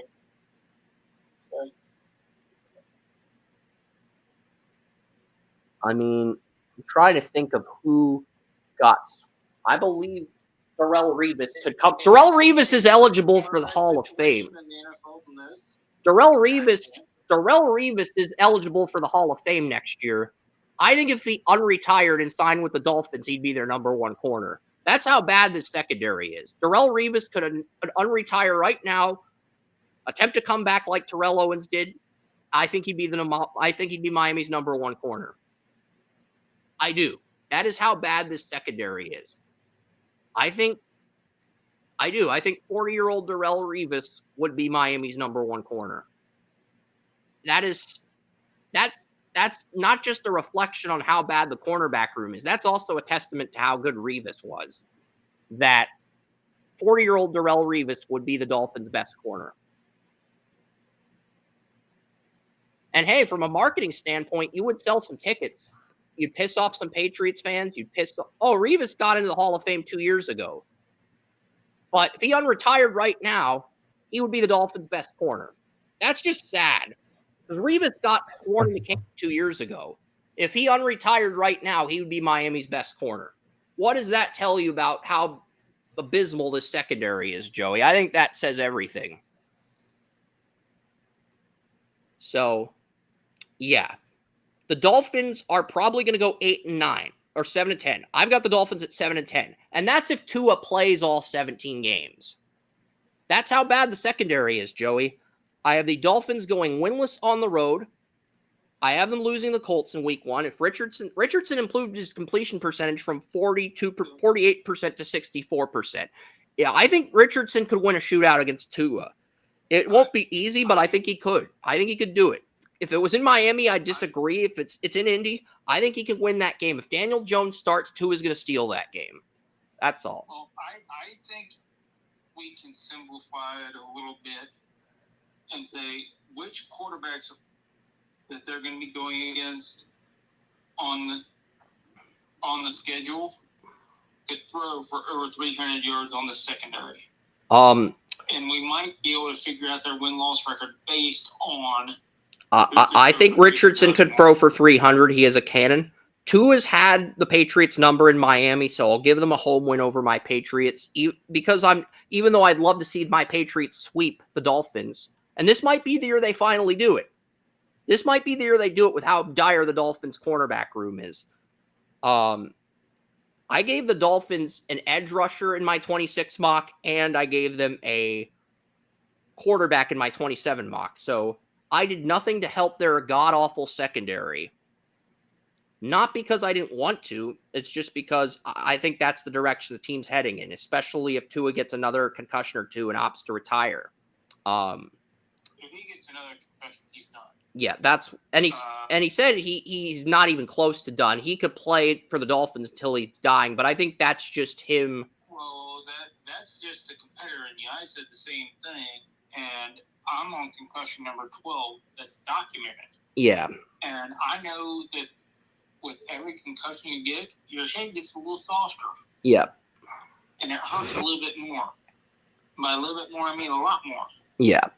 And it's a lot easier to get another concussion. And you start seeing stars more. You can barely hit your head, and you will literally see stars in your eyes. So, the competitor in him says one thing, but the body's going to say another. Yeah. The messaging is not congruent. I think the Dolphins beat the Patriots at home, but that's only because it's an early game where the weather's hot early in the season, and because Tua's never lost the Patriots. They beat the Jets at home, so they lose the Bills. They're 2-2. They lose the Panthers and Bryce Young. They beat the Chargers. Dolphins might beat the Chargers in Miami. Given how inconsistent the Chargers have been over the years, that's a game they could steal. It's also a game they could lose. I have the Browns beating the Dolphins in Cleveland. I think Flacco could throw for 225, maybe 250.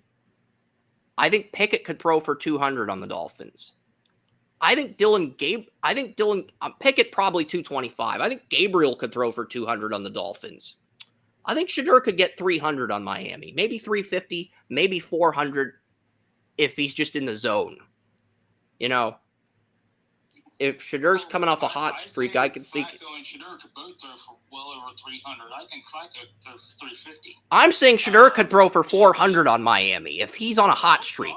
If he's on a hot streak, if he's on a hot streak, if he's on a cold streak, maybe not. But if he's on a hot streak, I think he could throw for 400 on Miami. If he's got confidence and momentum, I think he could throw for 400 on Miami. And I'll tell you why that's significant is because Kevin Stefanski's offense does not throw downfield a lot.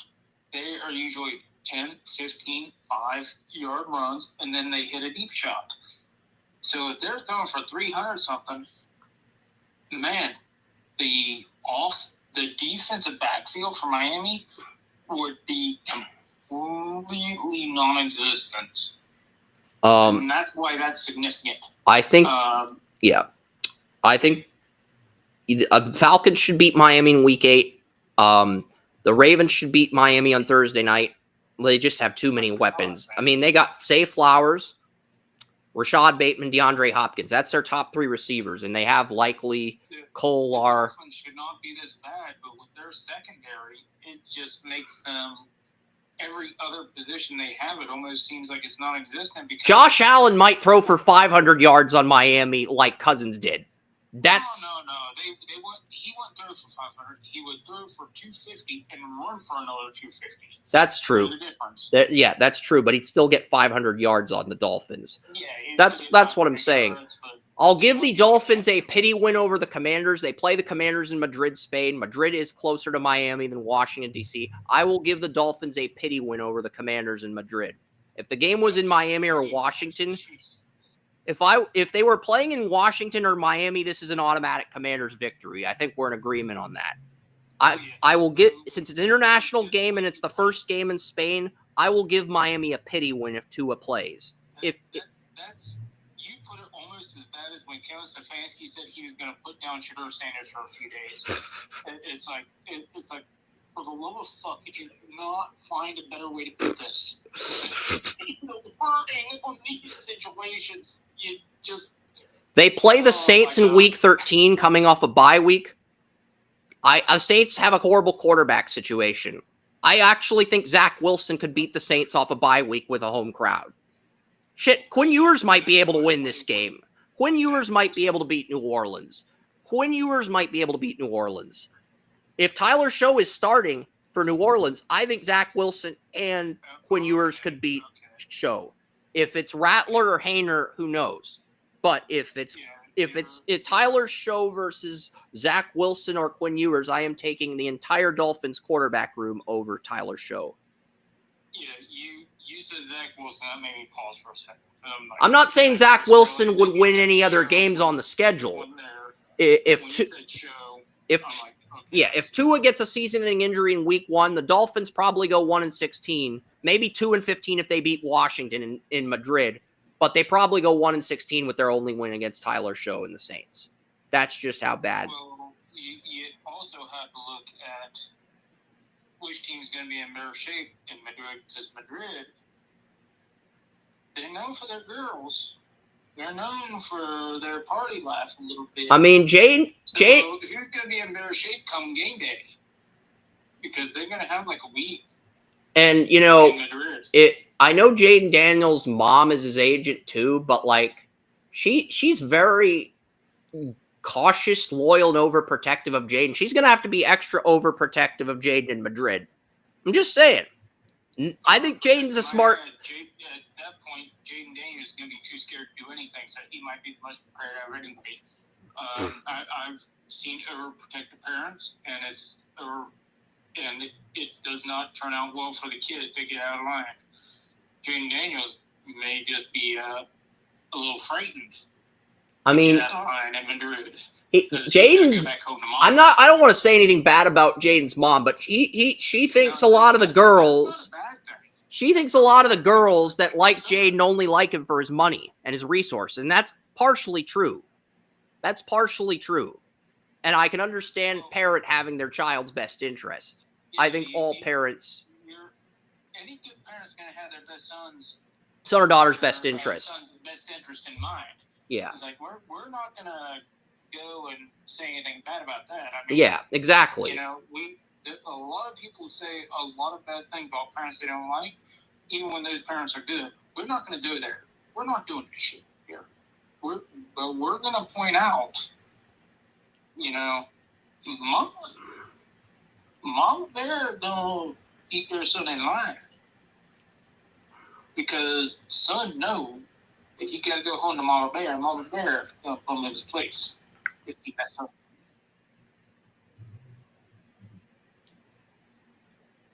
Yeah, I mean, the Dolphins, after they play the Saints, they head into December. They get the Jets on the road in December. They get the Steelers on the road in December. They get home games against the Bengals and Buccaneers, which I have the Dolphins winning in upsets.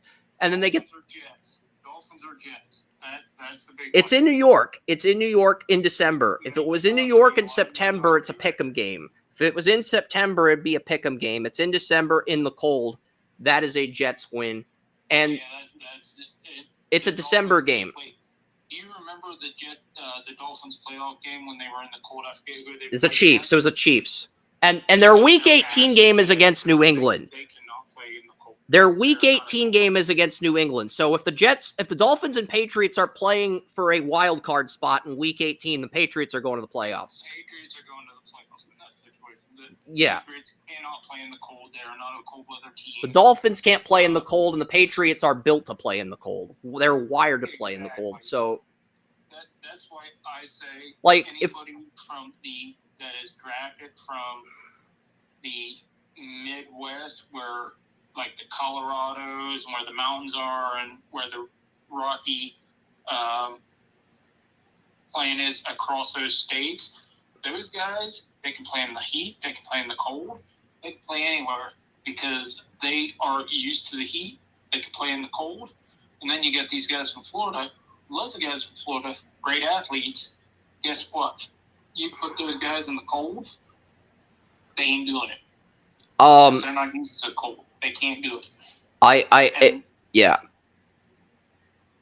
If the NFL put an international series in it, I had this crazy dream. The NFL, they did an international series in Antarctica, and it was the Dolphins and the Chiefs. It was the Dolphins and Chiefs, but they had an NFL stadium in Antarctica, and NBC's calling the game. It's just like the playoff matchup on Peacock, except it's in Antarctica, and Chris Collinsworth is calling the Penguin a guy, and Mike Tirico goes, the Penguin's not a football player. Doesn't matter what gender it is, it's not a football player. And Collinsworth goes, that penguin is a male penguin, therefore that male penguin's a guy. And that ends up being the line of the night. That ain't a bad idea. Despite your comedy, that ain't a bad idea, Chris, because what do? If the NFL put $1 billion down... Look, if they build all these indoor stadiums... There, put a runway there, and build some stuff around there in Antarctica, guess what? There ain't much in Antarctica. And here's the kicker. By 2032, 22 of the 32 NFL teams are going to have indoor dome stadiums. And at that point, you're going to need an international game in Antarctica. You don't have to have a lot. You're going to have one game in December in Antarctica to bring back the snow, the old school element that NFL fans love. Well, I do think the NFL is onto something. If you don't want to go to Antarctica, go to Alaska. Okay? I think they're onto something when it comes to Germany and Ireland when it comes to that, because those are two cold areas. In Ireland, the weather is always between 50 and 70 degrees, so it's always fair. And in Germany, they have some really cold-blooded weather because they're right outside of Russia with that cold Arctic out there in Siberia. So I think they're onto something there in keeping when it comes to the weather games that everybody likes to see by putting games in those two places. So there is a little something. I think the NFL is kind of on your level when it comes to that type of thinking. But none of the international games are in December, but they are thinking the same thing as far as trying to... They're on the same wavelength. Because they know there's a lot of indoor stadiums, and they know they want to bring those cold element back. Because if we get to a point where we have more indoor than outdoor stadiums, the NFL's going to need to have snow. They're going to have an international game in December. It's going to get to that crux moment.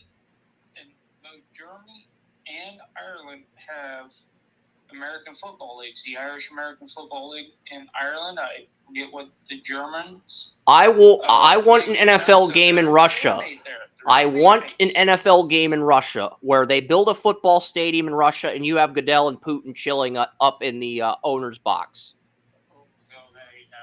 It's not happening. It would be cool if it did, but it's not happening. A realist in me knows it's not happening. The Antarctica idea has a better chance of materializing, okay? This is me, the realist, saying the Antarctica idea has a better chance of materializing.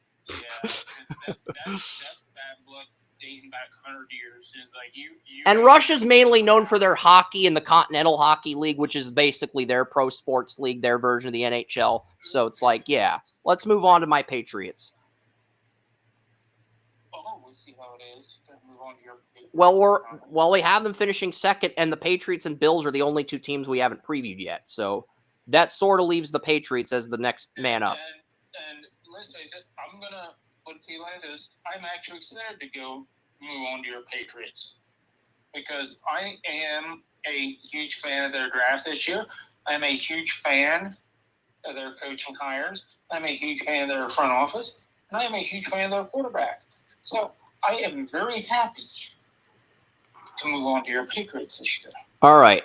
Drake May is the starter, but what's interesting is even though Stevenson's running back one on the depth chart, I didn't really like Stevenson's ceiling coming out of Oklahoma, but he played well enough to get that second contract.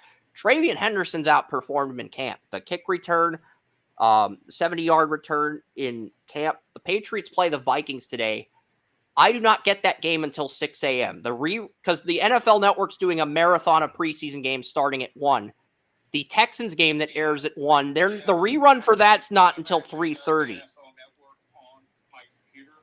They're doing the Browns and Eagles first because the Eagles are the defending Super Bowl champions, and they've got. I'm wondering if I'm going to get another game.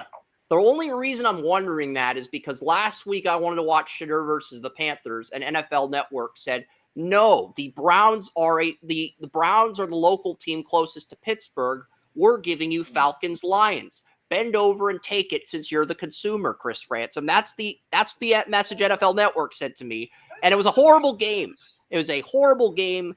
It was a very bland game.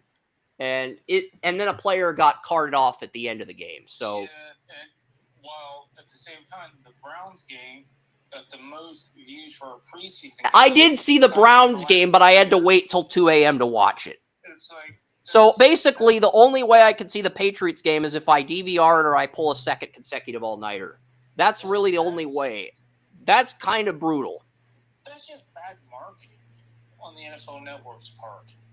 It's like, you know, you're going to have massive. See, this is why I'm looking forward to ESPN buying out NFL Network, because they can just put preseason games on ESPN2, ESPN News. They can branch out all the preseason games so that you can pick your poison with the preseason, because they are acquiring NFL Network and NFL Red Zone in 2026 and the fantasy football. Okay, because that's actually news to me. Thank you, because I've got a year-long subscription to NFL. I'm wondering what's going to happen. They're either going to have to move on from Kuiper, or they're going to have to move on from Jeremiah, or they're going to have to move on from somebody, because they're going to have Kuiper and they're going to have all of NFL networks. They're going to have to move on from, because they got Matt Miller, they got Jordan Reed from the Draft Network, and once they had those three, they kicked McShay to the curb before he went to the Ringer, Bill Simmons' company, to do their draft content. So, well, they're not going to move on from Kuiper if Kuiper was correct about Shedeur Sanders, because if he is right about, and I don't think NFL media is going to fire Jeremiah. Freaking genius. I don't think NFL media is going to fire Jeremiah. ESPN might reduce his role, but he's still going to get paid to call games for the Chargers. Yeah. And NFL media is still going to make sure he gets paid. Even if he gets no TV time, NFL media is going to find something for him to do. They will make sure Daniel Jeremiah is still giving content. Because Daniel Jeremiah is damn good at what he does. I think basically Mel Kiper's basically going to become the Dick Vitale for football content. They're only going to use him on SportsCenter for his mock drafts and draft day. And that's it. They're not going to have Kuiper at the Combine. They'll probably still use the NFL Network media for the Combine. And that's probably what they're going to do. If I had to guess right now, they'll still have Jeremiah covering the Combine, except instead of Rhett Lewis hosting, it'll probably be Matt Miller. Matt Miller will become the Rhett Lewis. They'll bring in Jeremiah, and Jordan Reed replaces Charles Davis. I like Charles Davis a lot. He's grown over the years for me to where I used to resent him at first. Now I sort of appreciate him to a degree. But right when I appreciate him, ESPN pulls the plug, and they're going to put that's probably what they're going to do, though. They're probably going to put Jordan Reed and Matt Miller on the Combine with NFL Network. So Jeremiah, because he's a big name, he'll get to stick around. But I'm guessing Rhett Lewis, Bucky Brooks, and Charles Davis will be affected by this. I've told Charles Davis personally, he was horrific when he started. He was really bad. But I admire him because he got better to the point that now he's at the top of his business. He's at the top of the game. And I can admire that because when he started, he was not good at what he did. Yeah, when Charles Davis started, he was about as brutal as Gabby J in the Super Nintendo boxing game. Now he's like Slippy Toad. He's smart. He's respectable. I know comparing Davis to video game characters isn't appropriate, but he's gotten a lot better at what he does. That's my point. And I think, yeah, Pepe and Slippy are both ideal video game comps. If we're comparing Charles Davis to a fictional character, I think those are both appropriate, respectable comps.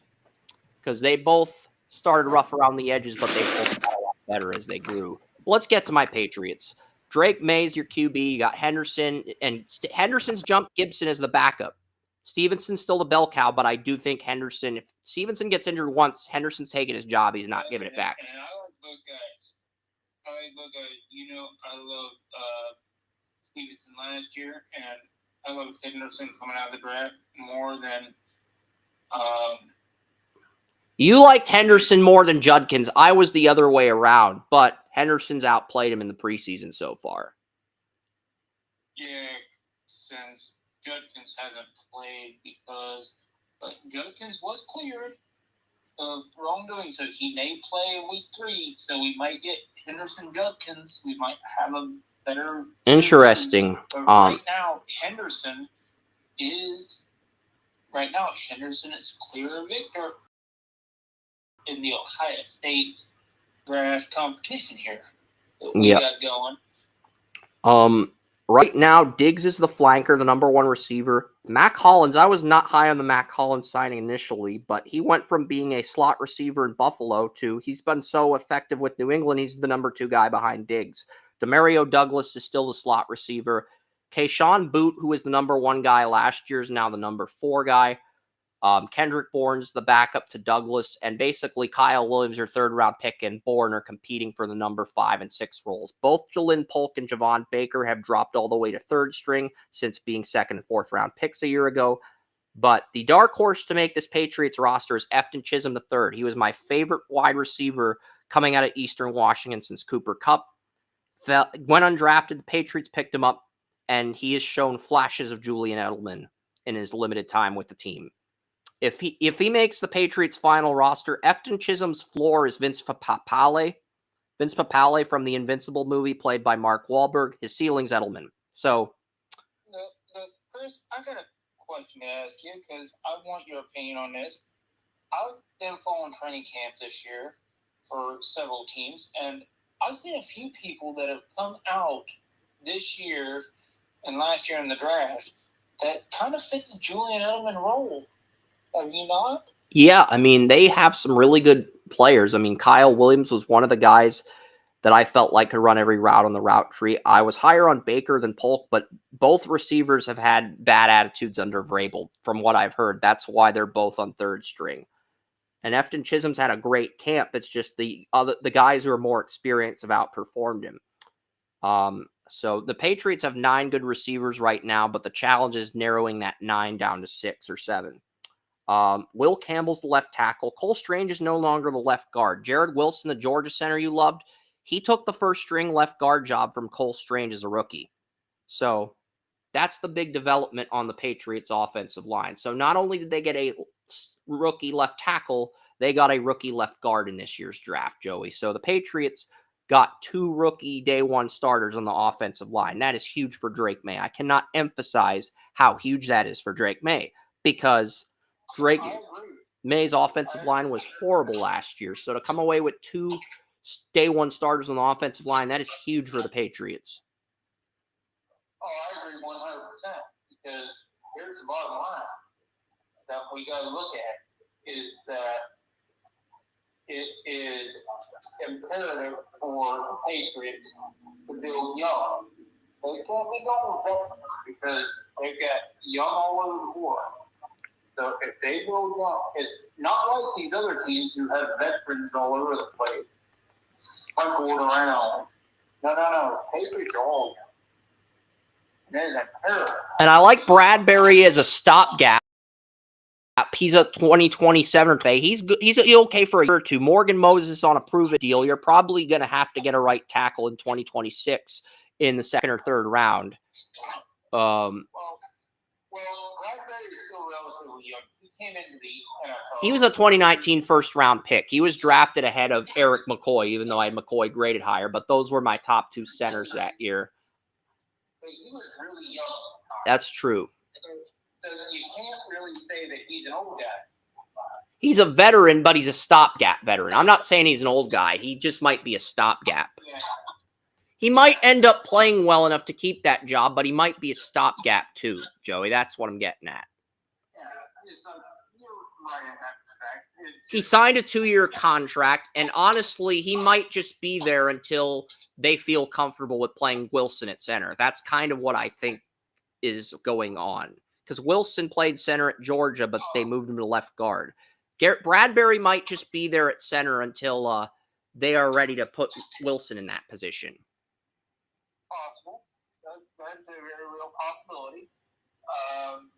And then Bradbury may also just turn around and... Bradbury is a 2027 UFA, but the Patriots can buy out Bradbury, and they would save 4.7 against the cap. They could buy him out now, but they'd only save $800K.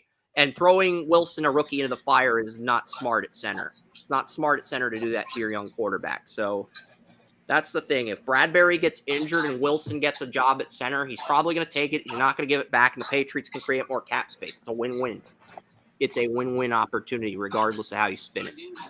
And that's something that we've been talking about lately, is that these old guys, young guy takes their spot, the win-win for the team, and win-win for the young guy. Yeah, and the Patriots have more cap space than any team in the league. Bingo. Cole Strange, still the backup left guard. Sidy So and Layden Robinson are third-string guards. That's interesting. They have Tyrese Robinson's the backup. Verdarian Lowe is also third string. Caden Wallace is the backup to Moses. The plan might be to develop Wallace for one more year and then make him the right tackle in year 3. But I think that's only if they can't find a guy in the 26th draft that they like in the first 2 rounds at right tackle. Hunter Henry and Austin Hooper remain tight end 1 and 2. Jaheim Bell's lost the third string tight end job to 2 undrafted guys after being a 7th round pick. So we'll see what happens. Patriots offense looks good. I'm looking at the Patriots defense now. Barmore's the 34 right end. He's been medically cleared. Kyrus Tonga's the nose tackle. Milton Williams is the 34 left end. Joshua Farmer, their 4th round picks, the 4th defensive lineman for depth at all 3 spots in the defensive line. Edge rushers, Harold Landry at right outside linebacker, and Keon White transitions from 34 left end and 34 right end to second edge rusher because Milton Williams and Barmore have to play 34 defensive end if they're healthy. And Keon White, they want to try him at edge rusher to see if it works out. If it doesn't, you can get an edge rusher in the first round of the 26th draft. No worries. But that's the thought process right now. Landry and White are going to be the edges this year. Robert Spillane from the Raiders, who had over 100 tackles, is your new Mike linebacker, former Steeler and former Raider. Is your Mike linebacker, and your other Mike linebacker is Christian Ellis. Jelani Tavay, who did well as the starting linebacker before season-ending injuries, now on second string. But you have 3, if Ellis puts it together, you have 3 good linebackers, and even though I'm not the biggest fan of Ellis, he might thrive under Vrabel. Gonzalez and Carlton. Carlton Davis is a great number 1 corner in Detroit and Tampa. He's going to be a number 2 corner next to Gonzalez. He's going to thrive in that role initially, like Bradbury did with the Eagles. Duggar and Peppers are there. Marcus Jones is your nickel. Craig Woodson's your number 3. Craig Woodson and Jalen Hawkins are your backup safeties. Right now, the backup corners are Alex Austin, former Oregon State corner, Miles Battle, DJ James, all undrafted players. And then you got Kobe Minor, Mr. Relevant, Isaiah Bolden on third string. And I just think that's a little weird. They got Marcus Epps on third string, too, from the Raiders starting free safety last year's and former Eagles safety. So, and Borregales is winning the kicker job, 6th round pick. Henderson's currently the leader to win the kick return job. So there's a lot I like with the Patriots from a depth chart standpoint. I think they're in a position to where they not only could make the playoffs this year, they'd make the playoffs next year. They might lose in the wild card 2 years in a row, but that's just because there's a lot more established teams in the conference than the Patriots, like the Ravens, the Bills, the Chiefs, that are like super teams in a sense. To where if the Patriots draw one of those 3, yeah, they're going to lose in the first round.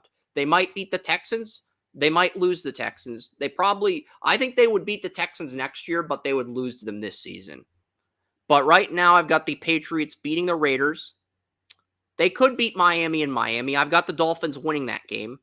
I've got them beating Pittsburgh. They could end up beating Miami and losing to Pittsburgh, too. I think they are going to slip up in one of those first 4 games, though, just because it's such a young team. They should beat Bryce Young at home. They'll lose the Bills in week 5. I know Joey had the Patriots starting 4-0 and the Bills winning week 5 the last time he used the simulator. Patriots get the Saints in week 6. They get the Titans in week 7. They get the Browns in week 8. And even if Shedeur won the job, I just think the Patriots right now on paper, they're a better team. If this game was in Cleveland and Shedeur was doing well, I think you could make an argument for the Browns, but right now I'd give the edge to the Patriots. Yeah, right now I agree with you, but as we discussed off air a couple weeks ago, this is still preseason. But I just I don't really put as much stock into the preseason as I do like the depth charts, the starting lineups, the guys I've seen on tape. That all goes because we get more tape as the preseason goes on. That's true. So, I'm not saying the Browns can't do it. I'm saying the Patriots receivers have to be god-awful. The Browns have to be healthy. And I would think whoever starts at QB has to win the turnover battle against Drake May in order for them to pull an upset. It's like, I'm not disagreeing with you. I mean, I'm just saying in this game, the Patriots and Bucks, there are a lot of young guys. That's the thing. I'm not gonna, And the Patriots get Penix at home. The Patriots get Penix at home. Outside of the Bills game in week 5, I think, and the Dolphins game in week 2, I think the Patriots go into week 9 with a 7-2 record. Their only losses to Miami and Buffalo. And if they beat Miami, they'll probably lose the home game to Aaron Rodgers. I think they'll lose one of those first 3 games. I know you had them at 4-0, and if they do go 4-0, you're looking at them being 8-1 heading into Tampa. But they'll lose to Tampa. They will beat the... I'm just looking at the Browns game as a game that I'm really looking forward to. I love young guys, and you know I love young guys. And my Patriots get a home game against Orange Raiders and your Browns to open up the season. And Ron, the NHL draft expert on our show, is a Steelers fan. So if we bring Ron on the AFC North show in 2 weeks, we could have you and Ron doing like a Browns-Steelers debate. Could be fun. We'll see how he feels. Yeah, you don't want me. Absolutely disastrous. I've seen Pony and freaking. You don't want me to turn Draft Utopia. You respect the fact that Ron covers the NHL draft. You don't want me to turn Draft Utopia into a Filipponi Ken Carmen BattleBots rampage. Yeah, I don't want you to turn into a war because. Yeah, we won't do that then.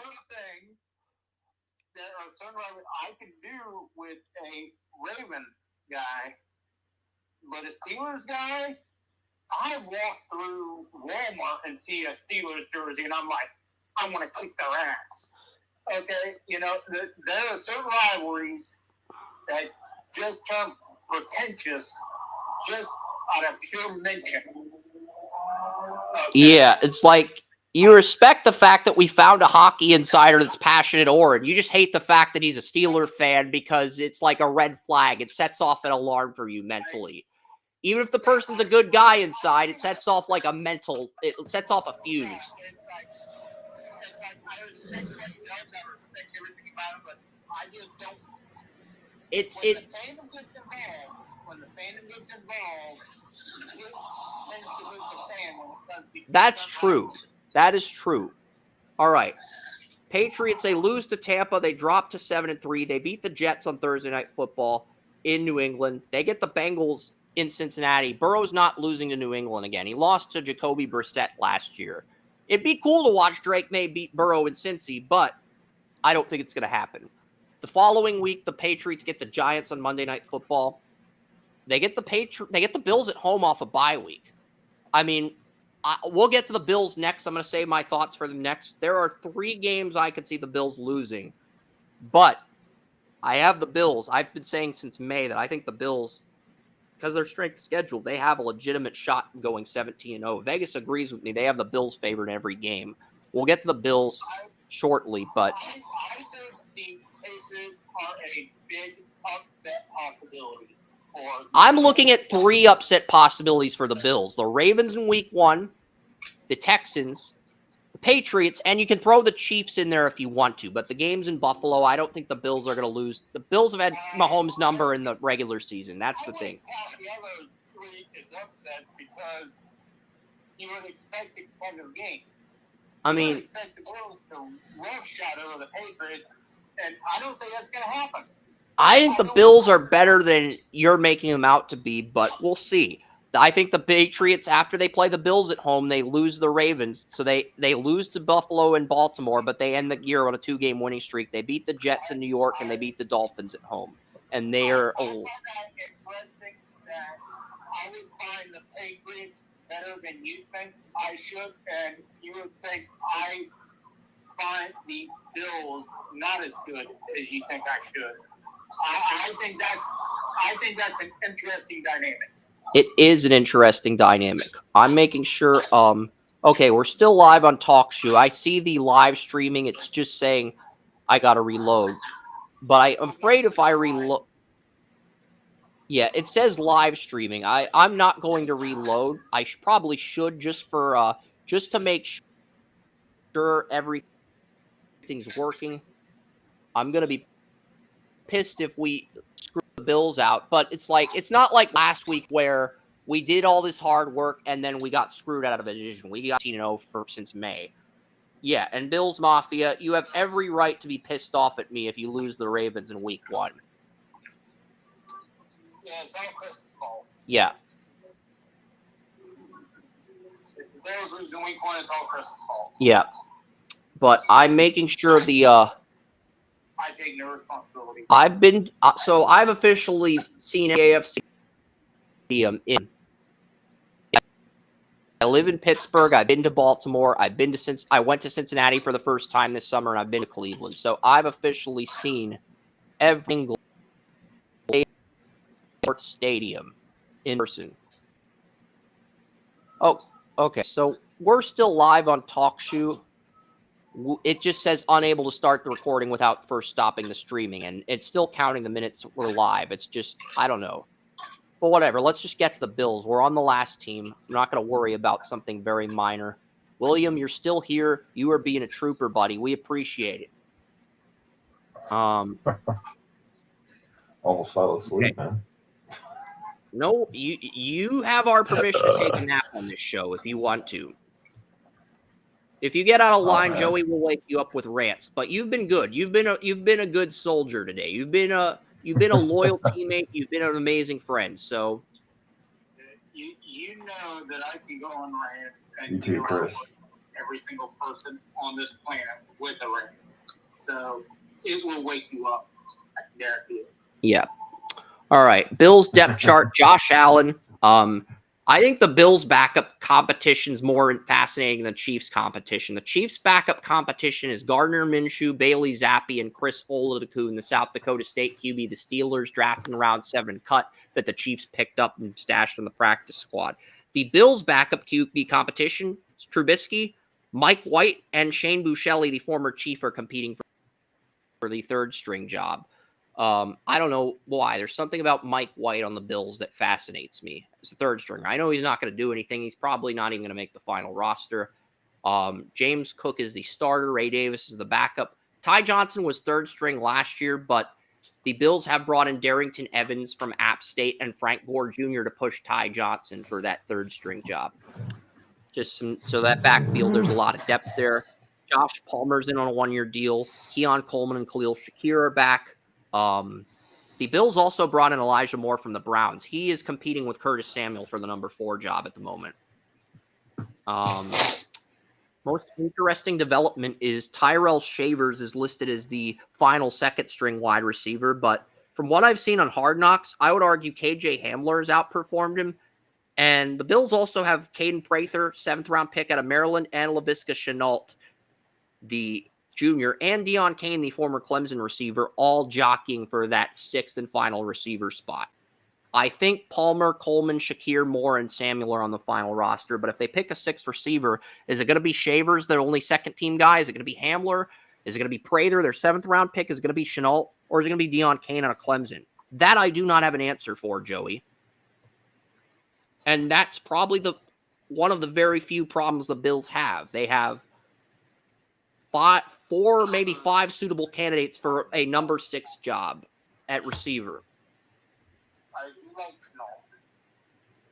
So he may be the one. I think it comes down to Shenault, Prather, or Hamlin. I know Shavers is listed as the backup on Our Lads, the number 6 receiver right now, but usually the undrafted guys that are ranked 2nd, 4th on Our Lads, they're usually the roster cuts. Just looking at recent history with how I've observed these Our Lads depth charts the last few years, that's usually how it goes. The undrafted guys usually are the roster cuts. It's not always the case, but it's usually the case. So, I mean, Deion Dawkins is back at left tackle. Tylen Grable, Central Florida, 6th round picks the backup. David Edwards is the left guard. Kendrick Green, the former Steeler and Texans backup center, backup left guard, is the backup left guard Edwards. Cedric Van Pran still the backup to Connor McGovern at center. They do not have a good backup to Osiris Torrance at right guard. And Ryan Vandemark, Richard Gorgier, 2 UDFAs are the backups to Spencer Brown. So if Torrance or Brown gets injured on the right side of the offensive line, the Bills are in trouble. They have depth at receiver in spades. They have their depth on the left side of the offensive line and center's not great, but it's respectable. If Chase Lunt moved over to backup right tackle, I think they might be okay at right tackle, but I'm not encouraged. Jackson Hawes, the Georgia Tech tight end we talked about last year, is currently the Bills' 3rd string tight end, is a 5th round pick. That behind Knox and Kincaid. He's beating out Leaky Latu and Zach Davidson for the role, which is encouraging. Something you expect, but it's still encouraging to hear. So deep at defensive end this year, it's not even funny. Bosa and Rosso are the starting defensive ends. Epineza, last year's starting right end, is the situational pass rusher. Michael Hawk, the Rams' backup edge rusher, is the number 4 pass rusher. Javon Sullivan, their 2024 fifth-round pick, is the third-string edge rusher. And Landon Jackson, their third-round pick, is the third-string left end. So they are 3 deep at right end and the left end. Daquan Jones and Oliver, the defensive tackles, just like last year. TJ Sanders, their 2025 second-round pick, is the number 4 defensive tackle. Ogunjobi, former Brown and Steeler, is number 3. And then you look at the third-string defensive tackles. Carter, third-round pick out of Duke. Deion Walker, third-round pick out of Kentucky. This is a team that they are 6 deep at defensive end, and they are 6 deep at defensive tackle. They have a first team, second team, and third team that can kick ass on the defensive line. How many teams can say that? How many NFL teams that run the 43 have a first team, second team, and third team that is all good on the defensive line? The Bills are going to be one of the hardest teams. They're going to wear out offensive lines with what they have. Milano, Bernard, Milano and Bernard are the starters. If they are healthy, they will be able to stop anyone. Dorian Williams can be used as Dorian Williams is the backup. He's the Sam linebacker, and he's also the backup Will. Right now, Joe Anderson's listed as the backup to Bernard on Our Lads. But the Bills did acquire Shaq Thompson. Remember when the Panthers cut Shaq Thompson? The Bills acquired him as a backup because remember, Sean McDermott was on the Panthers when they drafted Shaq Thompson. Shaq Thompson is a backup to Bernard. That is a sneaky good move by Brandon Beane, Joey. Like, how in the hell did you let Shaq Thompson get on the Bills, NFL? This guy got cut from the Panthers. Not a top 25 or top 20 middle linebacker anymore, but still a top 30, top 40 guy. How did you let him get on the Bills as a backup? I'm slightly appalled by how incompetent these teams are. Benford, Tre'Davious White's back with Buffalo. He looks good. And not only is he running on mountains again like he did as a rookie, he's projected to start next to Benford as a day one player. Teron Johnson's your nickel. Cole Bishop took the safety job from DeMar Hamlin. Hamlin's now the number 3 safety. Right now, Dane Jackson is the number 4 corner. Maxwell Harrison, their first round pick's the number 5 corner because he suffered an injury in training camp. Dorian Strong, the Virginia Tech corner I liked, is your number 6 right now, Dorian Strong is a third string guy, but I think he could push Brandon Codrington, the backup nickel corner, number 6 corner, out of that role. And that's not the only. The Bills drafted 3 corners, Joey. They got Hairston out of Kentucky, Strong out of Virginia Tech, and Hancock out of Ohio State. All 3 guys were guys I liked in this year's draft. So they have just as much depth at corner as they do on the defensive line. That's why I love the Bills this year. And I think Allen, the only things that concern me with the Bills are the lack of depth on the right side of the offensive line. And if Allen goes down, then they're screwed. But as long as Allen's healthy, as long as the right side of the offensive line is upright, this is a team that has so much depth defensively that 17-0 is on the table. Why do I say that? Why do I say that? Why have I said that since May? It's very simple. I didn't even know the Bills picked up Shaq Thompson. That's a sneaky good move. And number 2, versus the Ravens, at New England, versus Kansas City, at Houston, versus Tampa Bay. Those are the only 5 games on the schedule that might be losses. You get the Chiefs, Bengals, and Ravens at home for the first time in Josh Allen's career. And with the best defense the Bills have ever assembled in terms of starters and depth players. So that is why I have the Bills at 17-0. But I do have them losing the divisional round. Oh, man. So I have the That's Bills rough, going Chris. 17-0 in the regular season, but they lose in the divisional round. And that would You're just gonna be pull the the Patriots, huh? heartbreaking way for the Bills to go down. But at the same token, remember, the Tampa Bay Lightning, before they won their first Stanley Cup, they got swept by Columbus. They won the President's Trophy, had the best regular season record. They got swept by Columbus when Bobrovsky was still on the Blue Jackets, Joey. That's kind of how I think the Bills season's going to go. They're going to have the best regular season record, and then they're going to lose to a team like the Bengals in the divisional round. And Burrow's going to improve to 2-0 against Allen. And that is going to make the Bills so angry, it's going to light a fire under Josh Allen. And then the Bills are just going to incinerate everyone once the new stadium opens. That's possible, Chris, but, we're going to get into the Bengals in a couple weeks. But it could be any of these teams. It could be the Ravens. It could be the Chiefs. I'm saying if the Bills go 17-0, there's going to be too much pressure on them to have a perfect season. They're going to implode in the playoffs. Well, that may be something you're asking the Bengals defense to do something they haven't done in almost 3 years.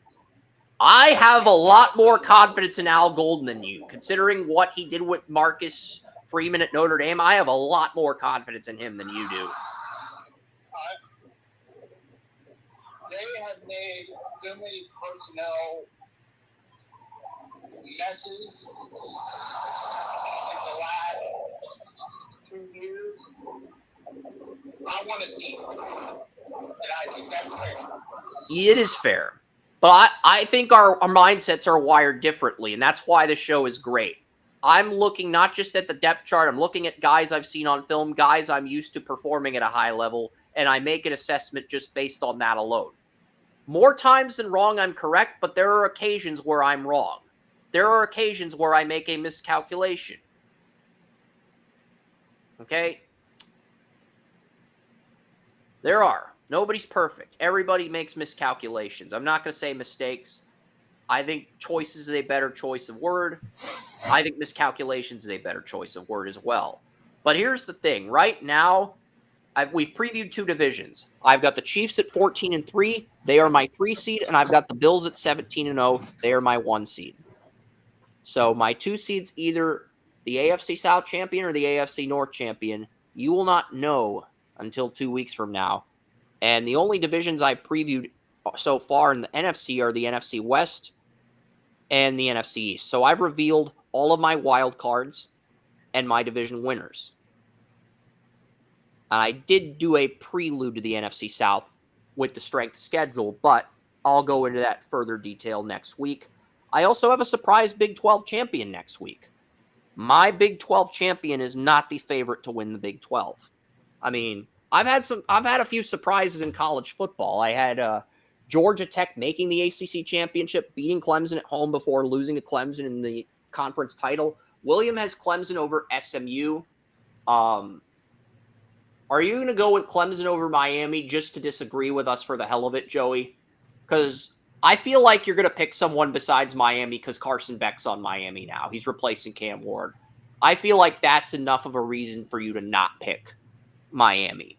I feel like, and Miami's got some good football players. Ruben Bain, they got a corner in 2027. They've got Maui Oga at right tackle. Their running back's good. They got a good football team. It's just Carson Beck's their quarterback, and I think he's only going to bring half the fire that Cam Ward brought. And Cam Ward, even though he is a great quarterback, not exactly the greatest motivator. So that's just some closing thoughts. Okay, just some closing thoughts here before we wrap up. We're at the 4-hour, 28-minute mark on TalkShoe. We're at the 4-hour, 27 mark on Restream. Do you guys have any final questions before I'll give you guys a brief preseason update, and then we'll talk about next week's show briefly. Next week, Big 12, my surprise Big 12 winners revealed. AFC South, NFC South. We'll start with the AFC South because I've got the Bucks. I had the Bucks in the NFC title game. Joey had them in the Super Bowl the last time we used the simulator. And outside of the Texans, we really do not expect much out of this division. The Jags could go 9-8, miss the playoffs. The Colts could go 8-9 if Richardson plays all 17 games. But there's really not a lot to expect out of the AFC South. So we've started the last 2 shows. Usually we go AFC before NFC, but we've started the the first 2 episodes of Draft Utopia, we went NFC first this year. So I think we'll go AFC. We'll talk about my experience at Colts camp. I mean, it's that bad that the Colts. I'm wondering if the Colts are going through an exodus without Jim Irsay. Like, as far as the changes, the internal changes within the organization. And Joey, I have got news for you, buddy. The Browns are not on NFL Network. I got Patriots-Vikings instead. So you get the Browns game, I get the Patriots game. I am very happy about that. And the Patriots lead McCarthy 7-0. So, yeah. So that is, I think everybody's happy because, I mean, how is Gabriel doing, buddy? You got a Dylan Gabriel update for us before we sign off? I mean, I'll X out of these, I'll X out of the screen sharing. I think the audience pretty much knows. Not follow the stats by stats. The Browns up 6-0. They had like a 12. I just tuned into NFL Network. We went through the Bills' schedule. I can reload it one more time, but it's like I'm not going to go. I'm only going to show up to where the Bills got eliminated by the Bengals. I don't want to go through the week-by-week games. And I do have some I'll get to the playoff games. Yeah, I have the Bengals beating the Bills. But yeah, it's early. A lot could happen. Ron is just as questionable on my Bengals prediction as you are, but we'll see what happens. And the Patriots got a touchdown. Is 8 McCarthy? Is that McCarthy or is that I'm wondering if that's McCarthy. No, that is Sam Howell that threw that into coverage. So Sam Howell's the backup to McCarthy. I know you were higher on Howell than McCarthy, William, but Howell just threw a really bad pass into coverage. It looked like Daniel Jones trying to chug a pog. And for everyone who says Daniel Jones is good, yesterday, as a joke, Kay Adams made out with the Jaguars mascot as a joke, like a funny joke. Daniel Jones went from being Kay Adams' boyfriend to watching his ex cheat on him with the Jaguars mascot. Nobody in the history of football has ever sunk that low from a morale standpoint. So if you tell me that Daniel Jones has more game than anyone at my company, I'm calling bullshit. I believe Joey has more game than Daniel Jones, even if he denies it. Even if he's humble about it like a gentleman and denies it, I believe Joey has more game than Daniel Jones.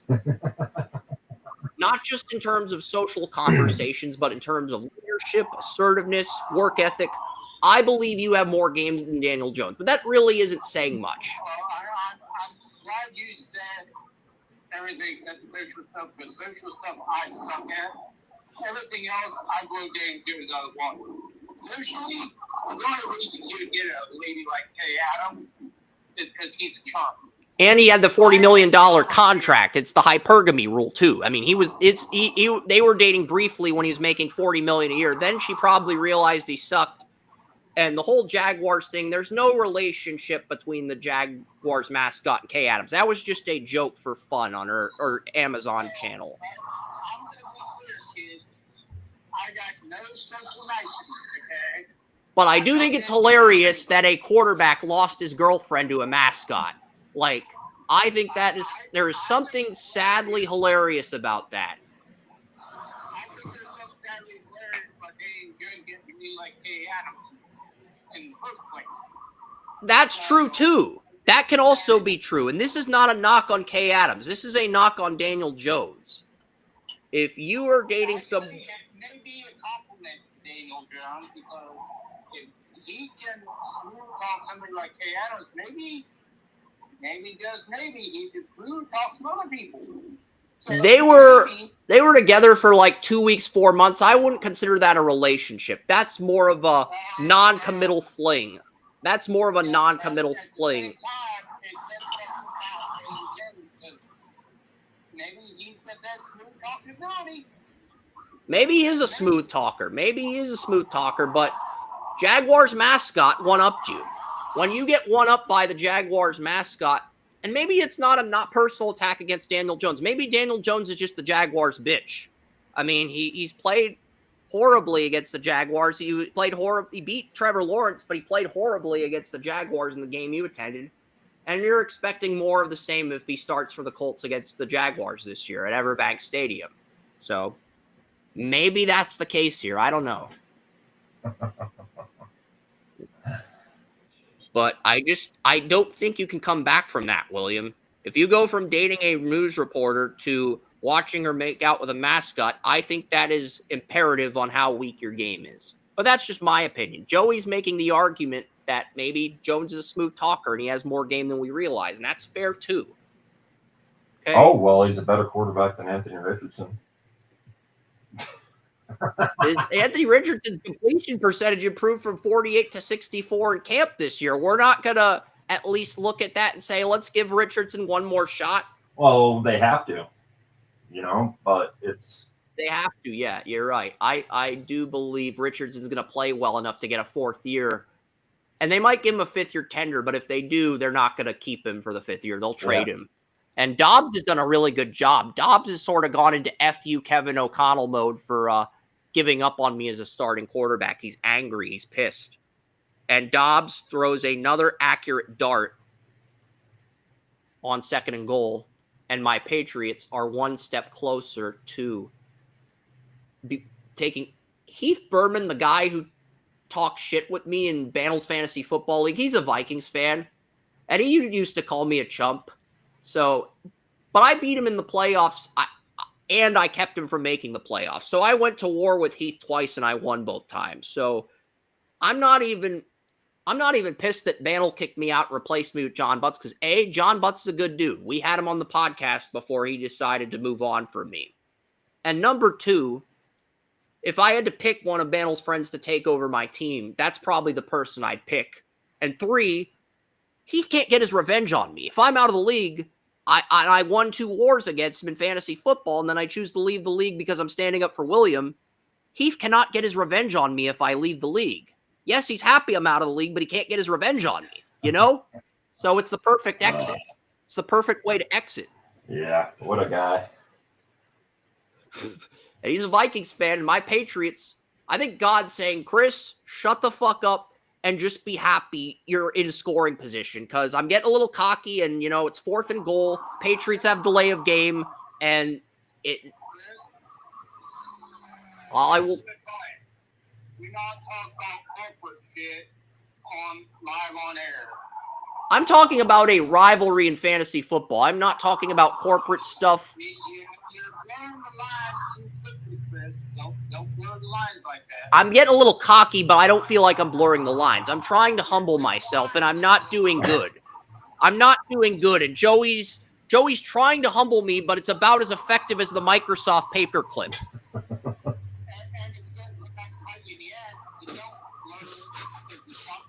The paperclip cannot bite anybody in the ass. The Microsoft Purple Gorilla can bite someone in the ass. The 90s version of Harambe. The 90s version of Harambe can bite someone in the ass. The paperclip cannot.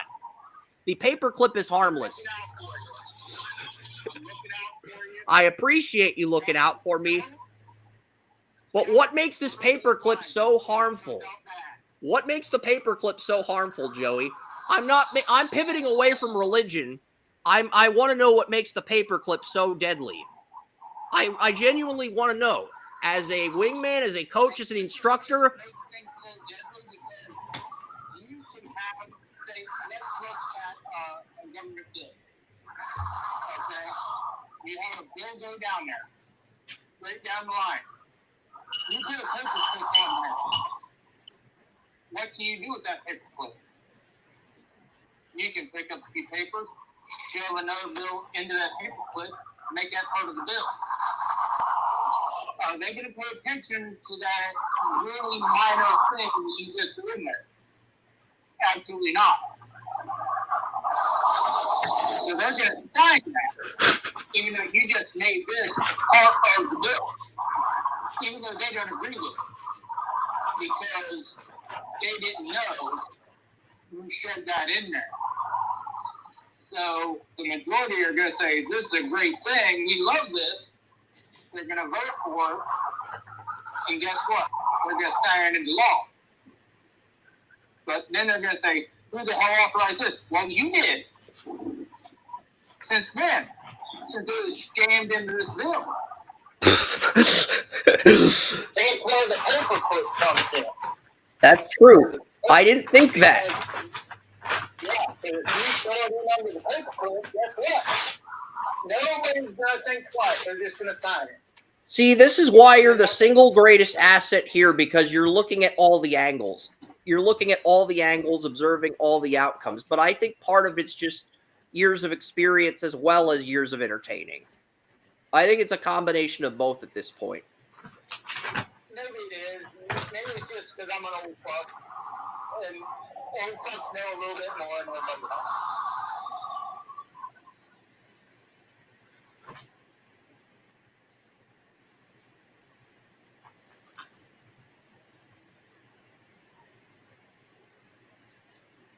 So it's 7-0.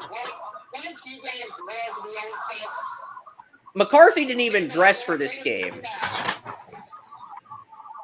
JJ McCarthy didn't even dress for this game. He's wearing a tracksuit, the Vikings sweater, a tracksuit on the bench.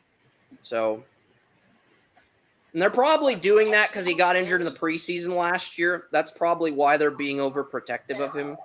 And he looked good in the first game. Yeah, an NFL player, you're wearing a tracksuit on the sideline? Yeah. At least do a hoodie and some jeans, man. A fucking tracksuit? What is this, 1975? The tracksuit has a zipper on it. Woo-hoo! You got zipper. It looks like something that Dante Culpepper would wear to a 1970s disco fraternity party.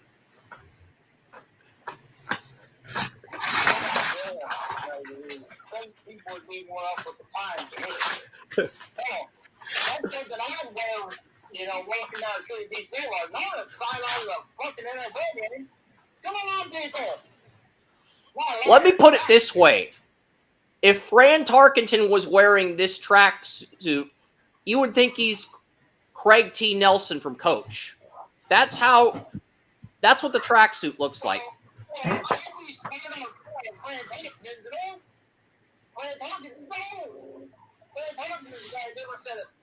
And Fran Tarkenton's defense, he led the Vikings to 4 Super Bowls. So there's that too. Yeah, that is a hell of a defense being out for Fran Tarkenton. So yeah, absolutely. It's like